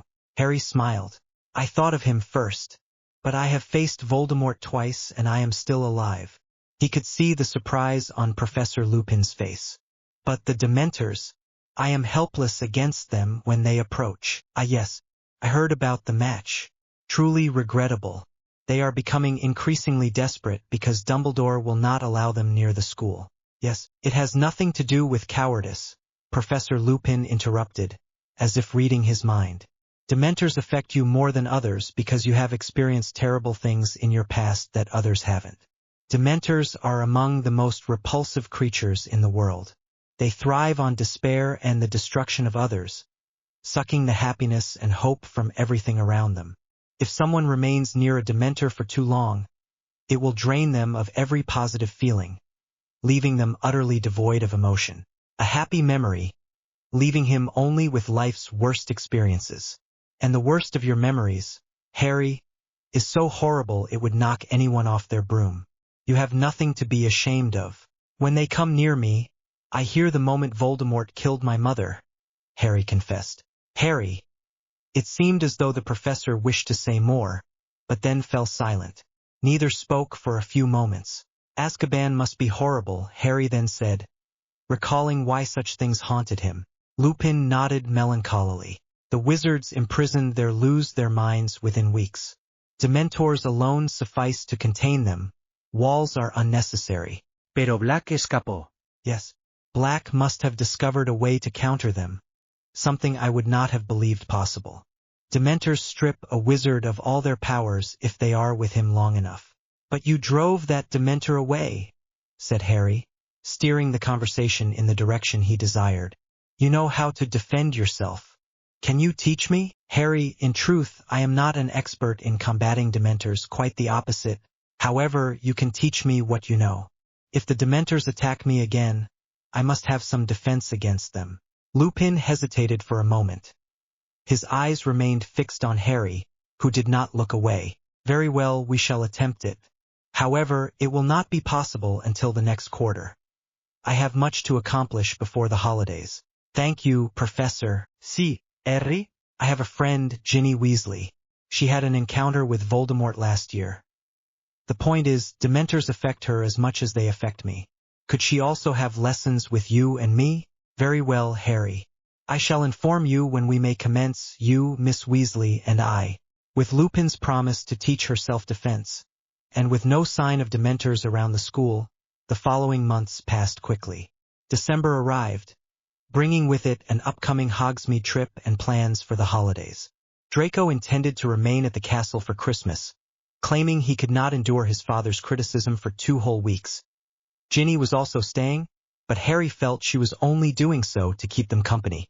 After all, who wouldn't want to spend Christmas with a family like his? It was disappointing when Professor Snape informed Harry that he could not go outside. It was deemed too dangerous for his physical safety. Venturing outside the castle walls risked an encounter with Black, who could easily overpower him. What chance would a boy like him have against a dark wizard? Draco attempted to rearrange his plans to go with Daphne Greengrass and Theo Knott. Daphne was very sorry to inform him that it would not be possible, as they were going with Zabini. Zabini was not exactly a close friend of either Harry or Draco. So, in the end, Draco mustered the patience he did not possess and decided to accompany Hermione, even though he had to endure Longbottom's clumsiness, since he had no one else to go with. However, for once, fortune seemed to favor Harry. After his friends had left, he began walking toward the Great Hall, watching the snow fall outside the window. Harry, there you are, brother. Fred Weasley said suddenly, clapping Harry on the shoulder. We were looking for you, George said, remaining on the other side of Harry. Come with us. They led him to an old, empty classroom and closed the door stealthily. What are you doing? Why aren't you in Hogsmeade? We have come to bring you some cheer before we leave. An early Christmas present, Fred continued, producing a large, square, and rather worn parchment. It was blank. What is it? He asked, suspecting that the twins were trying to play a prank on him. The secret of our success. We find it difficult to part with it, but we believe you need it more than we do. Ginny told us about Sirius Black. Harry frowned. She did not have. Come now, you can thank him later. And what use is an old parchment to me? An old parchment, Fred exclaimed, with a gesture of indignation and pain. Harry, we present to you the Marauder's map, said George, taking out his wand and touching the parchment with it. I solemnly swear that I am up to no good. Then lines of ink began to appear, and Harry leaned in curiously to read. Messrs. Mooney, Wormtail, Padfoot, and Prongs, purveyors of mischief-making supplies for wizards. They are proud to present the Marauder's map. The map detailed the entire castle, but even more, each person within the castle was visible, marked as tiny ink dots, with their names labeled in minuscule lettering. If Black is nearby, you'll know. He should appear on the map as well, Fred stated. And not only that, there are several secret passages, added George. They explained each one to him, including one that led directly to Honeydukes. Harry knew he held a treasure in his hands. Thank you. Consider it a reward, Harry. We haven't forgotten what you did for Ginny when... Well, about the camera. Ah, one last thing. Don't forget to say mischief managed before closing it. Harry suppressed his immediate urge to leave and retrieved his invisibility cloak. He was so agitated that Ginny instantly perceived something amiss upon seeing him hastily depart the common room, and followed him. Where are you going? The girl asked. Yo. Hogsmeade. I thought you weren't allowed to go, Ginny said, raising an eyebrow.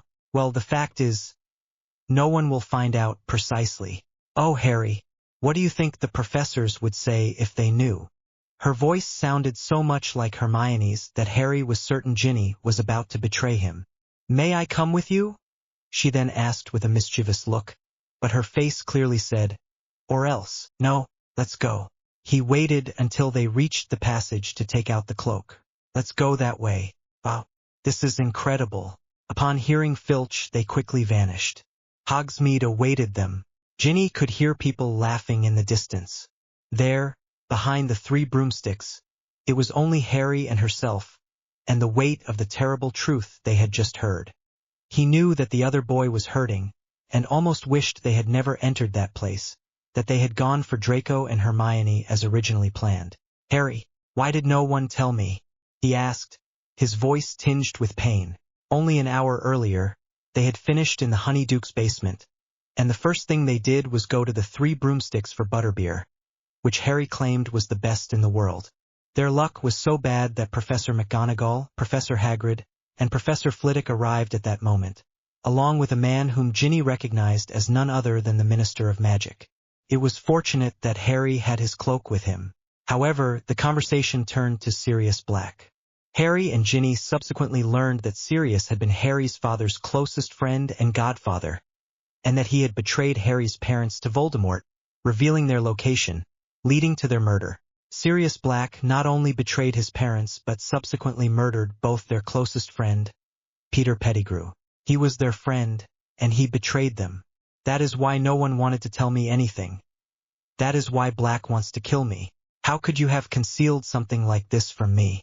Ginny sought Harry's hand and took it firmly.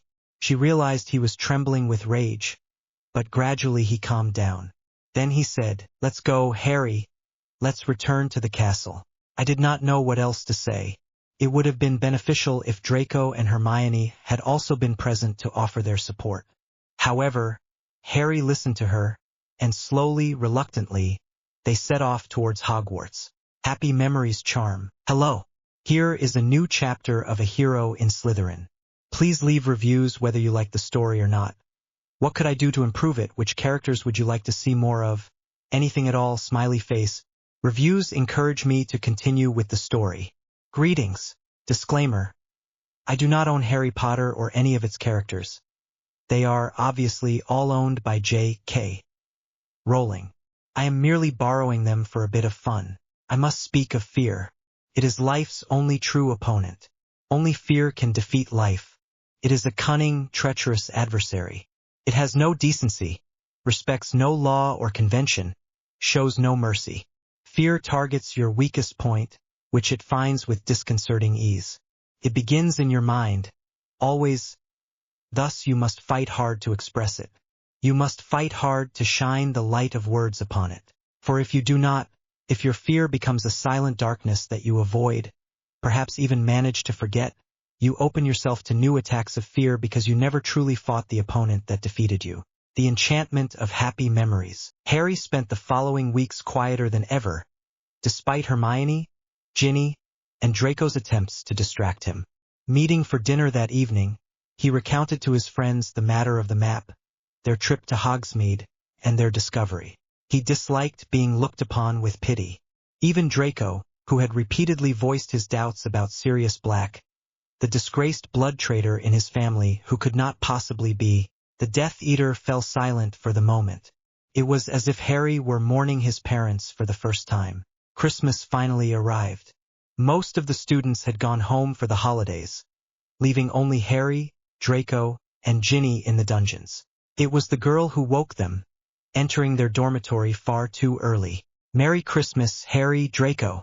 The presents. Ginny. It is far too early. Couldn't you have let us sleep for a little while longer?" Draco asked, trying to open his eyes.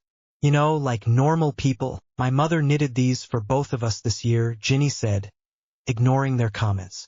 Both boys rose, curious. Ginny wore a green sweater with her name embroidered in silver lettering. It wasn't the height of fashion, but it made them smile. Several gifts lay at the foot of their beds. Among them, wrapped in plain paper, was one that must have been from Mrs. Weasley. "Look at this," Harry exclaimed, a joyful smile illuminating his face at the unexpected sight.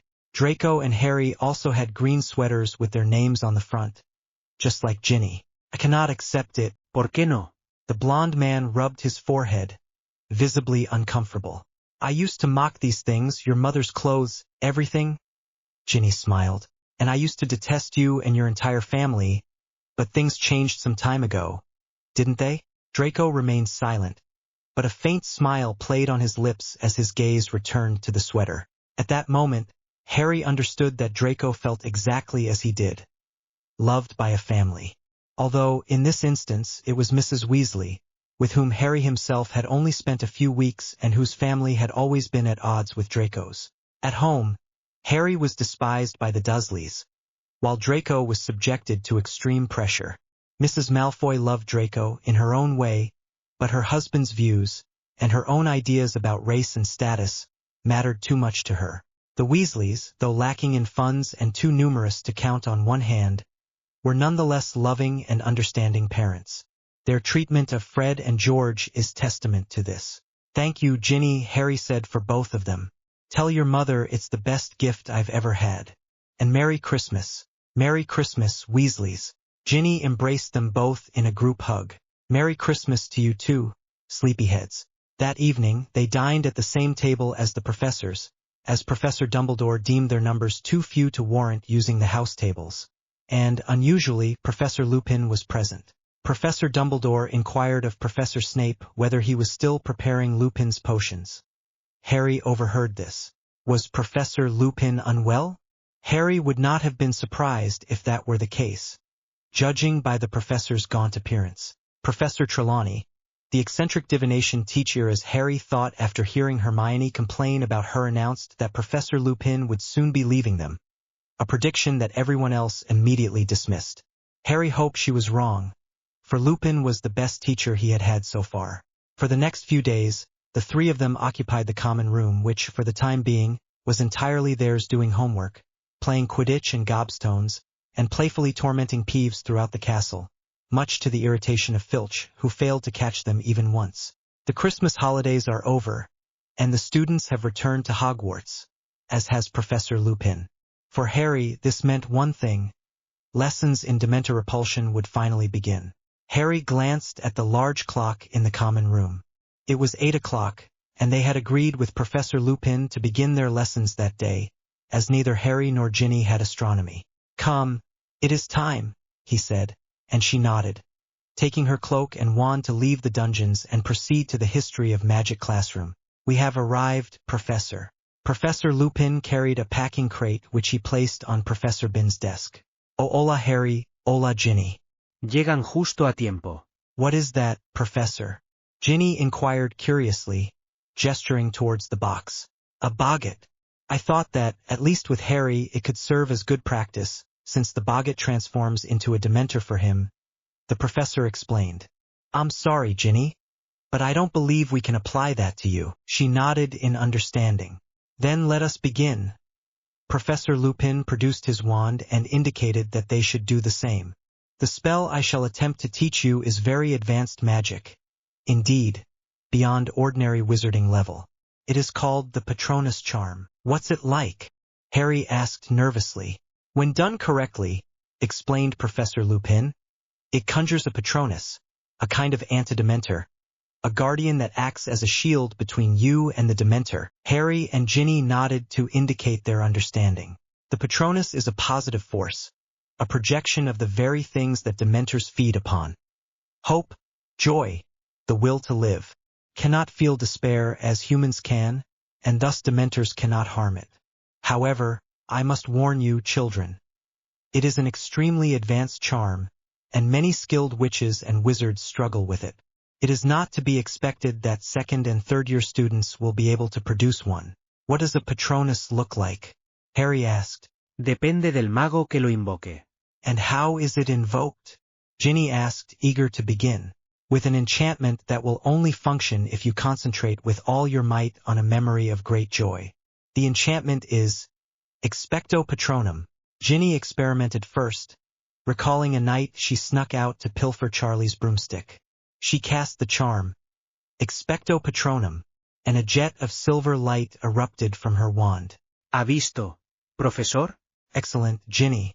That was an exceptional first attempt, but you should try to recall a more potent memory. What were you thinking of? During my first experience riding a broomstick. Harry looked at her, surprised. It was exactly what he had been thinking. Perhaps I should seek an even happier memory. Then Professor Lupin turned to Harry. Harry attempted to recall a happy memory. He thought of the time he won the house cup. He thought of the day they saved Ginny and Hermione awoke from her petrification. It worked, just as it had for Ginny. But once he confronted the boggart, it was of no use, and he heard the screams again. Ginny watched him anxiously, ceasing her own practice. Harry was deteriorating rapidly. He fainted during his final attempt. Lupin knelt beside him, shaking him gently. Harry, despierta. He was unresponsive. Ginny, distressed, saw tears streaming down his cheeks. Harry, she said, approaching him and whispering in his ear. It's Ginny.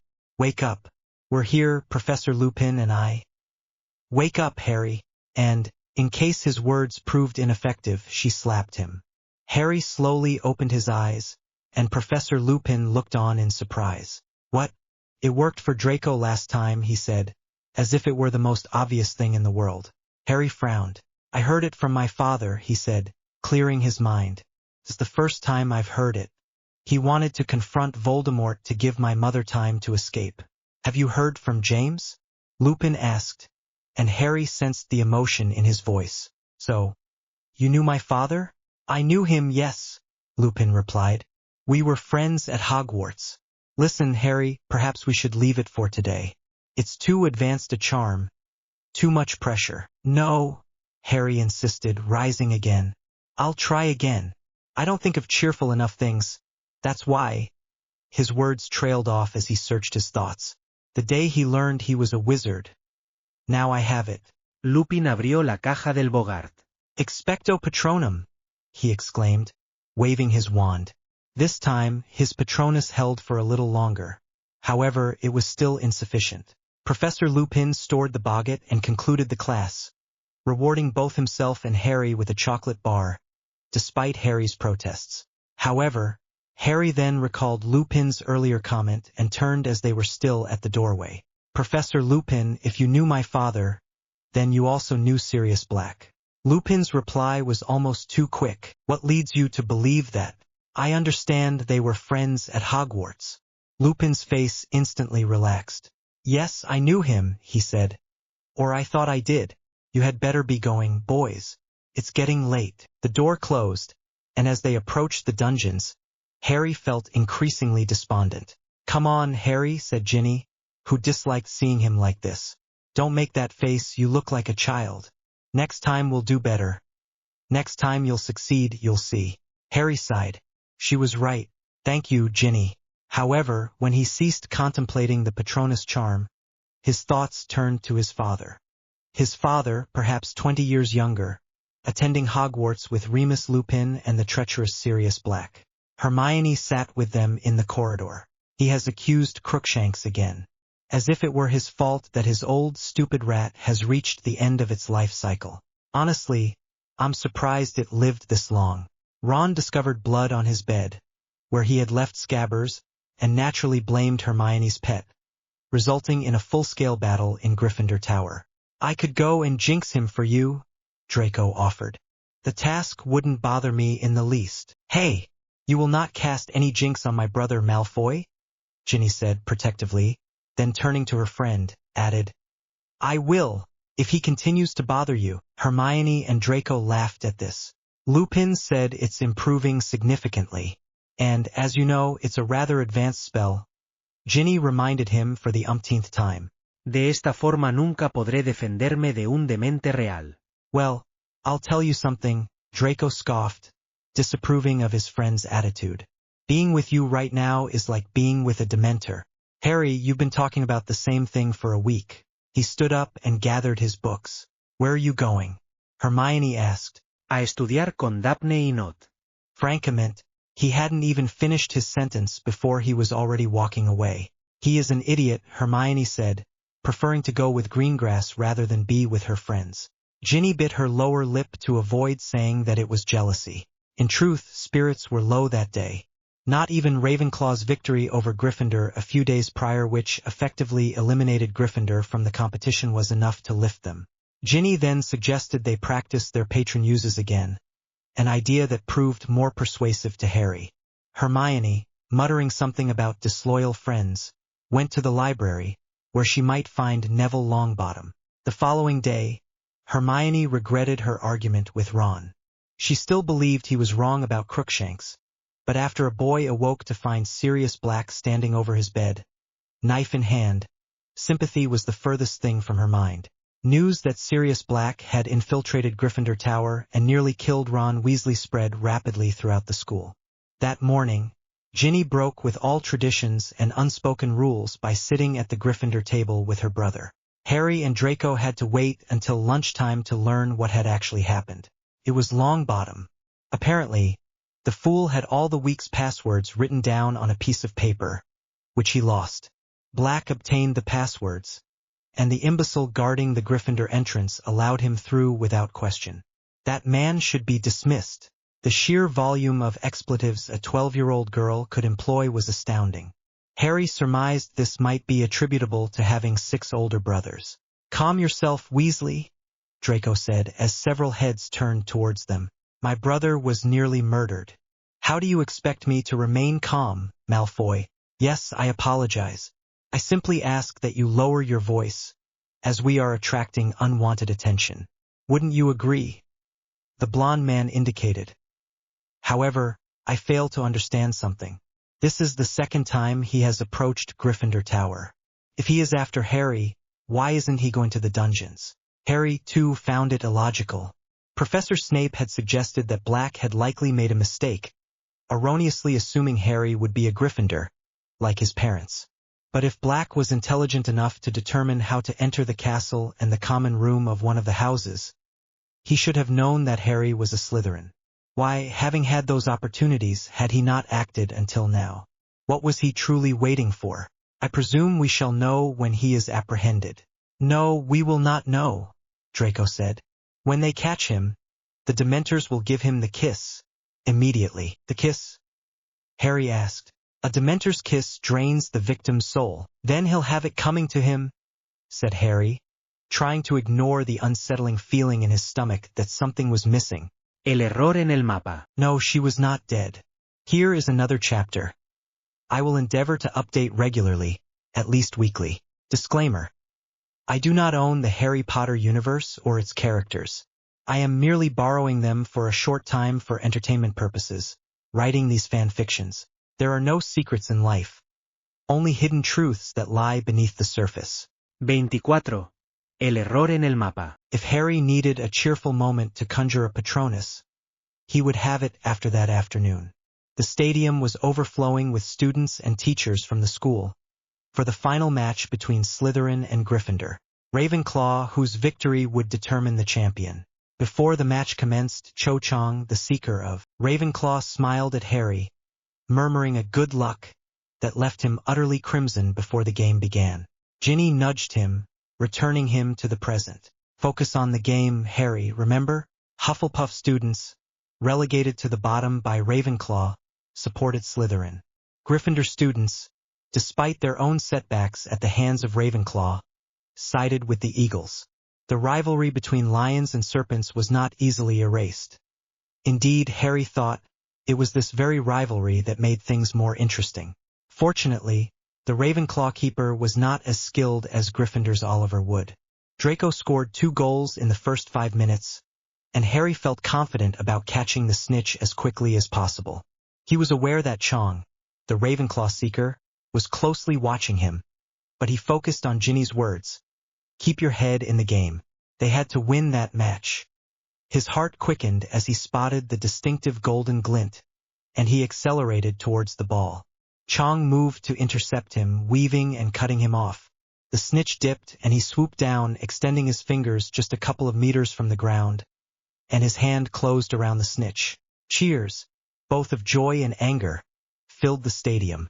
Harry rarely felt as happy as he did in moments like these, his body still buzzing with adrenaline and the stadium's roar echoing in his ears long after the game ended. "Take that, Gryffindor," Draco was heard to say, gesturing towards the benches occupied by the lions. He likely felt quite pleased to finally be able to use all those words forbidden in the house. "We did it. You did it, Harry," Ginny exclaimed, a radiant smile on her face, pushing her fiery red hair out of her eyes. Adrian Pusey clapped him on the shoulder and raised his goblet high. "We did it," Harry corrected her, moving closer to the girl. "We did it, Ginny. A great game up there." Draco arrived, positioning himself between the two, placing an arm around each of their shoulders. Esto es la gloria. With examinations looming, Draco and Harry had to study more than ever before. Draco excelled at arithmancy, but Harry found it more challenging. Consequently, during their free hours, they joined Hermione to study. They were finishing their reading of the Principles of Numerology when Neville Longbottom approached them. "Hermione, have you managed to perform the teapot transformation? I am certain that is what Professor McGonagall will require of us tomorrow." "Well, yes, but it's not perfect or anything. We could practice later." "Oh, thank you. The examination is tomorrow at 9, correct?" See. Harry and Draco exchanged a glance. "Hermione, they are mistaken. You cannot attend Transfiguration tomorrow. We have arithmancy at 9 o'clock, do you recall?" Neville frowned. "No, I am quite certain. We have Transfiguration together every Thursday, do we not, Hermione?" She appeared somewhat nervous. She rose and gathered her books. "I must leave. See you later." Draco frowned as he watched her leave. "What are you up to?" "One can never be certain with her," Harry sighed, shrugging. But it is truly strange. He had finished his homework, and bored, he took out the Marauder's map. He observed his classmates for a moment, Professor Lupin, Professor Snape, until something caught his attention. Una mota con el nombre de Peter Pettigrew. Draco, mira esto. His friend craned his neck towards the map. "That's the name, Peter Pettigrew. My father's friend, whom Sirius Black killed." Draco frowned. "That's impossible. He's supposed to be dead, isn't he?" "Yes, it's strange." Harry rotated the map, examining it suspiciously. "Is it malfunctioning?" Observing the moving specks, he and Draco exchanged a glance, both thinking the same thing. "Let's go find out," Harry decided. They hastily gathered their belongings and descended to the second floor, following the direction in which Peter Pettigrew had gone. There, in the other corner, Harry. Both looked up. They had been so focused on pursuing the supposed Pettigrew that they did not see Lupin heading directly towards them. Lupin's eyes fell upon the map, and he paled. He snatched it from Harry's hands. "Harry, where did you obtain this?" Professor Lupin undoubtedly knew the map and its capabilities. "Are you aware that if this falls into the wrong hands, it could be mortally dangerous for you with Sirius Black pursuing you?" "Y apologis, Professor." "We truly were not doing anything wrong with it. I do not wish to know its provenance. I cannot return this to you, Harry." "I'm sorry." Rarely had Harry felt so disillusioned. The map. Fred and George would kill him for being so foolish. "Sir," he said, accepting defeat, "I believe the map is malfunctioning. It has just shown me the name of someone who is already deceased." Lupin frowned. Impossible. "Whose name?" "Peter Pettigrew." Saturday finally arrived, and Harry and Draco considered it a perfect day to momentarily forget their examinations. Ginny, naturally, shared this sentiment. However, detaching Hermione from her books proved far more challenging. Ultimately, she relented, as Crookshanks appeared restless and in need of a walk. They played for a while, practicing some simple spells, and Ginny gave the others a demonstration of her Patronus, which, it was beginning to take the form of a quadruped, though none could guess exactly what it was. While he was in some measure proud of his friend's skill with that enchantment, a part of Harry could not help but feel jealous, as he himself could barely confront the Boggart/Dementor. He still struggled to find a happy memory. "Scabbers!"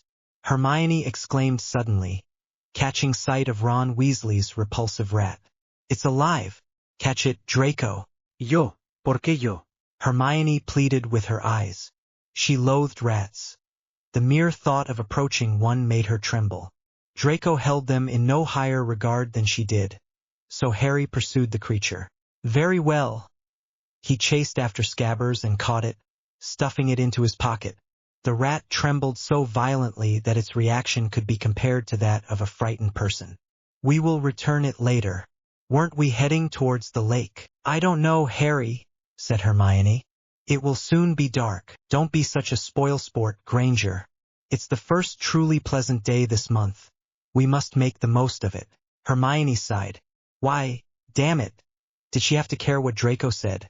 They continued walking for a while until they reached a meadow, at which point Ginny decided they had gone far enough. It was late and they should return.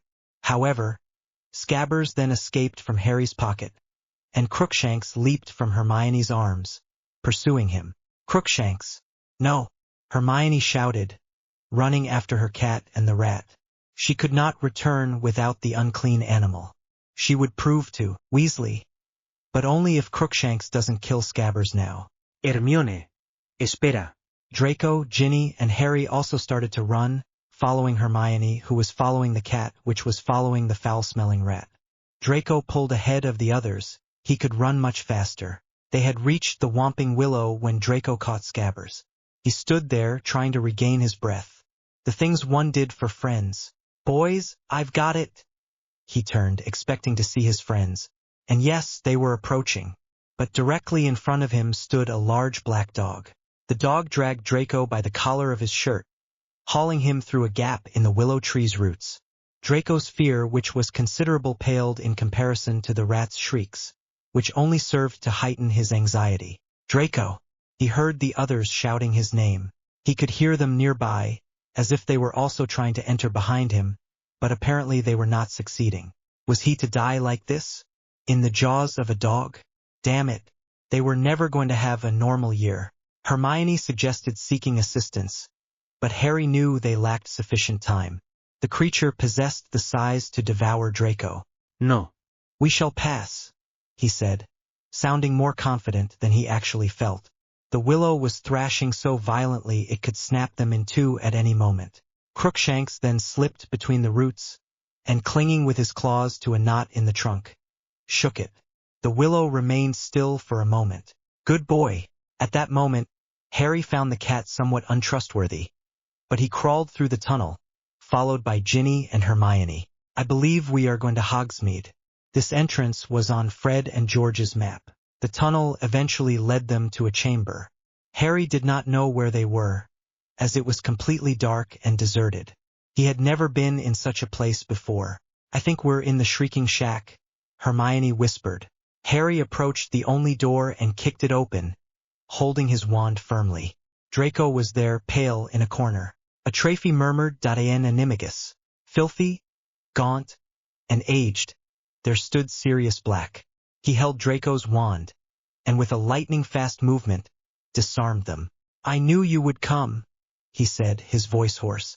"Your father would have done the same for me. You were very brave not to run off and look for a teacher. Thank you very much. This will make everything much easier." Brave, yes. I've been an idiot, Harry thought. Black's mockery of his father ignited his fury. He loathed him. He could kill him right then and there if only he had his wand. Nevertheless, he took a step toward the man. But Ginny's hand on his arm stopped him. She shook her head slowly. "If he wants to kill Harry, he'll have to kill us too." A flicker appeared in Black's eyes, and he turned back to Draco. "There will be only one murder tonight. I have waited too long." No.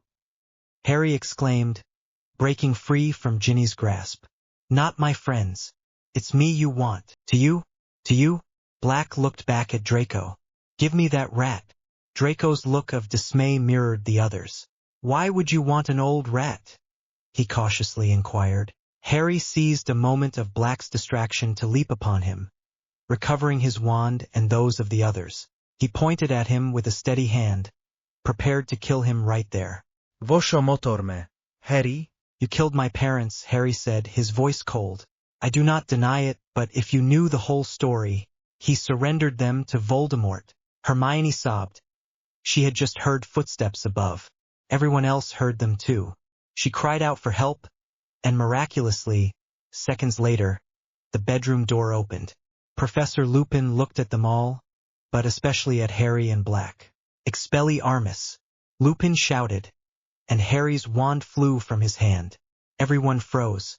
Lupin looked at Black and asked, "Sirius, where is it?" Black gestured toward Draco. Or rather, toward the rat Draco was holding, which was writhing furiously. Harry would have thought Draco would release the animal, given that more important matters, such as his life, were at stake. But he held the rat tightly, with more revulsion than ever. Lupin embraced Black, and Hermione cried out in indignation. "How could you? You! I have kept your secret for months, and all this time you have been helping him, and I remaining silent about the fact that you are a werewolf." The others looked at their friend and then at the professor with surprise. "Excellent, Hermione. Professor Snape will be pleased to know you completed your assignment." Harry trembled with rage. However, before he could act, Draco stepped forward. "Is this thing true?" he asked. It wasn't Harry he'd been chasing all this time, but the rat. Harry looked at him as if he had lost his mind. Lupin's smile widened. "Brilliant, Draco. You understood sooner than I did." He looked at Harry, Hermione, and Ginny. "I apologize, but you will soon understand everything. I fear we need him to explain it to us first." "What does Scabbers have to do with it?" Ginny inquired. "It's just a rat." No es una rata. Es un mago. "An animagus," Black clarified, named Peter Pettigrew. "The Marauders." "Hello. Here are 2 new chapters that I hope you enjoy. I solemnly swear that I am up to no good." 25. The Marauders. Preposterous. There were witnesses who saw Peter Pettigrew die. Non-magical individuals. They did not see. They believed they saw. Everyone believed that Sirius killed Peter. Even I believed it. Until the other day when you delivered Harry. The Marauders map never lies, and Peter is alive. Would you kindly transform it already? It is repulsive having to hold it while it tries to escape, Draco complained. Draco. Hermione and Harry both seemed indignant. You can't believe his preposterous story. I do not find it so absurd. There were 3 unregistered animagi several decades ago. It all began when I became a werewolf as a child. My parents tried everything, but there was no cure. The wolfsbane potion Professor Snape is providing is quite recent. Before the wolfsbane potion, I would transform into a dangerous adult wolf once a month. Attending Hogwarts seemed impossible, but Dumbledore helped me. He took charge of my situation, and the Whomping Willow and Tunnel were created for my use. Harry began to take an interest in the story, but Scabbers' uncontrolled squeals were distracting him. At school, for the first time I had friends. Sirius Black, Peter Pettigrew, and your father, Harry James Potter. I invented lies to keep them from learning about my condition. But just like you, Hermione and the others discovered the truth and did not abandon me. On the contrary, they transformed my metamorphosis not only into bearable experiences, but into the best moments of my life. They became animagi. Hurry, Moony, lunatic, Ginny repeated, recognizing the nickname. Professor, are you Moony? Together we experienced so many adventures that I doubt anyone knows the school better than we did. In this way, we managed to draw the Marauders map. Sirius was Padfoot, Peter was Wormtail, and James was Prongs. Throughout the entire term I have debated whether or not to tell Dumbledore that Sirius is an animagus, but that would have meant confessing that I betrayed his trust while at school. It was an act of cowardice. So, Snape was right about what he said about me. Snape? Black asked. What is Snape doing here? He also teaches at Hogwarts. Now looked at the boys to explain. Professor Snape was a colleague of ours. He tried by all means to prevent me from being given the teaching position. She has been telling Dumbledore that I am untrustworthy. While we were at school, Sirius played a prank on him that nearly killed him, luring him to the Whomping Willow one day when I was undergoing my transformation. My father overheard Sirius's plans and forced him to return. That then explains Professor Snape's animosity. Precisely, a cold voice admitted, pointing at Lupin from the doorway. I have just been to your office, Lupin. You forgot to take your potion. It was fortunate that you left a certain map. Professor Snape began to accuse Lupin, his excitement palpable, like a child finally achieving his goal. Harry had never seen his head of house so animated. He produced ropes that wound themselves around Lupin and Black's wrists and ankles. "Professor, wait," said Ginny. "Silence, Weasley. You are all in a restricted area. Potter, you have been a great disappointment. After all, you have proven as arrogant as your father, ignoring everyone's efforts to keep you safe. But if it were all a misunderstanding," Hermione continued. "Calate, imbecile." No hables de lo que no comprendes. Professor Snape's face was utterly contorted, and Harry could guess the extent of his hatred for Lupin, Black, and undoubtedly his father. This was why Snape had never truly approved of him. At that moment, the potions master was devoid of all rationality. Draco and he exchanged a glance. Ginny and Hermione did as well. Y apologis, Professor. Stunning spell. The four shouted, raising their wands simultaneously. Professor Snape fell backward, unconscious. Hermione approached cautiously. "Oh my God!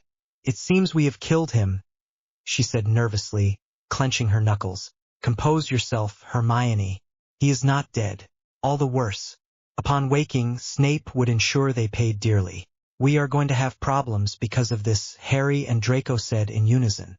"You can bet on it," Ginny muttered, biting her lip at the thought of the next few years of torment in potions. Black approached Draco and took the rat in his hands. Peter era el guardián secreto de James y Lily. "That is a lie. It was you. I know everything." Sirius offered a grimace intended to pass as a smile. "That is what everyone believed.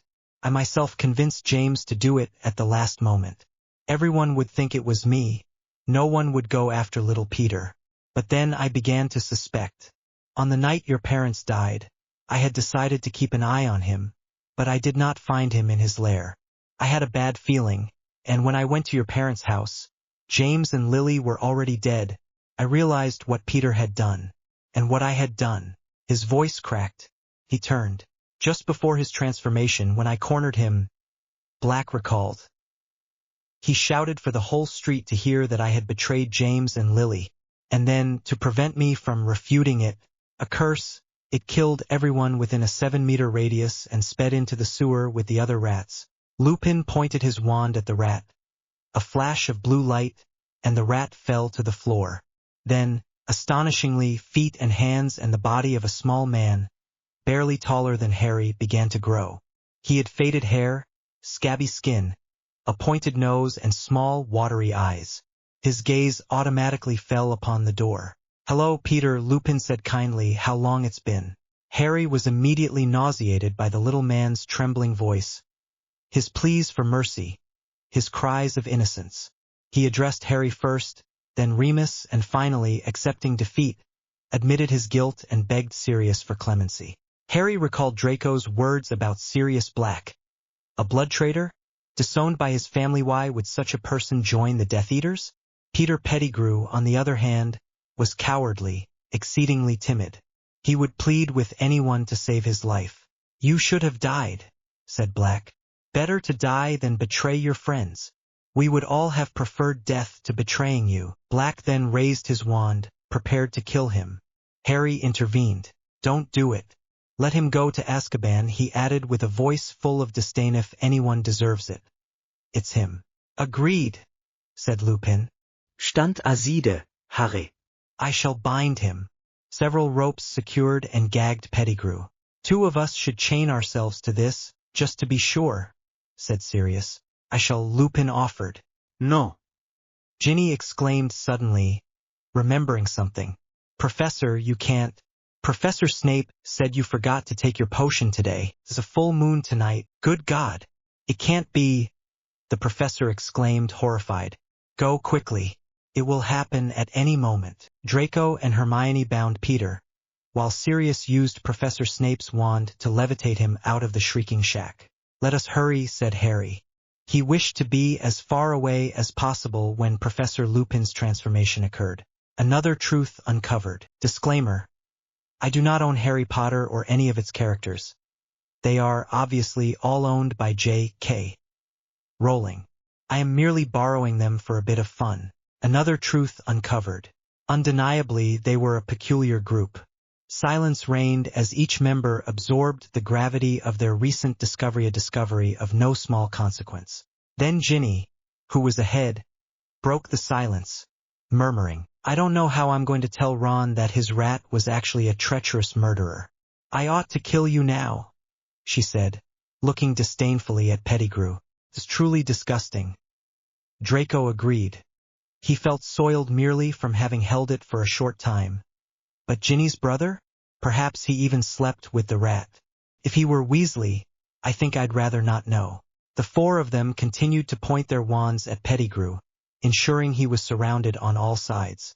"Do you know what handing over Pettigrew means? That you will be set free," Harry replied. "Yes. I don't know if they've told you, but I'm also your godfather." "Yes, I already knew that. Your parents appointed me your guardian, in case anything happened to them." Harry waited, trying to understand what Sirius meant. "I understand you prefer to continue living with your relatives. However, please consider this. When my name is cleared, should you wish to change residences?" "What? Live with you? Abandon the Dursleys?" The words tumbled out in a rush of emotion. Harry didn't even have to think about it. Well, he didn't actually know Sirius, but given that it was established he wasn't a criminal, and anywhere would be better than being with his aunt and uncle, naturally, "I anticipated your reluctance," Harry hastened to clarify. "But what are you saying?" "Of course I want to leave the Dursleys. Do you have a house? When can I move in?" Draco, following close behind, suppressed a laugh. Half an hour previously, Harry had wanted to kill the man. Ginny and Hermione also chuckled at the irony. Sirius turned to him. "Do you mean it? Are you serious?" "Yes, very seriously." For the first time, Harry saw a smile on Sirius's face. He suddenly looked years younger. In his excitement, Sirius again allowed Professor Snape's head to strike a branch. However, as they neared the castle, they all felt an intense chill. Sirius fell to the ground, unable to remain standing. The man was immediately weakened by that sensation. Those whom Harry knew so well, Dementors, dozens of them surrounded them on all sides. Hermione, Ginny, and Draco looked at Harry, wondering what to do. They were too many, but no one else could assist them at that moment. They would have to defend themselves. Harry and Ginny exchanged a look, fervently hoping their magic would not fail them. They extended their wands and said in unison, "Expecto Patronum." Perhaps it is that, in desperate situations, one pushes oneself to the limit. But these patron uses were no longer hazy forms. Ginny's was a powerful horse, galloping and charging against the dark creatures. Harry also saw his own gallop, encircling him, driving away the Dementors. It was a stag, Cornamenta. Confronted by these protectors, the Dementors recoiled, cowered, and ultimately fled. Ginny and Harry smiled, feeling on top of the world. "Harry, that was astonishing, spectacular," Draco added. Se han ido. Within minutes, Sirius had sufficiently recovered to resume walking. They finally reached the castle gates, and Harry was not surprised to see Dumbledore and Professor McGonagall waiting at the entrance. "I knew I would face many problems." "Follow me," said McGonagall, ushering them into the headmaster's office. "The Minister for Magic will arrive at any moment." "Professor Snape?" Draco asked, worried. "In the hospital wing." McGonagall frowned, even considering who he is. "I cannot believe they dared to attack a professor in such a way. What possessed them?" Dumbledore entered at that moment, and silence fell in the room. "The Minister for Magic?" Harry asked nervously. "He won't arrive for another half hour. We still need to make a few final arrangements." "Pettigrew," he said, his gaze moving to the young students, "and I believe we should hear his story. Minerva, I shall require your presence. The more witnesses we have, the better." Professor McGonagall nodded. "Professor Dumbledore, it was Pettigrew." Draco shoved Pettigrew forward so that the professors could get a good look at him. "Mercy, please. Sirius Black has misled everyone. How was this possible?" Dumbledore asked, his face betraying no emotion. "That's right, sir," said Sirius. "I can explain it." Sirius recounted how the three of them had become animagi and their youthful adventures. how he had persuaded James to make Peter the secret keeper, certain that no one would suspect him, and how, ultimately, he discovered Peter's betrayal too late, only to subsequently fall into a trap when the latter fled. "Arrogant," said Dumbledore, letting out a hiss. Draco frowned.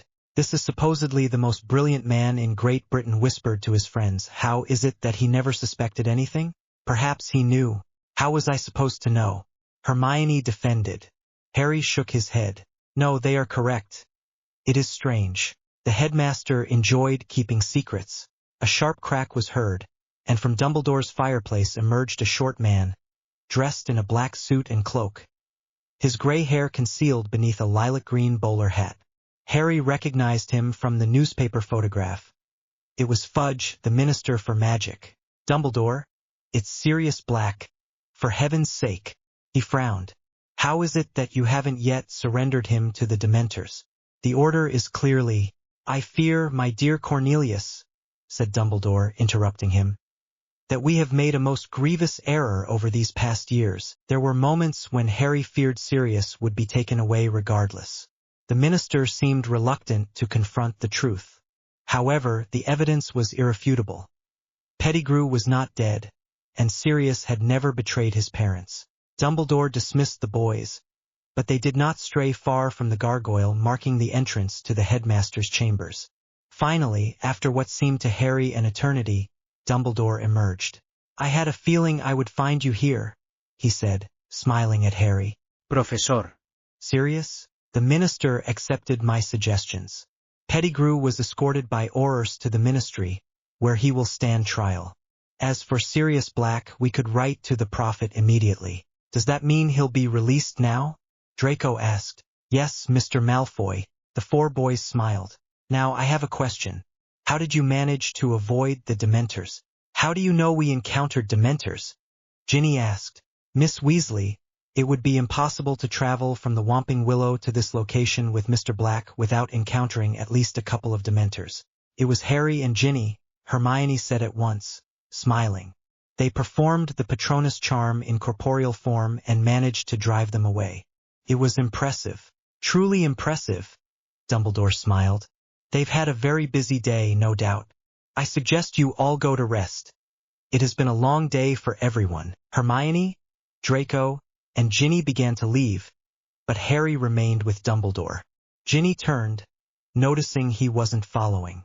He gestured for her to continue on.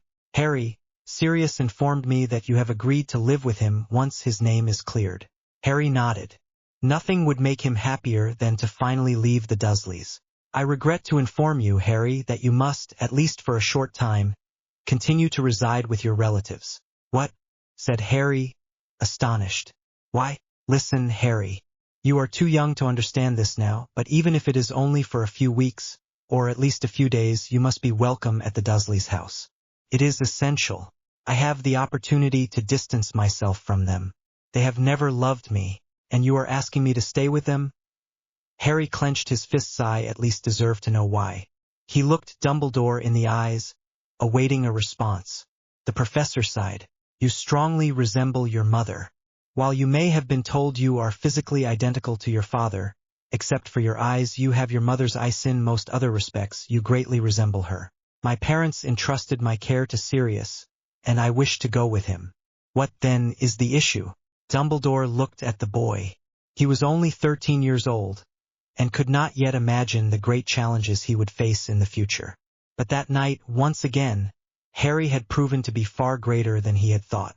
"Harry, in your first year, when you faced Voldemort, I told you that what protected you was your mother's love. Your mother's sacrifice, Harry, still protects you. It is such powerful magic that, as long as you can call your aunt's house home, your last remaining blood relation, Voldemort, cannot touch you." "But Voldemort is nothing now," Harry argued, though he did not quite believe it himself. "He's a useless remnant." "I believed, Harry, that you understood this. Voldemort could return at any moment. In fact, I am certain he will return. The real question is truly when, and you believe he will come for me. Professor, you told me 2 years ago that you would explain when I was older. Why did Voldemort try to kill me?" "Not yet, Harry. Later. You will know later." Facing the headmaster's kind blue eyes, Harry knew he would receive no further answers. He bid him farewell as continued questioning was futile.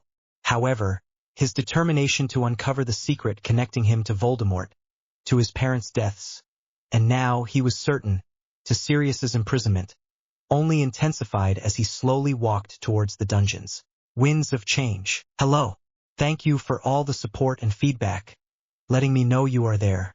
It truly motivates me to continue publishing a hero in Slytherin, which is sometimes difficult, as it is a story I had considered finished some time ago.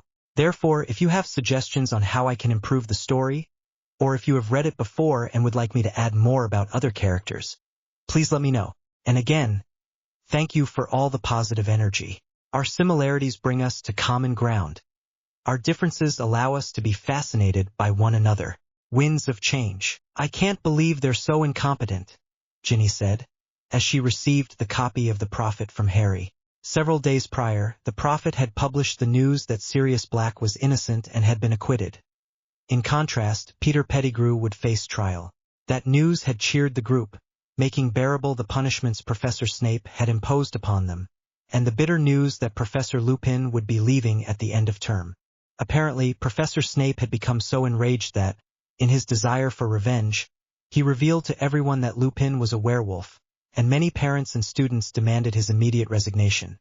Harry had never felt so angry with Professor Snape as he did then. However, that morning, they learned from the Prophet that Pettigrew had escaped right under the Ministry's nose. That's why Fudge is my father's puppet, Draco scoffed. He's utterly useless. Do you think he'll reunite with Riddle? Hermione asked, worried. Probably, Harry replied. Since his conversation with Dumbledore, the feeling he had been trying to suppress, that Voldemort would eventually return, had resurfaced. Some silly girls, among them Parvati and Padma Patil, passed Harry and Draco, staring at them for a moment before giggling and walking away. Hermione and Ginny snorted in derision. They keep talking about how we caught Wormtail and helped Sirius. It seems you two have become quite popular, Ginny said. It was true. Even Pansy and Blaze, who had become estranged from Harry and Draco since their friendship with Hermione, spoke to them amicably again, curious to know what had happened that night. This behavior wasn't limited to Slytherin. It was mirrored in Gryffindor, where Hermione's friends bombarded her with questions. Harry knew well enough that all of this would be forgotten within a few days, once they boarded the Hogwarts Express for their return home. We'll see how long it lasts, Hermione commented, reopening the newspaper and frowning. The school's appreciation for Harry never lasts too long. The boy cleared his throat, seeking to change the subject from the matter of popularity. How is Ron? He asked, recalling how ill Ginny's brother had been when he learned about Scabbers, something that, given the circumstances, was impossible to conceal. Oh, much better today. He received an owl yesterday, a gift from Sirius, for having gotten rid of his rat, said Ginny. Hermione smiled. She apologized to me yesterday in divination, and had Crookshanks smell the owl first to be certain. Everyone erupted in laughter. It was incredible how things could change so quickly. Then, noticing something, Draco frowned. Doesn't Gryffindor have divination at 9? The boy questioned. You were with us in arithmancy. Harry recalled Neville's words from several weeks prior in the library. Hermione, how is it possible for you to be taking classes concurrently? Eso, yo. Honestly, Hermione. Yo. Yes, you, Draco repeated. What is your secret? Hermione sighed. Very well, I have been using a time turner all year. A time turner? Harry asked. Yes, this, he said, producing a small, hourglass-shaped time turner that hung concealed beneath his robes. Allows me to rewind time. Professor McGonagall wrote to the ministry for permission to obtain it, to attend all the classes I signed up for. But I can't take it anymore. It is driving me mad. It is so confusing. I shall drop divination and Muggle studies and revert to a normal timetable. Incredible, Draco said, raising an eyebrow. You did all that for a whole year without anyone noticing? My respects, my dear. Harry noticed Hermione's slight blush. Ginny also noticed, and clearing her throat, addressed Harry. So, will you be staying with Sirius this summer? Yes, he has invited me to his home in mid-July, and I shall stay with him until the next term begins." "Excellent," said Draco. "How wonderful, Harry!" Hermione exclaimed with delight. Harry's friends were aware of the Dursleys' treatment of him. "We should all meet at the Quidditch Cup this year," the chestnut-haired girl smiled. "That would be wonderful. We could all—" Hermione fell silent, and suddenly, all three pairs of eyes were on Draco. "What? Why are you looking at me like that?" Draco's parents permitted his friendship with Harry. However, their family's long-standing feud with the Weasleys meant they would never accept a mudblood as their son's friend. The thought of his father's reaction to Ginny and Hermione filled him with dread. "There's no need for those expressions. Arrogant Malfoy, am I now Malfoy? You address me as Granger at your convenience. That is different." Ginny and Harry exchanged a glance and burst into laughter, earning equally icy stares from Hermione and Draco that immediately silenced them. "Spending so much time together is making them the same person," Ginny whispered, "and honestly, they're terrifying." Harry knocked on the door of Lupin's office. As if he had been expecting him, he heard him say, "Pasa, Harry." He was packing his belongings. A few boxes of books and a suitcase. "Professor, I apologize for what happened. If we had not—" "There is no need to apologize, Harry. Professor Snape's hatred towards us has been long-standing, and nothing you did or did not do would have changed that." Harry sighed. "I would like to express my gratitude for your assistance to Ginny and me with the Patronus charm. Without your intervention, Sirius and perhaps all of us would have received the kiss. It is I who should be thanking you, Harry. Thanks to you, the truth has come to light, and I have recovered a friend I considered lost long ago. Your father would be very proud of you. My Patronus is a stag. My father used to transform into a stag, didn't he?" Lupin smiled. "Yes, Harry. That's where the Horcruxes are." Lupin opened a drawer and took out the familiar parchment.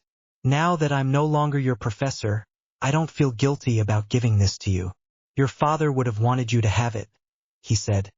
"And I think you and your friends need it more than I do." "Thank you," said Harry.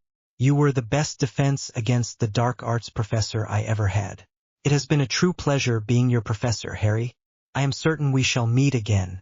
Harry again pictured his father, Sirius, and Lupin as young men, engaging in mischief. This time the image was not bitter. He felt closer to his father, knowing something about him, knowing his friends. Regardless of Professor Snape's assertions, his father had been a great man. He had at least two friends who were willing to die for him, just as Harry would be willing to die for Draco, Hermione, and Ginny, he reflected. And that was all that mattered. The year culminated in a triumphant victory for Slytherin, as they once again won the House Cup. "Others will say what they wish," Potter said, not sitting opposite him at the table. "But if I have the pleasure of seeing the constipated faces of Gryffindor, it is thanks to you." On their way home, Harry, Draco, and Ginny shared a compartment with Nott and the Greengrass sisters, Daphne and Astoria. Astoria was Ginny's classmate and one of the few she considered a friend. "Hello," said Hermione, opening the compartment door. She arrived with Neville Longbottom, and apparently did not expect to find more than her three friends there. "I'm sorry." She took a breath and found the courage. "The other compartments are full. May we sit with you? If you don't mind." "No," Neville said quickly. "What did you say?" Ginny said at once. "Come in." Harry observed, not pressing his lips together, clearly suppressing the urge to make a sarcastic remark. Daphne and Astoria also appeared uncomfortable. "Nott claims he will defeat me in a game of magical chess." Hermione raised her eyebrows. "Even Ronald Weasley could defeat you in a game of chess, Draco."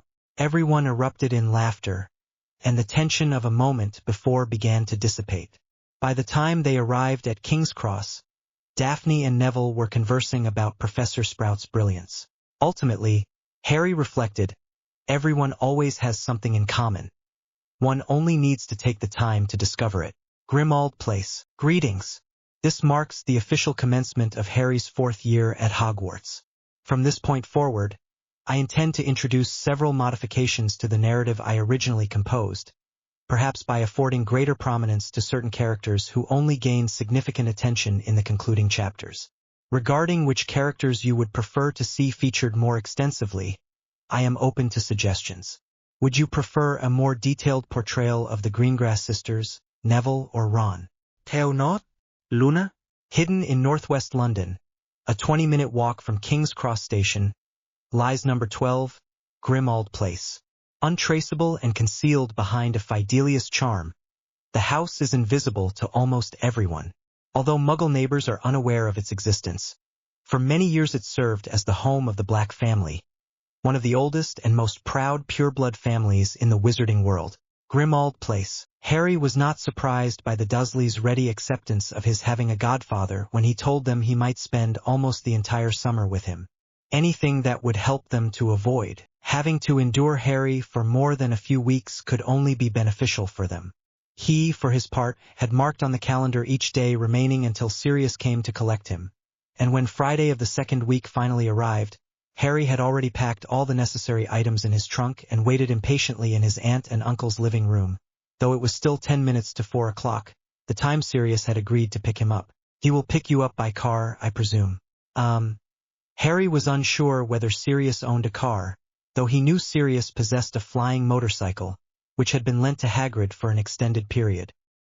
He decided that this information would not alleviate Uncle Vernon's anxiety, and it would be unwise to antagonize him at a moment when Harry was minutes away from being free from the Dursleys, so he assumed. When the doorbell rang, Uncle Vernon, who had been pacing furiously about the room, went to answer it. The boy noticed his hand trembled slightly as he reached for the doorknob. "Good afternoon, Dursley." Harry felt a surge of excitement at hearing Sirius's voice again. Sirius entered without waiting for an invitation. "I've come for Harry." Although barely a month had passed, Sirius looked like a completely different person from the one Harry had known before. He was no longer so thin, he was much better dressed, and Harry would even say he had a casual air of elegance and aristocracy. He appeared 10 years younger than the last time they had seen each other. This pleased Harry. "Sirius." "Harry, how wonderful to see you," his godfather said, embracing him. Sirius looked at the Dursleys, who had not yet spoken, and asked, "I presume they have been treating you well?" This apparently enraged Uncle Vernon. "How dare you, you imbecile!" Sirius's gaze was so dangerous that for a moment Harry considered drawing his wand to attack his uncle, though he wasn't actually sure whether Sirius possessed a wand. Instead, however, his godfather seized Uncle Vernon by the shirt collar. "I know you've been abusing my godson, Dursley, for years, so be quiet, unless you want me to turn you into a pig." He glared at him. Dismissively, he added the difference wouldn't be much anyway. The threat was real. At that moment, Harry confirmed that Sirius did indeed possess a wand, which he was drawing from his jacket pocket to threaten Uncle Vernon, whose face was as pale as a ghost. "Sirius," he interjected, deeming it unwise for Sirius to jinx a Muggle so soon after his release, while distrust towards him still lingered among many. "We're leaving now, Harry," he said, glancing at his trunk. "We'll have to shrink that." He waved his wand, without uttering a single word, and Harry's trunk was reduced to something that could fit in his hand. "Goodbye," said Uncle Vernon, his voice dripping with hatred but restraining his insults. "Farewell," Harry said. Once they had gone outside into the courtyard, Sirius muttered something about oblivious Muggles, then turned to Harry. "I had considered bringing the motorcycle, but Muggles would see it. Therefore, it would be best if we apparate." "Apparcernos?" "Yes, hold my hand. I warn you that it's not usually a pleasant sensation the first time, but try not to vomit." "That's encouraging." Actually, it wasn't Harry's first time apparating, but he didn't deem it appropriate to mention Professor Snape in Sirius's presence. They couldn't stand each other. Apparition was the most unpleasant experience in the world for Harry. He felt a pull in his stomach, and his body seemed to contract and expand unpleasantly. They were already entering the house when Harry recovered from his discomfort. Straightening up, he looked up to survey his surroundings. ¿Es esta tu casa? "The Black House. I trust you will excuse the disorder and dust. No one has resided here for over a decade. I have been endeavoring to clean as much as possible." Only the living room where they were located was enormous. The furniture and objects scattered about indicated that it had once been very elegant and luxurious. In reality, it still was, but it appeared so neglected that it would hardly strike anyone as tasteful. I will show you to your room. Please try to be quiet when walking down the hall. My mother might hear you. I have been trying to get rid of her, but, his mother? Well, Harry understood when they passed the hallway. The portrait of a dark-haired woman with a disagreeable expression began to hurl a torrent of insults about blood traitors. A charming woman. Was your family pure blood? Harry asked Sirius. Yes, they were obsessed with blood purity. Madmen, the lot of them, said Sirius. I hated them and they hated me. I was the first in my family not to be selected for Slytherin. I went to Gryffindor, like your father. He said the last part with pride. Harry sighed. There they were again, the inevitable comments regarding his Hogwarts house. What is wrong with Slytherin? Harry asked, trying not to show that Sirius's comment had bothered him. He was aware that many students from other houses harbored prejudices against Slytherin, but he disliked anyone speaking against his house. Sirius met his gaze, and in the brief pause before replying, Harry sensed a considerable internal struggle against a notion proving difficult to accept. There is nothing wrong with Slytherin. My cousin Andromeda was in Slytherin, and she was one of the few who opposed the views of the rest of the family. And Ginny, Draco, and you are Slytherins, and I would not be free here if it were not for you, he said. But in my case, being sorted into a different house from the rest of them made me bolder, and since then I have not stopped confronting them and making them angry whenever I could. In the end, I grew tired of them and ran away from home. Did you run away from home? At the age of 16. Your father, James, and your grandparents welcomed me. Harry wondered if Sirius's relationship with his family was the same as Draco's with his parents now. He felt sympathy for his godfather, having had to listen to the woman in the portrait speak like that since he was a child. The following days at Grimmauld Place were quite pleasant. The house was undetectable to Muggles, something that surprised Harry a little, given its location in the heart of London. Upon receiving his school supplies list that year, Harry wrote to Hermione and Ginny, arranging to meet at Diagon Alley on the same day. Harry would have liked Draco to join them, but as the previous year, none of his letters received a reply. Consequently, his letters remained unanswered, leading him to believe that affairs at Malfoy Manor were not proceeding smoothly, at least not for his friend. After withdrawing the necessary funds from Gringotts, they were on their way to Flourish Blutz, their meeting point, when Harry saw it, majestic, dazzling, in a shop window, the Firebolt. I've heard it's the best racing broom, and the Irish team will be using them for the Cup this year, Sirius said from behind him. Harry already owned a Nimbus 2001. The broom would likely cost all the gold Harry's parents had left him for his education. He sighed, resigned. Let's go, he told Sirius. I'm sure the girls are already at the shop. Upon entering Flourish and Blotz, the first thing he saw was, indeed, a familiar and radiant red flash. Harry. Ginny greeted him with a smile. Sirius, it's so good to see you both. Ginny's brother, Ron, and Mrs. Weasley were with her. Harry had spent a few weeks with them the previous summer. Ginny wasted no time in asking Sirius if they would be joining them at the Quidditch Cup. Sirius already had the tickets, but he thought it would be a good idea to share a tent with the Weasleys. If half the family was as entertaining as the little redhead, it would be guaranteed fun. Harry, I'll see you in a little while. I have some matters to attend to, said his godfather, leaving him with his friends. Are you enjoying yourself with him, aren't you? Ginny inquired. It's the best thing in the world, Harry smiled. I don't know how I'll ever go back to the Dursleys after this. We are glad to hear that, said Hermione, appearing from between the shelves just as he was about to ask for her. At least these days we do not have to worry about how those relatives of yours would be treating you. Her voice trailed off slightly as she spoke, and then she returned to ask, have you heard anything from Draco? Harry shook his head.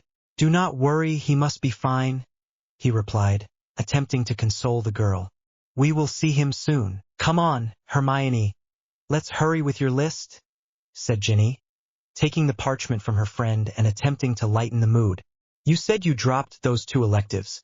So why is your book list even longer than last year's? It was a mystery that Harry, too, wished he could understand. Harry wrestled with the decision of whether or not to speak. His scar had been aching that morning, upon waking. But if he could not tell Sirius, to whom could he confide? To Draco, perhaps, who was adept at discretion. However, weeks remained before he could next see and speak with Draco. Finally, while they were still at breakfast, a decision was made. This morning, he said, this morning my scar has been hurting. The last time I felt that was because Voldemort was near me. Do you think it might be Sirius this time?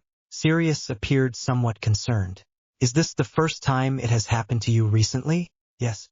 It hasn't happened since my first year at Hogwarts. I shall discuss this with Dumbledore. I believe you should exercise caution, Harry, and I think you know why. Wormtail has escaped, and considering he is now a fugitive condemned to the kiss, it would not be surprising if he sought out Voldemort in an attempt to restore him to power. Harry nodded. Knowing they were constantly threatened by the return, in some way, of the dark wizard who killed his parents filled him with rage. Well, I think it's time to go to the burrow, said Sirius. But before that, come, I want to show you something. Harry followed him into the drawing room. Sirius retrieved something from behind the sofa. So, what do you think? He asked, extending it towards Harry. Is the firebolt. I sensed you admired it the other day, so I purchased it. I am not particularly thrilled about Slytherin's victory over Gryffindor in the Quidditch Cup, but if it must be so, I am pleased it is you who achieved it. Are you giving it to me? To me? Sirius laughed. Who do you think it's for? Although, if you don't like it, we can give it to Draco. Before he could finish the suggestion, Harry interrupted, grasping the broom handle in his hands. Are you kidding? It's the coolest gift I've ever received. The thrill of flying the firebolt momentarily eclipsed the pain of Harry's scar. La advertencia de Dobby. I have returned. I was not dead. I was simply occupied with exams and other university matters. However, I am here today with this chapter and updating my other stories to assure you that I am not abandoning the fanfiction. Thank you all for your support thus far. La advertencia de Dobby. Harry, you've arrived. Hermione embraced him as he and Sirius arrived at the burrow. Hermione, how have you been? Ginny and I have enjoyed ourselves immensely. We have also been studying, of course. Have you heard anything from Draco? Harry exchanged a look with the redhead. Then his eyes returned to the brown-haired girl as he shook his head. Hermione was visibly disappointed. Oh, I apologize. I thought, well, it does not matter. You know how things are. But he is fine, he knows how to take care of himself. You shouldn't worry too much. That's what I've been telling him, said Ginny. But he won't listen. Both knew that their friend and Hermione shared feelings beyond friendship, and that Draco wouldn't want to see her worried, especially given Hermione's tendency to overthink everything. Well, it's time for us to go.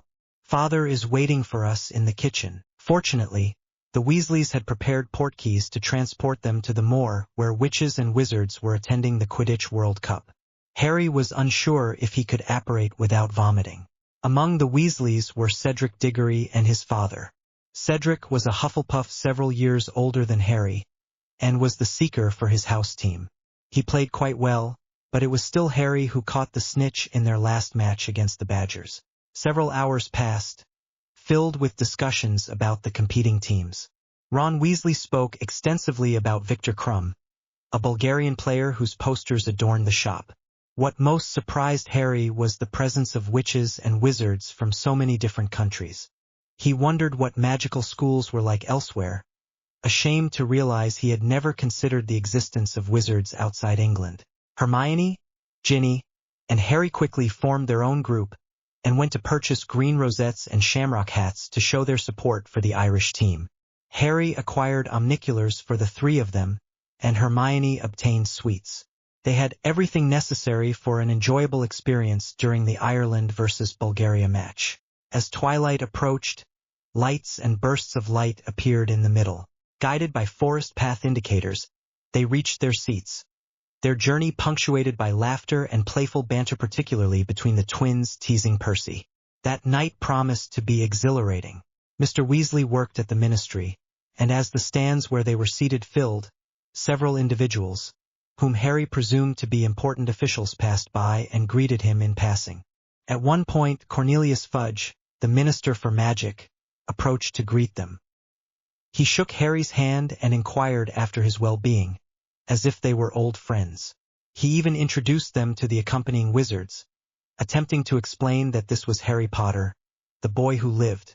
Apparently, the others did not understand his words, but upon seeing Harry's scar, they would become excited and begin to murmur in their own languages. "At last, we understand each other," Fudge confided in Harry. "I'm not very good with languages.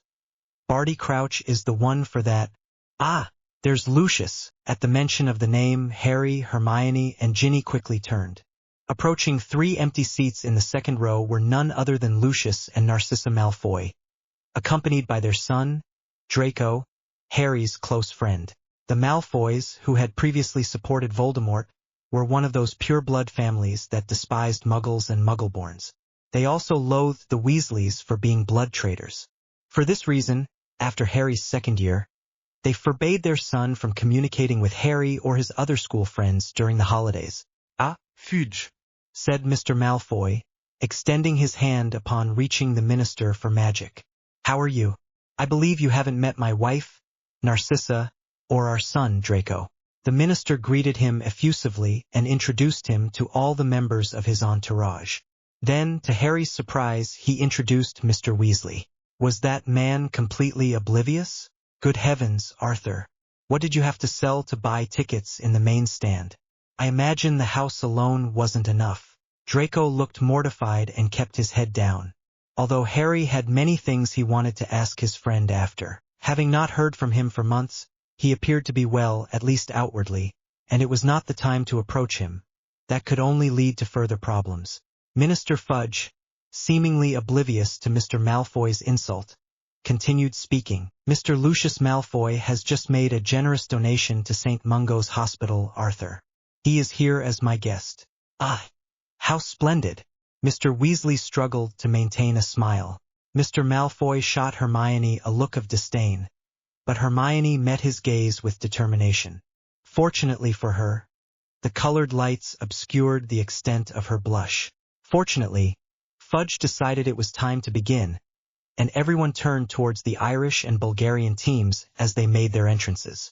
Bulgaria entered with 100 Velas leading the way. The Velas, Harry then discovered, were the most beautiful and dazzling creatures in the world, making it impossible to look away. The match began, and it was the best game Harry had ever witnessed. Crumb flew in a manner Harry had thought impossible, deceiving the Irish seeker into a headlong dive. Although he had hoped for an Irish victory, he wasn't surprised when Crumb caught the snitch. Inside the shop, laughter and merriment reigned for a while, until everyone fell asleep. Harry went outside for some fresh air, now that things had calmed down. Then he heard a crack, and beside him, he saw a familiar creature. "Dobby, Mr. Harry Potter." "It has been a long time," said the elf, appearing nervous. Dobby, ¿qué haces aquí? Mr. Draco requested. The elf was digging its nails into my arms. "I shouldn't have. Mr. Malfoy will punish me." Mr. Draco asked Dobby to warn him. "This place is not safe, my lord. Harry Potter and his friends must leave this place as soon as possible." ¿Por qué, Dobby? ¿Qué pasa? ¿Le pasa algo a Draco? Mr. Draco is safe. Mr. Draco asked Dobby to inform his friend, Harry Potter, that he must leave immediately. The elf looked at him anxiously, as if wanting Harry to pack his things and depart at once. "It is unsafe for Harry Potter and his friends to remain here. Dobby, I cannot simply leave. You must tell me what is happening." "Dobby can say no more, sir. Please leave now." "I don't know what's happening, Dobby. I can't simply leave without knowing what's going on," he said. "What would I tell Sirius or the others?" But, growing alert and with his wand at the ready, he knew that the first thing he had to do once Dobby left was to wake the girls. "Tell Draco I'll be careful." "Go, Dobby," he said, before the elf could insist. "And thank you." The elf vanished just before everything began. In the distance, Harry heard a single, isolated scream followed by a sound like pistols. Harry knew this was impossible. Somewhere in the camp. He then saw people beginning to run towards the woods, and some hooded men, their faces covered by masks, to follow them. Harry felt a hand on his shoulder and froze. "Harry," said Sirius, Like Harry, he appeared not to have yet gone to bed, and behind him emerged Mr. Weasley, still in his pajamas. "We're going to assist the ministry. You and the others go to the forest and remain there. Do not separate. We will come for you as soon as everything is resolved." The Weasleys and Hermione exited the shop and ran still somewhat sleepy toward the forest. Hermione stumbled over a root, and Harry quickly assisted her to her feet. Everything was chaos, and Harry could see people floating in the air. Muggles were being tortured. A green light illuminated everything. Someone had pointed towards the sky. "The dark mark," said Fred, gazing upward. Harry, along with everyone else, looked up.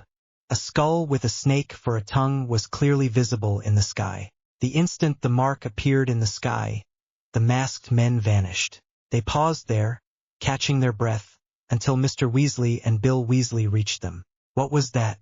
Ron asked. "Death Eaters. Voldemort's followers," Harry thought. Ginny, who was a few steps behind him, walked toward him and clung to his arm. What were their intentions? Likely mere amusement. They had a bit too much to drink and wished to demonstrate their continued presence, tormenting Muggles. "Let's go," said Bill. "We'll all take a portkey back to the burrow now." "Then why did they stop when they saw the mark?" Harry asked. "Was whoever cast the mark trying to scare them away?" "It's possible," responded Mr. Weasley, "that the Death Eaters who are at large and who may have attacked today did everything to evade prison. They lied. They did everything to return to their lives before Voldemort. He would not be very pleased with them. So then, was anyone truly looking out for Voldemort's interests?" Harry considered Pettigrew. In any case, someone had invoked the dark mark that night, and Harry's scar had been hurting. He felt a great weight upon his shoulders. Dobby had warned him to flee. Draco knew what was about to happen. Harry was unsure how to feel about it. The Tri-Wizard Tournament. Hello. A new chapter begins, and Harry's 4th year has officially commenced. The Tri-Wizard Tournament. Later, they learned that it was a house elf belonging to a high-ranking ministry official who had acquired a wand to summon the dark mark. It was the most absurd thing in the world, Harry thought. But apparently Mr. Crouch, the elf's owner, did not think so and freed her. For elves in general, servitude was part of their nature, and it was distressing for them to be liberated by their masters. Although Harry knew of 2 house elves who likely desired freedom, Dobby and Creature was Sirius's house elf. But he was so unbearable that Sirius constantly had to shout at him to give him orders. The only time Hermione had visited Grimmauld Place that week, along with Ginny, she had been horrified by the way Sirius treated Creature and had become a staunch defender of house elves. This was an annoyance, as, in Harry's opinion, Creature deserved it. For Harry, the commencement of term was a relief, primarily due to his eagerness to speak with Draco as soon as possible. He bade farewell to Sirius, the Weasleys, and their elder children on the platform. Hermione departed with her fellow Gryffindors, seemingly now on better terms with Ron Weasley, as they both appeared to be putting behind them the difficulties they had experienced, particularly during their first year. Hermione's absence was preferable, as Harry sensed that whatever transpired in his conversation with Draco would not be something Hermione wished, or perhaps ought, to hear. "Here," said Ginny, "this one is empty." "I shall seek out Draco," said Harry, glancing into the neighboring compartments. Harry did not have to search long. Upon exiting, he saw Draco boarding the same carriage. Upon seeing Harry, his friend lowered his gaze to the floor. "Hello, we were looking for you." "Hola, Harry. Ginny and I have already found a compartment. Will you join us?" Draco followed, but Harry couldn't help noticing a reluctance on his part, though he decided to wait until they were out of earshot of the others before questioning him. "Hello, Malfoy," Ginny greeted him, but as she looked at him more closely, her smile faded, noticing that the boy looked paler than usual and had pronounced dark circles under his eyes that betrayed the fact that he hadn't been sleeping well lately. "What's wrong?" "Nothing, Weasley, just a bad night's sleep," the boy said, sitting down. "Draco, you can tell us," Harry said. "Is this because of what happened at the Quidditch World Cup?" Draco frowned and confronted Harry. "You didn't listen to me," he protested. "I warned them to leave immediately, but you didn't heed Dobby's warning. You can't imagine what it was like, worrying about what might happen to the 3 of you. And where is Granger?" "With the Gryffindors," Ginny replied. What are you talking about? Warning? She looked at Draco and Harry in confusion. And why haven't you replied to our owls all summer? My father's condition has deteriorated. Someone told him, I believe it was Pansy, he spent too much time with Potter, the mudblood Granger, and the traitorous Weasley at school.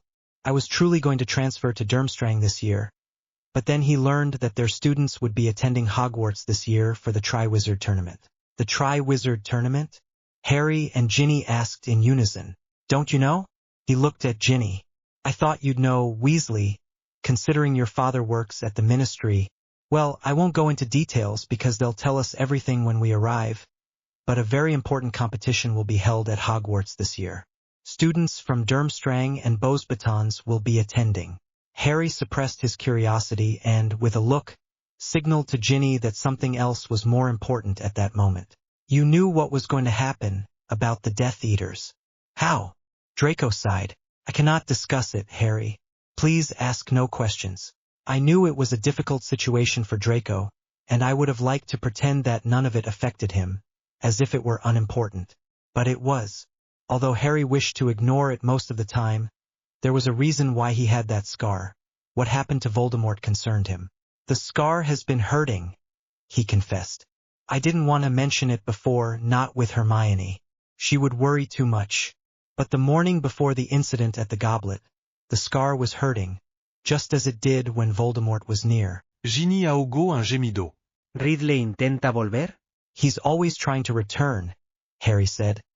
And now that Pettigrew is free to assist him, my father returned home as frightened as everyone else. Harry knew Draco was not lying, though conflicted by his father's involvement.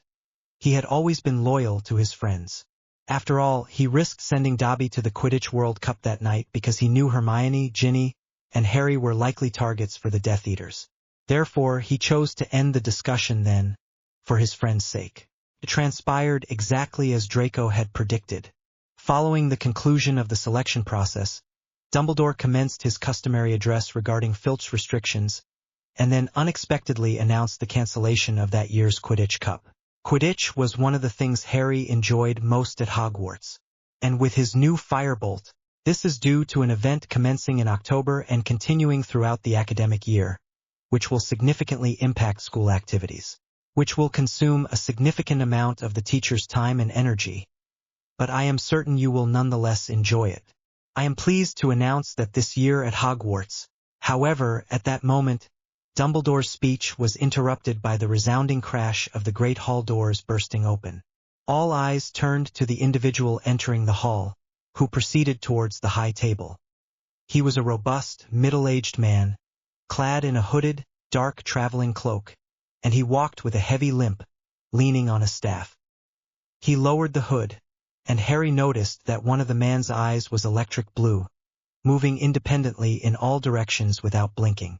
This, coupled with his scarred face, a portion of his nose missing, gave him an abominable appearance. The man approached Dumbledore and sat at the table. The headmaster then cheerfully announced, I present to you our new defense against the dark arts professor, Professor Moody. No one applauded except Dumbledore and Hagrid. You can't be serious, Draco said. That man is mad. Harry did not know Professor Moody, but he could perfectly understand why Draco thought so. Dumbledore cleared his throat and continued. As I was saying, we have the honor of hosting a thrilling event over the coming months, an event not seen in over a century. It is with great pleasure that I inform you that this year, Hogwarts will host the Triwizard Tournament. From his table, he heard Gryffindor's Fred Weasley break the silence, saying aloud, You're pulling our leg. Everyone burst into laughter. Harry and Draco stared, incredulous. Undoubtedly, Fred Weasley did not have Snape as his head of house. He truly had audacity. I am not making fun of anyone, Mr. Weasley, the headmaster replied. Right, where was I? Yes, the Triwizard Tournament. Now, some of you may not know what the Triwizard Tournament is, so I apologize in advance to those who do for giving a brief explanation. The Triwizard Tournament was a competition held between 3 major European schools of magic, Hogwarts, Beauxbatons, and Durmstrang. Each school selected a champion to represent them. It hadn't been held for a century due to the number of participant deaths, a fact that certainly didn't encourage entries. Dumbledore assured everyone that every precaution had been taken to ensure the tournament's safe conduct that year. All were excited to hear of the prize and the honors of being the winner, but spirits dampened when Dumbledore announced that only students 17 years of age or older could participate. That is to say, very few. Harry was not particularly bothered. The whole glory and fame thing sounded good for a while, but he already knew what it was like to have people pointing fingers at him, and it wasn't pleasant. Furthermore, even when he did not seek them out, problems always seemed to find him. Why would he deliberately seek out unnecessary life-threatening situations? He hoped this course would finally afford him some tranquility, but if that proved impossible, he was at least not going to invite further trouble. A tournament where people ended up dying was undoubtedly considered extra trouble. "I wonder who the judge will be who chooses the champions," said Draco. Once they reached the common room and he was able to throw himself onto his bed. "This year will be very interesting." Sí, parece que sí. Oye loco. The first class of the day had been a disaster. Professor Snape was usually demanding, and he never made things easy for Harry, but Harry usually managed to do well and meet the professor's requirements. However, Professor Snape seemed not to have gotten over the fact that Hermione, Ginny, Draco, and Harry had cast a stunning charm on him the previous year. He was relieved when the potions torture session ended. Harry thought things would improve afterward, in care of magical creatures. Magical creatures, yet I had forgotten Professor Hagrid's peculiar fondness for monstrous and dangerous beings. That day, he introduced them to the explosive-tailed excreguts, instructing them only to feed them. Furthermore, they did not even know what to feed them. Suddenly, their tails exploded, and everyone, absolutely everyone, sustained hand injuries.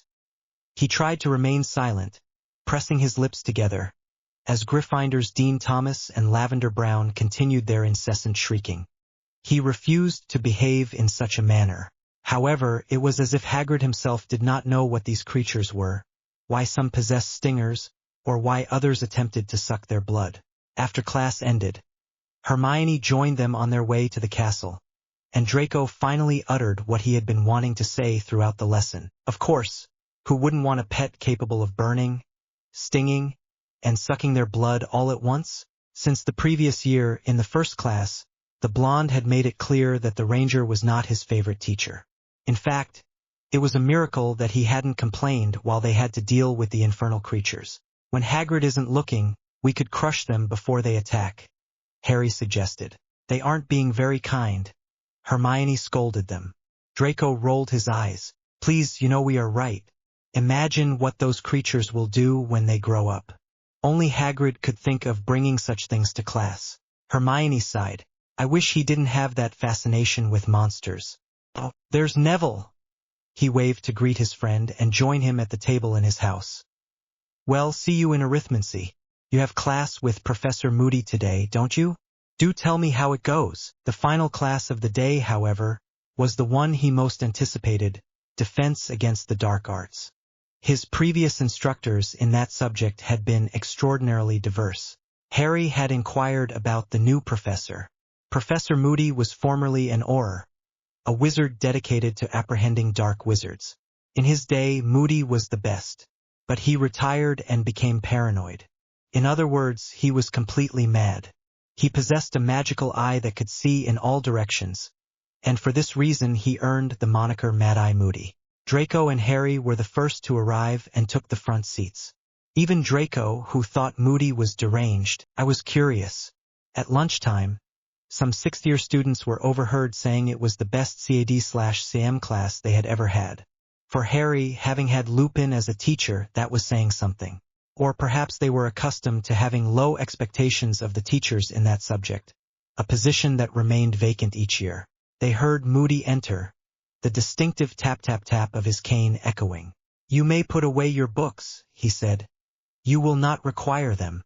They obeyed instantly. "Good," he said after taking the roll.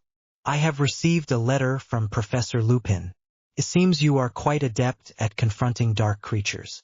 You have studied boggarts, redcaps, hinky-punks, grindylows, kappas, and werewolves. Is that correct? All nodded silently. However, they are severely behind in dealing with curses, Moody continued.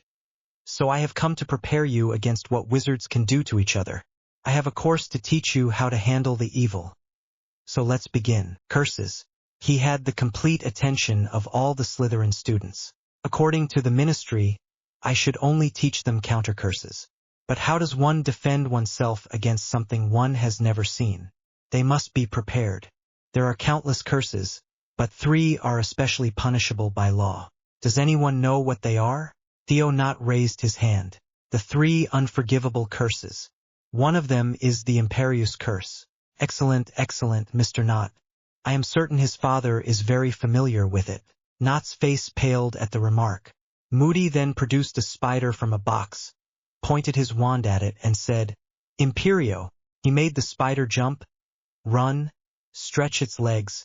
Everyone began to laugh except Draco and Harry. Then Moody looked sternly at the group. Do you find this amusing? Would you like me to try it on you? The laughter ceased instantly.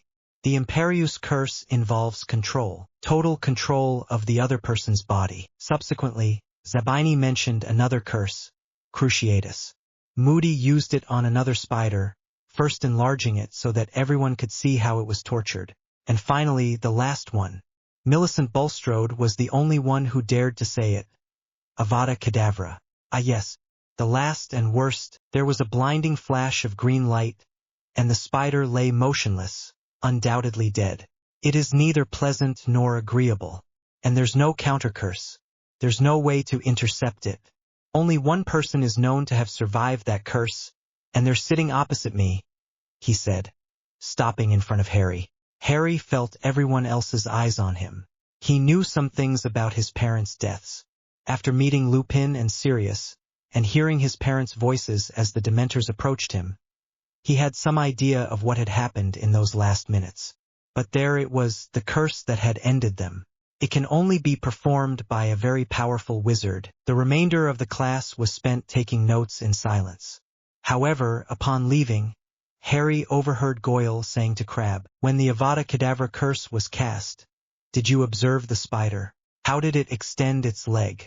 Harry clenched his fists, disgusted by their admiring, almost reverent, discussion of the killing curse. Disregard them.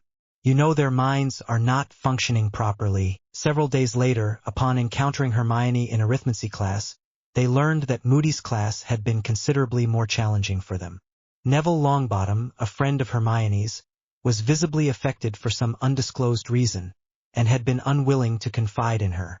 After class, Professor Moody took him aside in a seemingly clumsy attempt at consolation, given Neville's evident apprehension of him.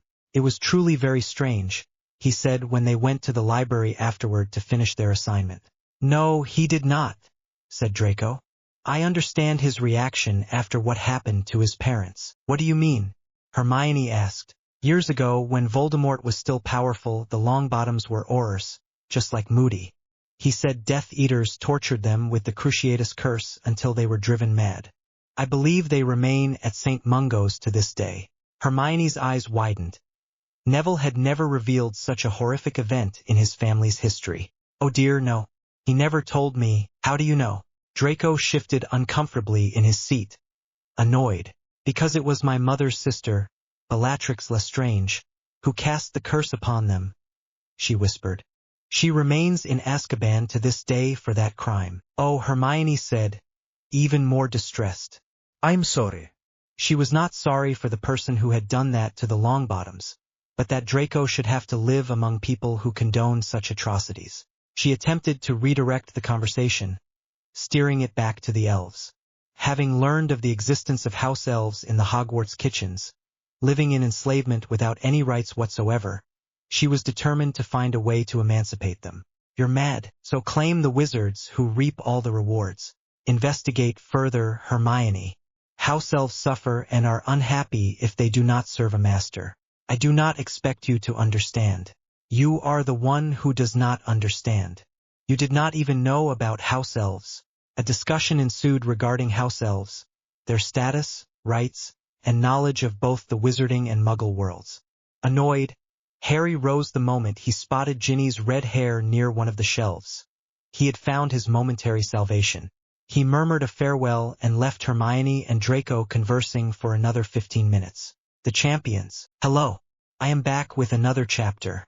Unfortunately, updates will be slower, as I approach the end of what would be the Goblet of Fire. There are several things I want to add to the story, which will also slightly alter the events of Harry's final years. However, do not worry. Nothing drastic that will affect the epilogues of this story or the sequels. In response to an anonymous review, no, the story does not feature Harmony or Drini. The couples depicted are Hanny and Dramione. The confusion may have arisen because a version of a hero in Slytherin was borrowed and published with different pairings on another platform.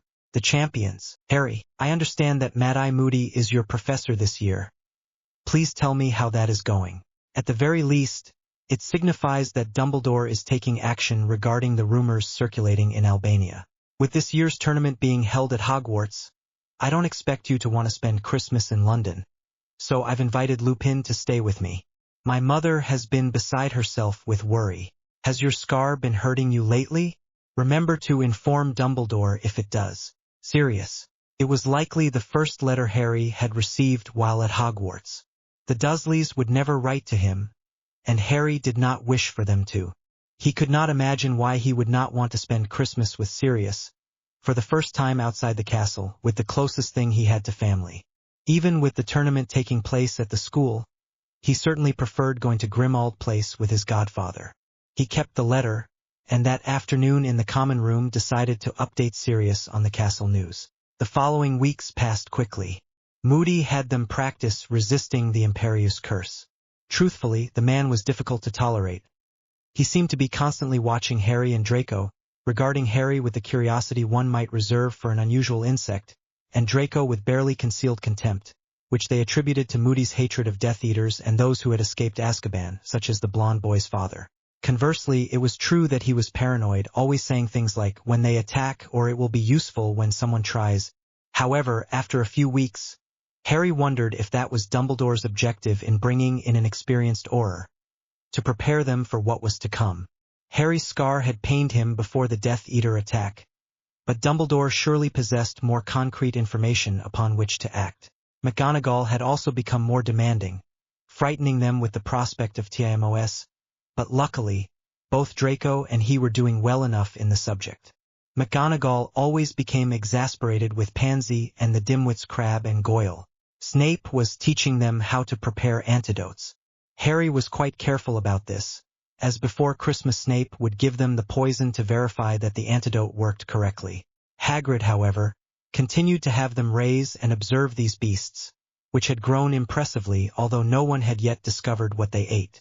The end of October soon arrived, bringing with it the special guests, the students from Beauxbatons and Durmstrang. On October 30th, the Great Hall had been decorated, and that evening the heads of houses arranged their students in lines on the castle's entrance staircase. "Straighten up, Potter," said Snape as he counted his students. "Parkinson, wipe that ridiculous paint off your face. Goyle, try not to look so stupid." Beauxbatons Academy arrived first, making a spectacular entrance in a magnificent carriage drawn by winged horses. Its headmistress, Madame Maxime, descended to be greeted by Dumbledore, and Harry was astonished to see that she was a woman as tall as, or perhaps taller than, Hagrid himself. Then, from the depths of the Black Lake, a black boat emerged. The students began to disembark, led by their director, Professor Karkaroff. Dumbledore and he shook hands, and Karkaroff summoned one of his students. Harry recognized him immediately from the cup. It was none other than Viktor Krum. The banquet commenced, and the students' excitement was palpable. The Durmstrang students were seated at their table, while most of the Beauxbatons students sat at the Ravenclaw table. Viktor Krum, the renowned Bulgarian Quidditch player, was seated only one place away from Harry, with Draco between Nott and Zabini. "Are you Viktor Krum?" Draco immediately sought to strike up a conversation. "My name is Draco Malfoy. I was at the game against Ireland. That feint was sensational. Will you be attempting to enter the tournament?" Ah, hello Draco. "It is a pleasure to meet you."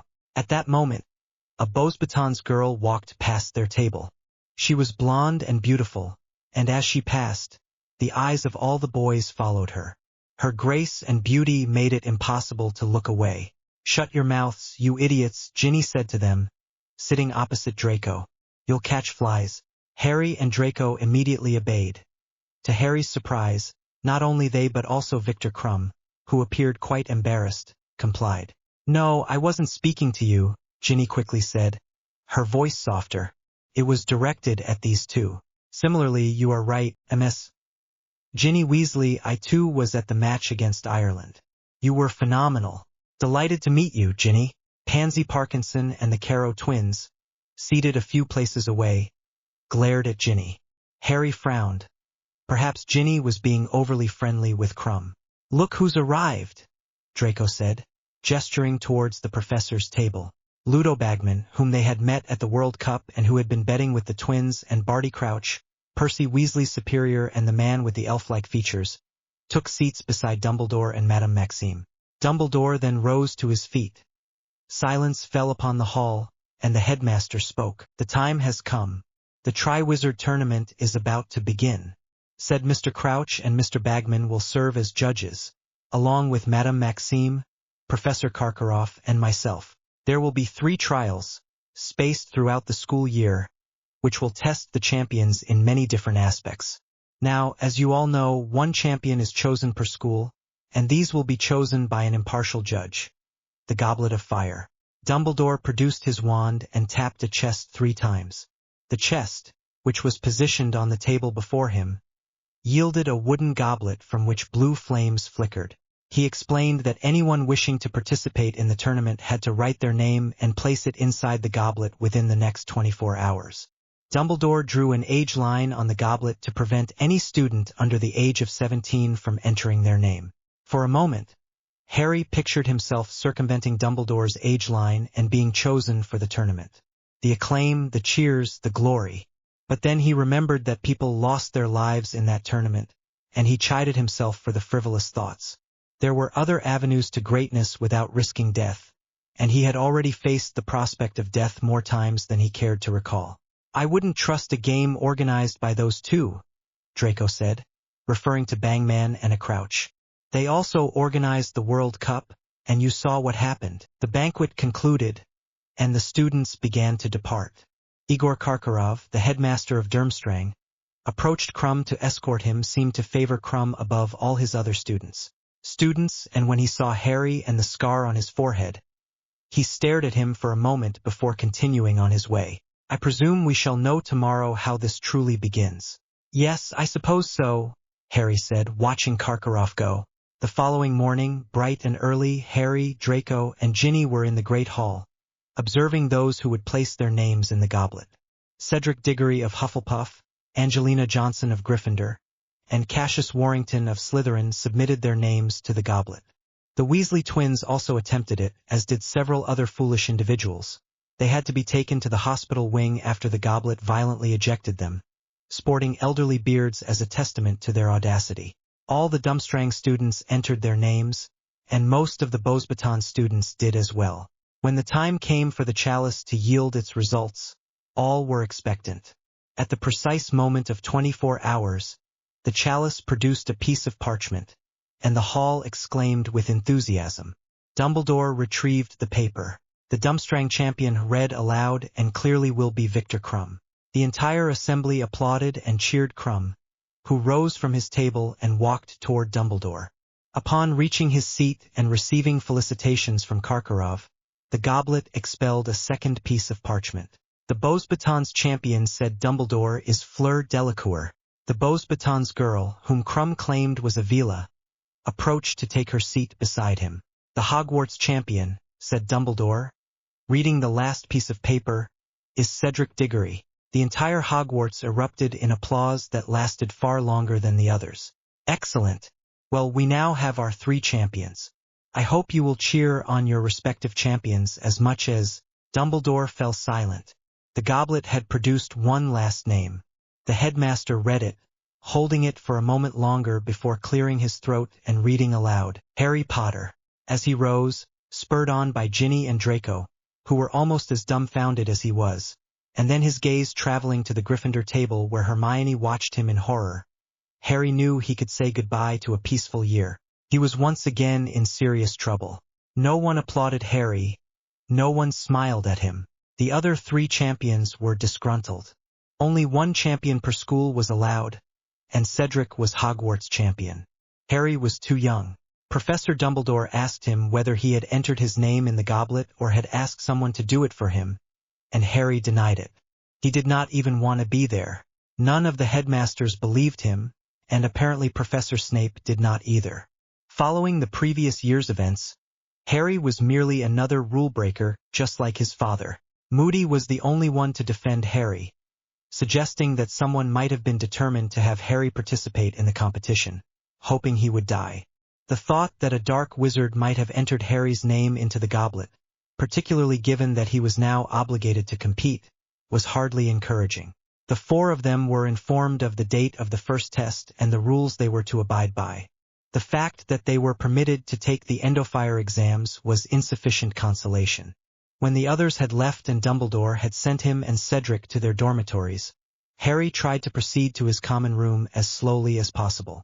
Cedric had asked him how he managed to place his name in the goblet, and did not believe Harry when he said he had not done it. Harry did not want to arrive at his common room and find himself the focus of everyone's attention. Would anyone believe him? He therefore remained in the entryway for a considerable time, seated on the cold stone floor, until he believed that everyone had gone to sleep, thus enabling him to avoid further questioning. However, upon entering, he found that Draco and Ginny were still awaiting him, seated near the fireplace in the common room. "Did you put your name down?" Draco asked. Harry frowned, offended. How could he possibly ask that question? Certainly not. How could you possibly think such a thing? I apologize. I had to ask. So it is true. Whoever entered my name wished me no good. Is there no way to avoid participating? Ginny asked. He shook his head. Dumbledore says there is no alternative but to participate. Draco scoffed. It does not matter. Whoever did it will not get away with it. Ginny said confidently, if anyone can do this, it's you, Harry. He gave her one of his dazzling smiles, and Harry thanked him.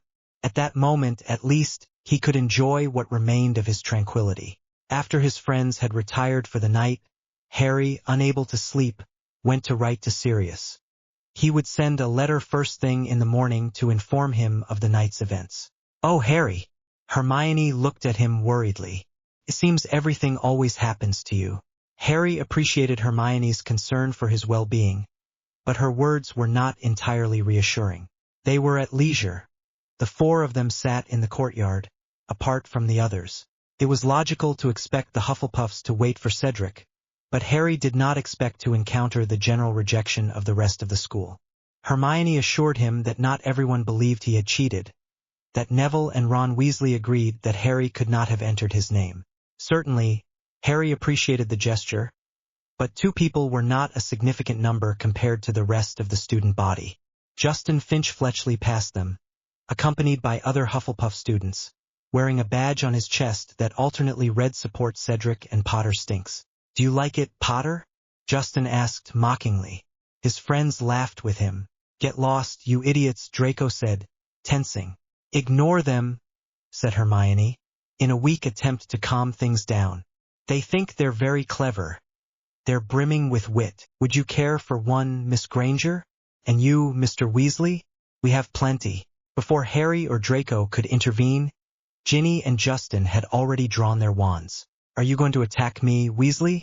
I thought that despite being a snake, you possessed some decency. Perhaps she will, but we won't, said Zabini, approaching from behind, accompanied by Daphne and Nott, with Crabbe and Goyle trailing behind them. Get lost, Fletchy. Outnumbered. Justin and his friends quickly departed. Thank you, said Harry, surprised. I did not believe Justin would actually do anything, and in any case he could defend himself perfectly well. However, I never believed Zabini would take his side. From the first year, they had not gotten along particularly well. No one mocks a Slytherin, not even you, he said. Have you seen their badges? Daphne said, smiling. Pansy and I have made better ones. Le pasó una a Draco y otra a Ginny. They were silver badges. A snake formed the border, and in green lettering it read, Harry Potter, Slytherin champion. I want one too, Hermione said, smiling, and Daphne gave her one. I expect you to crush the others. If not, you'll have to deal with us, Zabini finally said before leaving. Harry nodded. He felt in a better mood now. The following day, he felt rather more inclined to murder someone.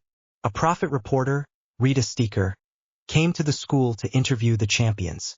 She was one of the most irritating women Harry had ever encountered, and he had to restrain his urge to cast a silencing spell on her. He did not hear any of Harry's responses to his questions. He continued writing his own version of the story, portraying Harry as a rebel whose eyes welled up with tears at the thought of his parents and other equally ridiculous things. Harry cringed at the thought of his peers reading the prophet and that interview. He tossed the newspaper aside a few days later, having barely read the headline. You mustn't let it get to you. She's a dreadful woman, said Ginny. After the cup, she wrote an article where she spoke ill of my father. She didn't even spell his name correctly. She's always trying to make everyone look bad. But look here, Weasley, did you read this? Said Draco, who seemed to have found something amusing in Rita's article, as he was stifling laughter. He cleared his throat and read, Finally, Harry has found love at Hogwarts. My sources confirm that Harry is rarely seen without the company of Ginny Weasley, a girl of striking beauty and the daughter of a prestigious family with a long magical lineage, who, like Harry, belongs to Slytherin house. In fact, sources say that Potter spent the summer at the girl's home, and they have been seen together in Diagon Alley and at the Quidditch World Cup. Finally, Draco burst into laughter as Harry and Ginny grew progressively redder. That is not true. Harry began to say, Ginny and we are friends. Sí, amigos, es. Abominable woman, Ginny exclaimed, rising to her feet. When I see her, she will know what it is like to be on the receiving end of a curse. She departed without another word to either boy. Had Rita Skeeter witnessed her at that moment, she would have encountered the very personification of evil. At that moment, Hedwig entered the dining hall, bearing a letter for Harry. He knew there was only one person who would write to him. Harry, there is something you must know to be on your guard. Igor Karkaroff, the headmaster of Durmstrang, was a Death Eater. He was in Azkaban with me, but he was released when he made a deal with the Ministry. Moody was the one who apprehended him, and I believe that is why Dumbledore brought him to the school this year. Prior to the commencement of the course, Moody was attacked at his home. Many dismissed it as a false alarm, given Moody's paranoia. However, I believe someone may have genuinely attempted to prevent him from reaching Hogwarts. You must be careful. I know you can overcome all the trials. If anyone can do it, it is you. Sirius. Harry looked up at where Karkaroff was sitting. He a Death Eater? Was the entire tournament a trap to kill him? Harry waited until they reached the corridors, distancing themselves from the others before informing Draco. Draco frowned. That makes sense. The problem is that there's no way to avoid it now. It's a real mess. That was the worst part. Harry felt as though he were walking directly into the lion's mouth. The first test. Combo 2x1. The first test. Harry, Hermione, Draco, and Ginny were completing their homework in the library when Krum reappeared. He had been frequenting the library lately, much to Hermione's annoyance, as she could not tolerate his fan club. Another person who was not having a very good time with the harassment was Ginny. After Steeker's article, the girls looked at her with hatred and envy. I loathe Steeker. Should I encounter her, I shall cast a curse she will not forget for the rest of her days. The girl had been repeating that for the past few days, and hopefully Steeker wouldn't appear. Everyone knew Ginny would keep her word. Hermione, on the other hand, remained obsessed, perhaps even more so with the matter of the house elves. She had begun knitting socks, scarves, and other garments to leave in the Gryffindor common room, hoping the elves would take them and thus be freed. She attempted to enlist Draco, and even Harry and Ginny, in her cause, giving them garments to leave in the Slytherin common room and taking some herself to the Great Hall. Harry and Ginny agreed, albeit unenthusiastically, knowing the endeavor was unlikely to succeed. Draco, however, vehemently refused. She insisted that the house elves, who were so well treated, did not want to be free. And the two of them once again debated the matter. You're starting to sound like Ron Weasley. Do not dare compare me to that fool. You are being entirely unreasonable. It is you who is being unreasonable, Granger. Even someone like Weasley is being more sensible than you. Why do you not listen to those of us who have lived our entire lives within the magical community? Those arguments prompted Harry and Ginny to roll their eyes and leave the pair alone, their absence completely unnoticed. The weekend, however, held brighter prospects. It was Ginny's first year to attend Hogsmeade, something she had been excitedly anticipating for days. While it was true that she had visited surreptitiously with Harry the previous year, that visit had not been particularly pleasant. On Saturday, the four friends descended to the village together, stopping at the Three Broomsticks for a butterbeer. "Is that not your brother?" Hermione asked Ginny as they entered, pointing to one of the tables where Charlie Weasley was sitting with the girl's other brother, Ron. "I wonder what he's doing here." "Wait a moment," she said, walking toward her brother. Draco located a seat for them, but Harry's gaze remained fixed on Ginny's whereabouts. He saw Charlie embrace his sister, and they exchanged a few words, whereupon Charlie beckoned him closer and whispered something in his ear. Whatever it was, Ginny's face drained of all color. She kissed her brother on the cheek in farewell and then walked back to where they were sitting. "What happened? You turned pale a moment ago," he said. Ginny motioned for everyone to lean in closer and lowered her voice. "Charlie is here because of the dragons. That's what they will face in the first trial, Harry." "Dragons," she said. "A Hungarian horntail, a Welsh green, a Swedish shortsnout, and a Chinese fireball, to be precise." Harry thought he might faint right there. Hermione groaned worriedly. "Oh no, Harry." It wasn't much help at that moment. Armed only with a wand, facing one of those enormous monsters, Harry didn't know how he was going to survive. The trial was only a week away. "I did not have much time to suddenly learn such a powerful enchantment that I could use against a dragon. What am I supposed to do now?" "Let's find something," Hermione said, standing up. "And what are we still doing here?" "We must go to the library." Draco and Ginny rolled their eyes, but lacking a better plan, followed her. Harry felt that these would be the last days he could spend with his friends. "Have you noticed Crumb?" Draco asked on their way to Defense Against the Dark Arts class, after having spent the entire morning completing their potions and transfiguration homework. "He spends far too much time in the library." I'm sure he was looking at Hermione. "I've caught him at least 3 times. And he greeted her today. Perhaps he knows she's our friend and is trying to glean information from her. I don't like it at all." Harry suspected that Draco's concern was not actually about Crumb attempting to extract information from Hermione, but he remained silent. He was far more concerned about the fact that he still did not know how to confront the dragons, and he only had a few days remaining. However, as the class ended, Professor Moody detained him for a moment. "Have you yet devised a strategy to outwit the dragons?" How do you know?" "Never mind, I won't betray you. The trap is traditional in the tournament," he said, leaning on his cane to sit down. "And so, do you already know how to outwit the dragon?" "No. I will not tell you how to overcome it, but I will offer you some advice. Use your strengths." "My strength? I am skilled in spells, but I doubt anything would be sufficient to fell a dragon. And I am a capable flyer, but brooms are not permitted." Were he permitted to bring his arrow, he could undoubtedly evade the dragon by flight. However, only his wand was allowed in the trial. "My second piece of advice, the summoning charm." They had been practicing it in Flitwick's class a few days prior, but Harry had not yet mastered it. However, Hermione and Draco could, and one of them had to assist him. Suddenly, he felt a surge of hope. Perhaps he wasn't going to die after all. "Thank you, sir," Harry said, before hurrying down the corridors to catch up with Draco. He had 4 days to perfect his enchantment skills, and he was so pleased that, upon encountering Cedric Diggory, he recounted the dragon incident to the unsuspecting boy. Apparently, Diggory was the only one who had not yet heard of it. It took him only 2 days to learn the enchantment. Undoubtedly, he worked far better under pressure. The students began to descend to the enclosure where the dragons were to be, while Professor McGonagall went to inform the champions that they should also descend. Harry was nervous, but he immediately straightened and tried to mask all emotion from his face. "Good luck, Harry," Draco, Hermione, and Ginny said.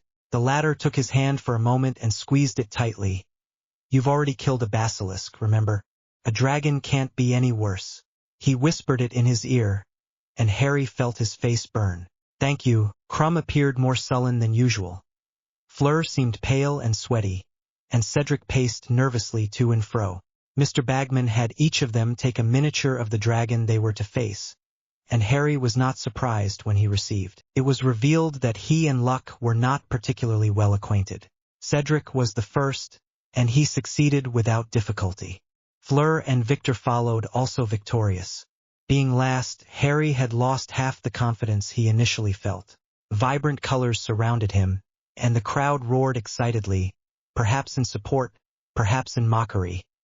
It was difficult to tell at that moment. Harry raised his wand. "Accio Firebolt!" he exclaimed.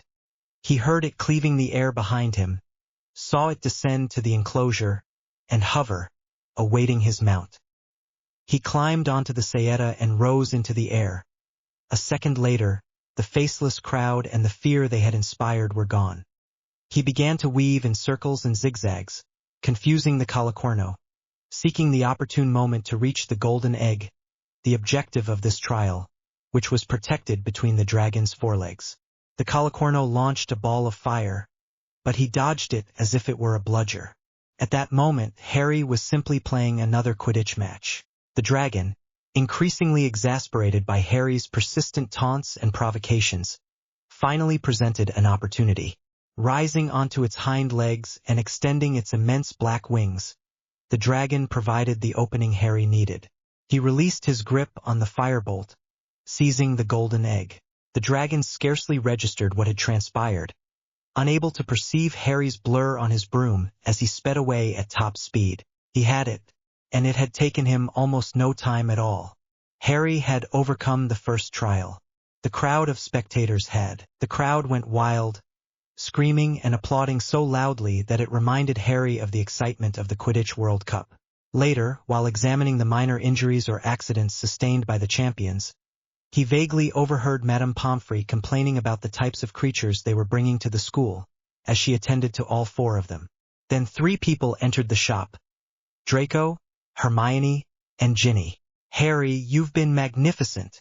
Hermione exclaimed, her voice shrill. There were nail marks on her face where she had clutched herself in fear. "You were the best out there," Draco said. "I don't think anyone will be wearing those ridiculous Hufflepuff badges again after this." He said it as if he didn't notice Cedric Diggory's furious glare at the mention of his house. The judges cast their scores, and Draco calculated that he and Crumb were tied. "Even though you did much better," he said, "Crumb only scored so highly due to his headmaster's favoritism. I don't think he'll pass the second task. He's an idiot." Harry could not call Crumb an idiot. After all, he had passed the test. However, Draco appeared to have Crumb on his blacklist. The second trial would be in February. Bagman explained that the eggs could be opened, and that they contained the secret of the second trial. Harry thought that, at least, he would have a little more time on this occasion. Draco and Hermione had left first, but Ginny was still waiting for him. Sighing and biting her lip, she confessed, "I kept repeating to myself that I wouldn't worry, and I truly believed you would succeed. But even so, I don't think I've ever been more worried in my entire life than when you were out there with that dragon. But all is well, you see. Take that expression off your face," he said. "You look far better when you smile." Ginny blushed, and when Harry realized what he had just said, he blushed too. Well, I believe we should depart." They had barely taken a few steps from the shop when they were approached by a witch. It was Rita Skeeter, the insufferable reporter. "Congratulations, Harry." He congratulated him. "I wonder if you could grant me a few words." Seeing Ginny draw her wand from her robes, and remembering all his vows to curse the reporter, Harry hastily interrupted Steeker. "I can only grant you one word. Farewell." He took Ginny's hand to ensure she accompanied him and did not jinx an elderly witch, and together they continued their journey toward the castle. A different kind of courage. Hello. New chapter. Does it merit comments? It seems I will have to include not more in the following chapters, as requested by several readers. Love, like fortune, favors the bold. A Buckianry. Brushstrokes of a gadfly. A different class of value. December began in the blink of an eye. The explosive-tailed scribbles had grown to nearly 2 meters in length and had developed an alarming propensity for mutual combat. Fortunately, only 10 remained. No one in the class liked those creatures, and perhaps they all harbored some resentment towards Hagrid for making them raise those things. But that did not mean that he preferred Rita Skeeter rummaging through the trash. One day, a woman appeared in the classroom, requesting an interview with Hagrid the moment she saw the Kneazles. Harry sensed that this was not auspicious. Despite the headmaster's apparent indifference, Kneazles did not seem the sort of creature to gain legal entry into Hogwarts. Dumbledore likes Hagrid. He won't fire him, Draco said afterward. But with a bit of luck, he'll get rid of those beasts soon. At least Steeker had not published anything further about Harry, and that was reason enough to be grateful. On the other hand, it was still not yet. I had been contemplating the egg, but I surmised that I must act soon to prepare myself for whatever challenges lay ahead. The first trial had been dragons. What manner of things could I expect next? The following day, they had a double potions lesson, and it was at the end of the class that Professor Snape announced to the fourth-year Slytherin students the news that would cause a stir throughout the school. Before you leave, the professor announced in his characteristically slow, gentle voice that invariably commanded silence. I have been charged with conveying some information to you all. As a traditional element of the Triwizard Tournament, a Yule Ball will be held. While, in my opinion, this is a rather ridiculous pretext for frivolous and foolish behavior, I will not permit any of you to bring shame upon your house. His gaze implicitly conveyed a threat. And if you do, only fourth-year students and above may attend the ball, although they may invite a younger student if they wish. Formal robes are mandatory. The ball will be held in the Great Hall, commencing at 8 o'clock on Christmas Day and concluding at midnight. Any breach of decorum will have consequences. He looked pointedly at Harry and Draco. Their previous year's audacity would definitely not be forgiven. The two boys swallowed hard. The message was clear. The class ended, and Harry was gathering his books to leave when Snape called him. Harry wondered what he had done wrong this time. Mr. Potter, given your apparent unawareness regarding the ball, there is one further detail you should be apprised of. It is customary for the champions and their partners to open the dance. Pero si yo no bailo. Very well, then you shall. Snape offered a twisted smile. He was undoubtedly relishing this moment. You desired your moment of fame, didn't you? Well, this is part of the package. You are a Hogwarts champion, therefore a representative of the school, and more importantly, a representative of Slytherin. So, take charge of finding a partner. Harry nodded, disgruntled, his gaze fixed on the floor. How was he supposed to ask someone to the ball? What are you waiting for, Potter? Go. Now he understood why Sirius knew he wouldn't be spending Christmas with him. He would have told him. At that moment he was eager to strike his godfather. Harry knew whom he would like to invite, but he lacked the courage to do so. The previous day, Steeker had published another article, along with a photograph of Harry and Ginny conversing in a shop. He had made it seem, well, in any case, Ginny was furious because she was receiving letters and vociferous declarations from admirers Harry was unaware of. While technically, finding a dance partner should have been easy given his surge in popularity, which he knew was never long-lasting, Ginny was the only person Harry could think of. Yes, she was his friend. That made it all the more strange. But Ginny was funny, intelligent, and incredibly talented at Quidditch, and she was beautiful. The latter, of course, he had always known. It was difficult to ignore her fiery hair or the sparkle in her brown eyes. But lately, these thoughts were pursuing him unusually, along with the infectious sound of her laughter. He spent the entire afternoon contemplating his options when, suddenly, Draco entered the common room and sat down opposite him in another armchair. A self-satisfied smile played on his lips, a rare occurrence of late. Has anything interesting happened?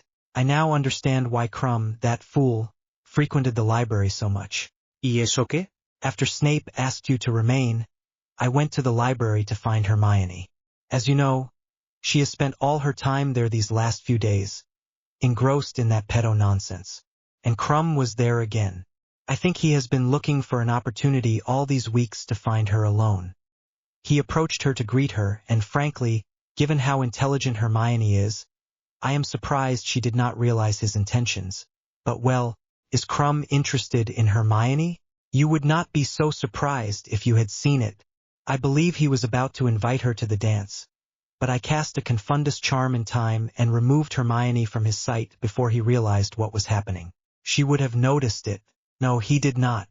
I believe it is because he already has that foolish expression most of the time. I thought you admired Krum. Draco scoffed. He is not good enough for her. And you? Harry asked, raising an eyebrow. Draco smiled smugly again. Apparently so, as she agreed to attend the ball with me. Harry was dumbfounded for a moment, but then he smiled. It was no surprise. He supposed it had to happen sometime. He imagined Mr. Malfoy's expression if Draco were to introduce Hermione at his house, even as a friend. The image was priceless. In a corridor near the Great Hall, Hermione recounted the same story to her enthralled friend. I knew it, Ginny said, smiling, when Hermione finished telling her. How did you know? That Draco would invite you, of course. However, I did not anticipate it would be accompanied by a jealous scene. Hermione blushed. A jealous scene? Certainly. Draco must have been spying on you and Krum. Otherwise, how would he have arrived precisely when Krum was about to ask you to the ball? You told me that appeared to be Krum's intention. Clearly, he was jealous. Hermione frowned. Ginny was also a friend of Draco's. Perhaps that was why she had never dared to speak much about her feelings for her friend. However, she hadn't considered that Ginny might discuss this with the boys, which now seemed to be the case, judging by her conviction. No, Ginny would tell him nothing, at least not Draco. However, Harry, how long have they been speculating about the two of us? What? We have never uttered a single word about you two. And it was true. A few blank stares, knowing smiles, silent agreements, but not a word. Hermione understood this as well. Harry and Ginny understood each other in a way that was surprising to others. Very well, then we shall enjoy ourselves at the ball. Have you received your robe yet? Fourth-year students and above had received instructions in the supply list before the start of the school year to prepare their formal robes. However, Ginny, a year younger than them, could not have prepared before learning of the ball. I'm in third year, Hermione, I can't go. Of course you're going. The following morning, Harry attempted to open the egg. Upon doing so, it emitted a horrific, groaning sound, so intense that Harry feared permanent hearing damage. However, contemplating the upcoming exam proved simpler than contemplating how to invite Ginny to the ball. After classes, he had gone straight to the common room, settling into an armchair where he alternately pondered dragons and bright-eyed, red-haired witches. You seem strange. Harry started at the sound of Ginny's voice beside him. The girl sat down next to him, her eyes also fixed on the green fire. Are you all right? Is it because of the test? That too. It's mainly about the ball. The champions are supposed to open the ball and I'm not very good at it. Ah, that's it. I should have guessed, said Ginny, smiling. Everyone's mad about it, though I suppose I would be too if someone was with me. Ron's invitation to Fleur Delacour. It was chilling, but at least he had the nerve. Harry might have found it amusing under different circumstances, but he was too anxious at that moment and could empathize with Ron. Would you like to practice? She asked. What? Given that you must open the ball, I assume you would like to practice for the dance. I can help you, of course, unless you prefer that Draco teach you. No, of course not. Very well, then, let's begin. First, place your hand on your waist. Try not to tremble, Harry. I don't bite. Turned out that Ginny was a good teacher. Within minutes, Harry was no longer nervous, seeing that she wasn't treading on his feet. Excellent, but you mustn't look at the floor. You must look your dance partner in the face, Harry. Gazing into Ginny's eyes was effortless, yet also a distraction. Was that fire in her eyes typical? No, it must be something unique to Ginny Weasley. Would you like to go to the dance with me? He spoke before considering his words. They stopped dancing, and Ginny instantly released him. There he stood, Harry awaiting rejection. Would you, that is, care to join me? It was difficult to discern which of the two was more flushed. Yes. Although I understand if you are unable to, you're a fool, Harry. Of course I want to go with you. On Christmas Day, Harry found a special gift at the foot of his bed. It was a gift from Sirius and Lupin, a photo album of his parents. Harry, we thought you might appreciate this, as it includes memories of James and Lily. There are more photographs of your mother than your father, but we hope you enjoy it nonetheless. We wish you a very Merry Christmas. Lunatic and Canute. In addition, Draco and he again received hand-knit sweaters from Mrs. Weasley. Look, Sirius sent me a gift too, Draco exclaimed, finishing opening his presents. A sneakoscope. It detects when your enemies are near. I think I'll carry it everywhere now. You know how useful this thing would have been. Well, every year before, they dressed and put on their coats to go down to the common room, where Ginny was already waiting for them. Merry Christmas, Draco, Merry Christmas, Harry, Merry Christmas, Ginny, Merry Christmas, Redhead. Shall we sit? Hermione was in the lobby. She had likely been waiting for them. However, there she was, chatting amiably with Victor Crumb. Draco spotted them and approached the pair, politely greeting Crumb and excusing Hermione, who needed to be with her friends at that moment. Harry had to commend Draco on so effectively concealing his anger. Were Draco not his best friend, he never would have noticed. What were you and Crumb talking about? Ginny inquired of her friend with a mischievous glint in her eye. Harry immediately realized that Ron wished to continue the topic to annoy Draco. Well, Victor invited me to the ball as his date, she said, hastening to add. I told him no, of course, because I'm going with Draco. Well, they seemed very friendly a moment ago, he said. Hermione frowned. Did you want me to be rude after I'd already refused him? He's a very kind boy. It was actually quite sweet. I didn't expect him to be like that at all. He is an idiot, Draco said again. They spent the day in the snow-covered gardens, engaging in a snowball fight that became quite intense. The snowball fight between Ginny and Draco became dangerously competitive. They had taken it too seriously. That afternoon, they returned to the corridors and Ginny, in a final attempt to annoy Draco, said, Seamus Finnegan, rather foolishly, also invited Hermione. Seems she is quite in demand this year, wouldn't you say? He excused himself, claiming he needed to prepare for the ball, though it was still hours away, and hurried up the stairs to the Gryffindor common room before Draco could reply. How many boys do you think have invited Hermione?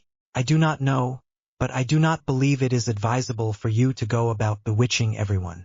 I had no intention of doing so. Harry laughed, as if he didn't know Draco. If I were you, I wouldn't be so relaxed, Draco said angrily. Because not Macmillan and Longbottom approached Ginny this week. Harry ceased laughing.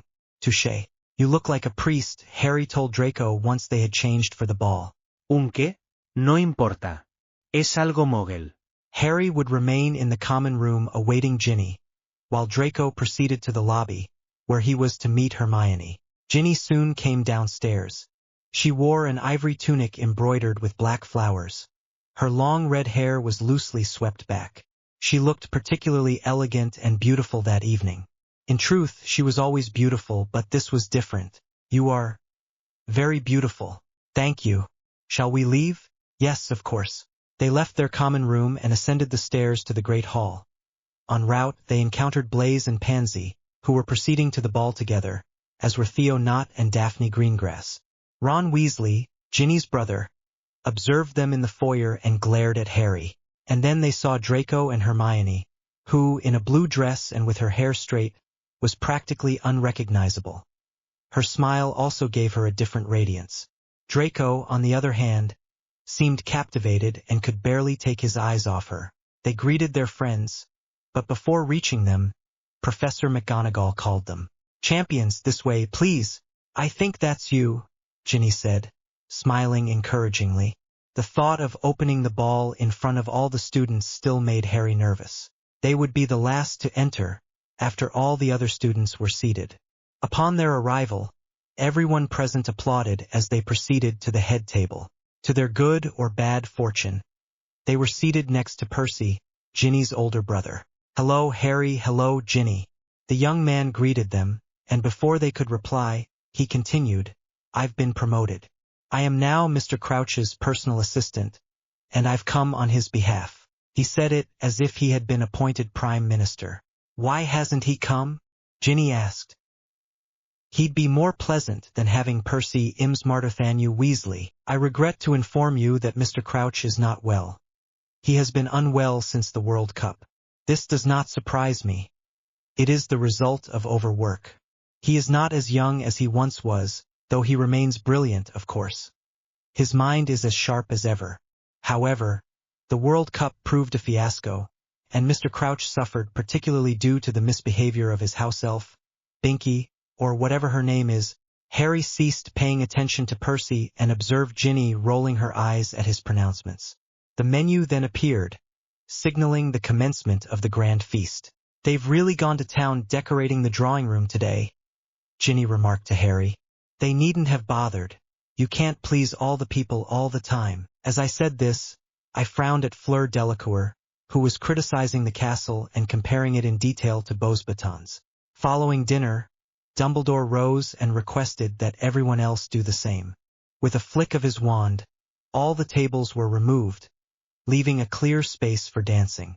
He then conjured a makeshift stage complete with musical instruments, and a group of witches with flowing black hair and robes ascended to play. Son las brujas de Macbeth. Ginny and he, along with the others, rose to their feet and proceeded to the center of the hall. I didn't understand why I had been so afraid. Looking at Ginny's face, I couldn't really be distracted by the other people. Dancing with her was as easy as flying.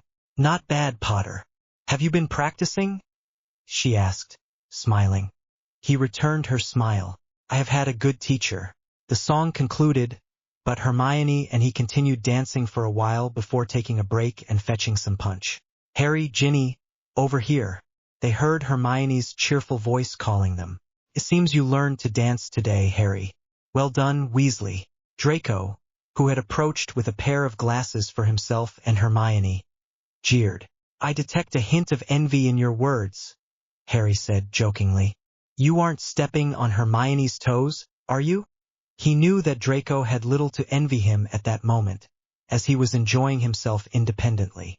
At that moment, Cedric Diggory approached, accompanied by Cho Chang, a Ravenclaw girl who had played Seeker against Harry the previous year. "Hello, Harry, how are you?" he greeted with a cheerful smile. "I owe you one for the other day, when you told me about the dragons. Does your egg moan when you open it?" "Yes, very well. I would suggest you take a bath and, take the egg with you. You may use the prefect's bathroom. It is the fourth door to the left of the statue of Boris the Bewildered. The password is pine freshness." Having said this, he left the hall hand in hand with Chang. "That was strange," said Ginny. Everyone agreed. "Do you think you can trust him?" Draco asked. "I believe so. It's not as if I have many clues as to where to begin." He gave little further thought to Cedric's words for the rest of the evening. He found the party thoroughly enjoyable, a fact he hadn't anticipated when he first heard about the ball. He supposed that the difference was that he was with Ginny, and he was glad he had been brave enough to ask her in the first place.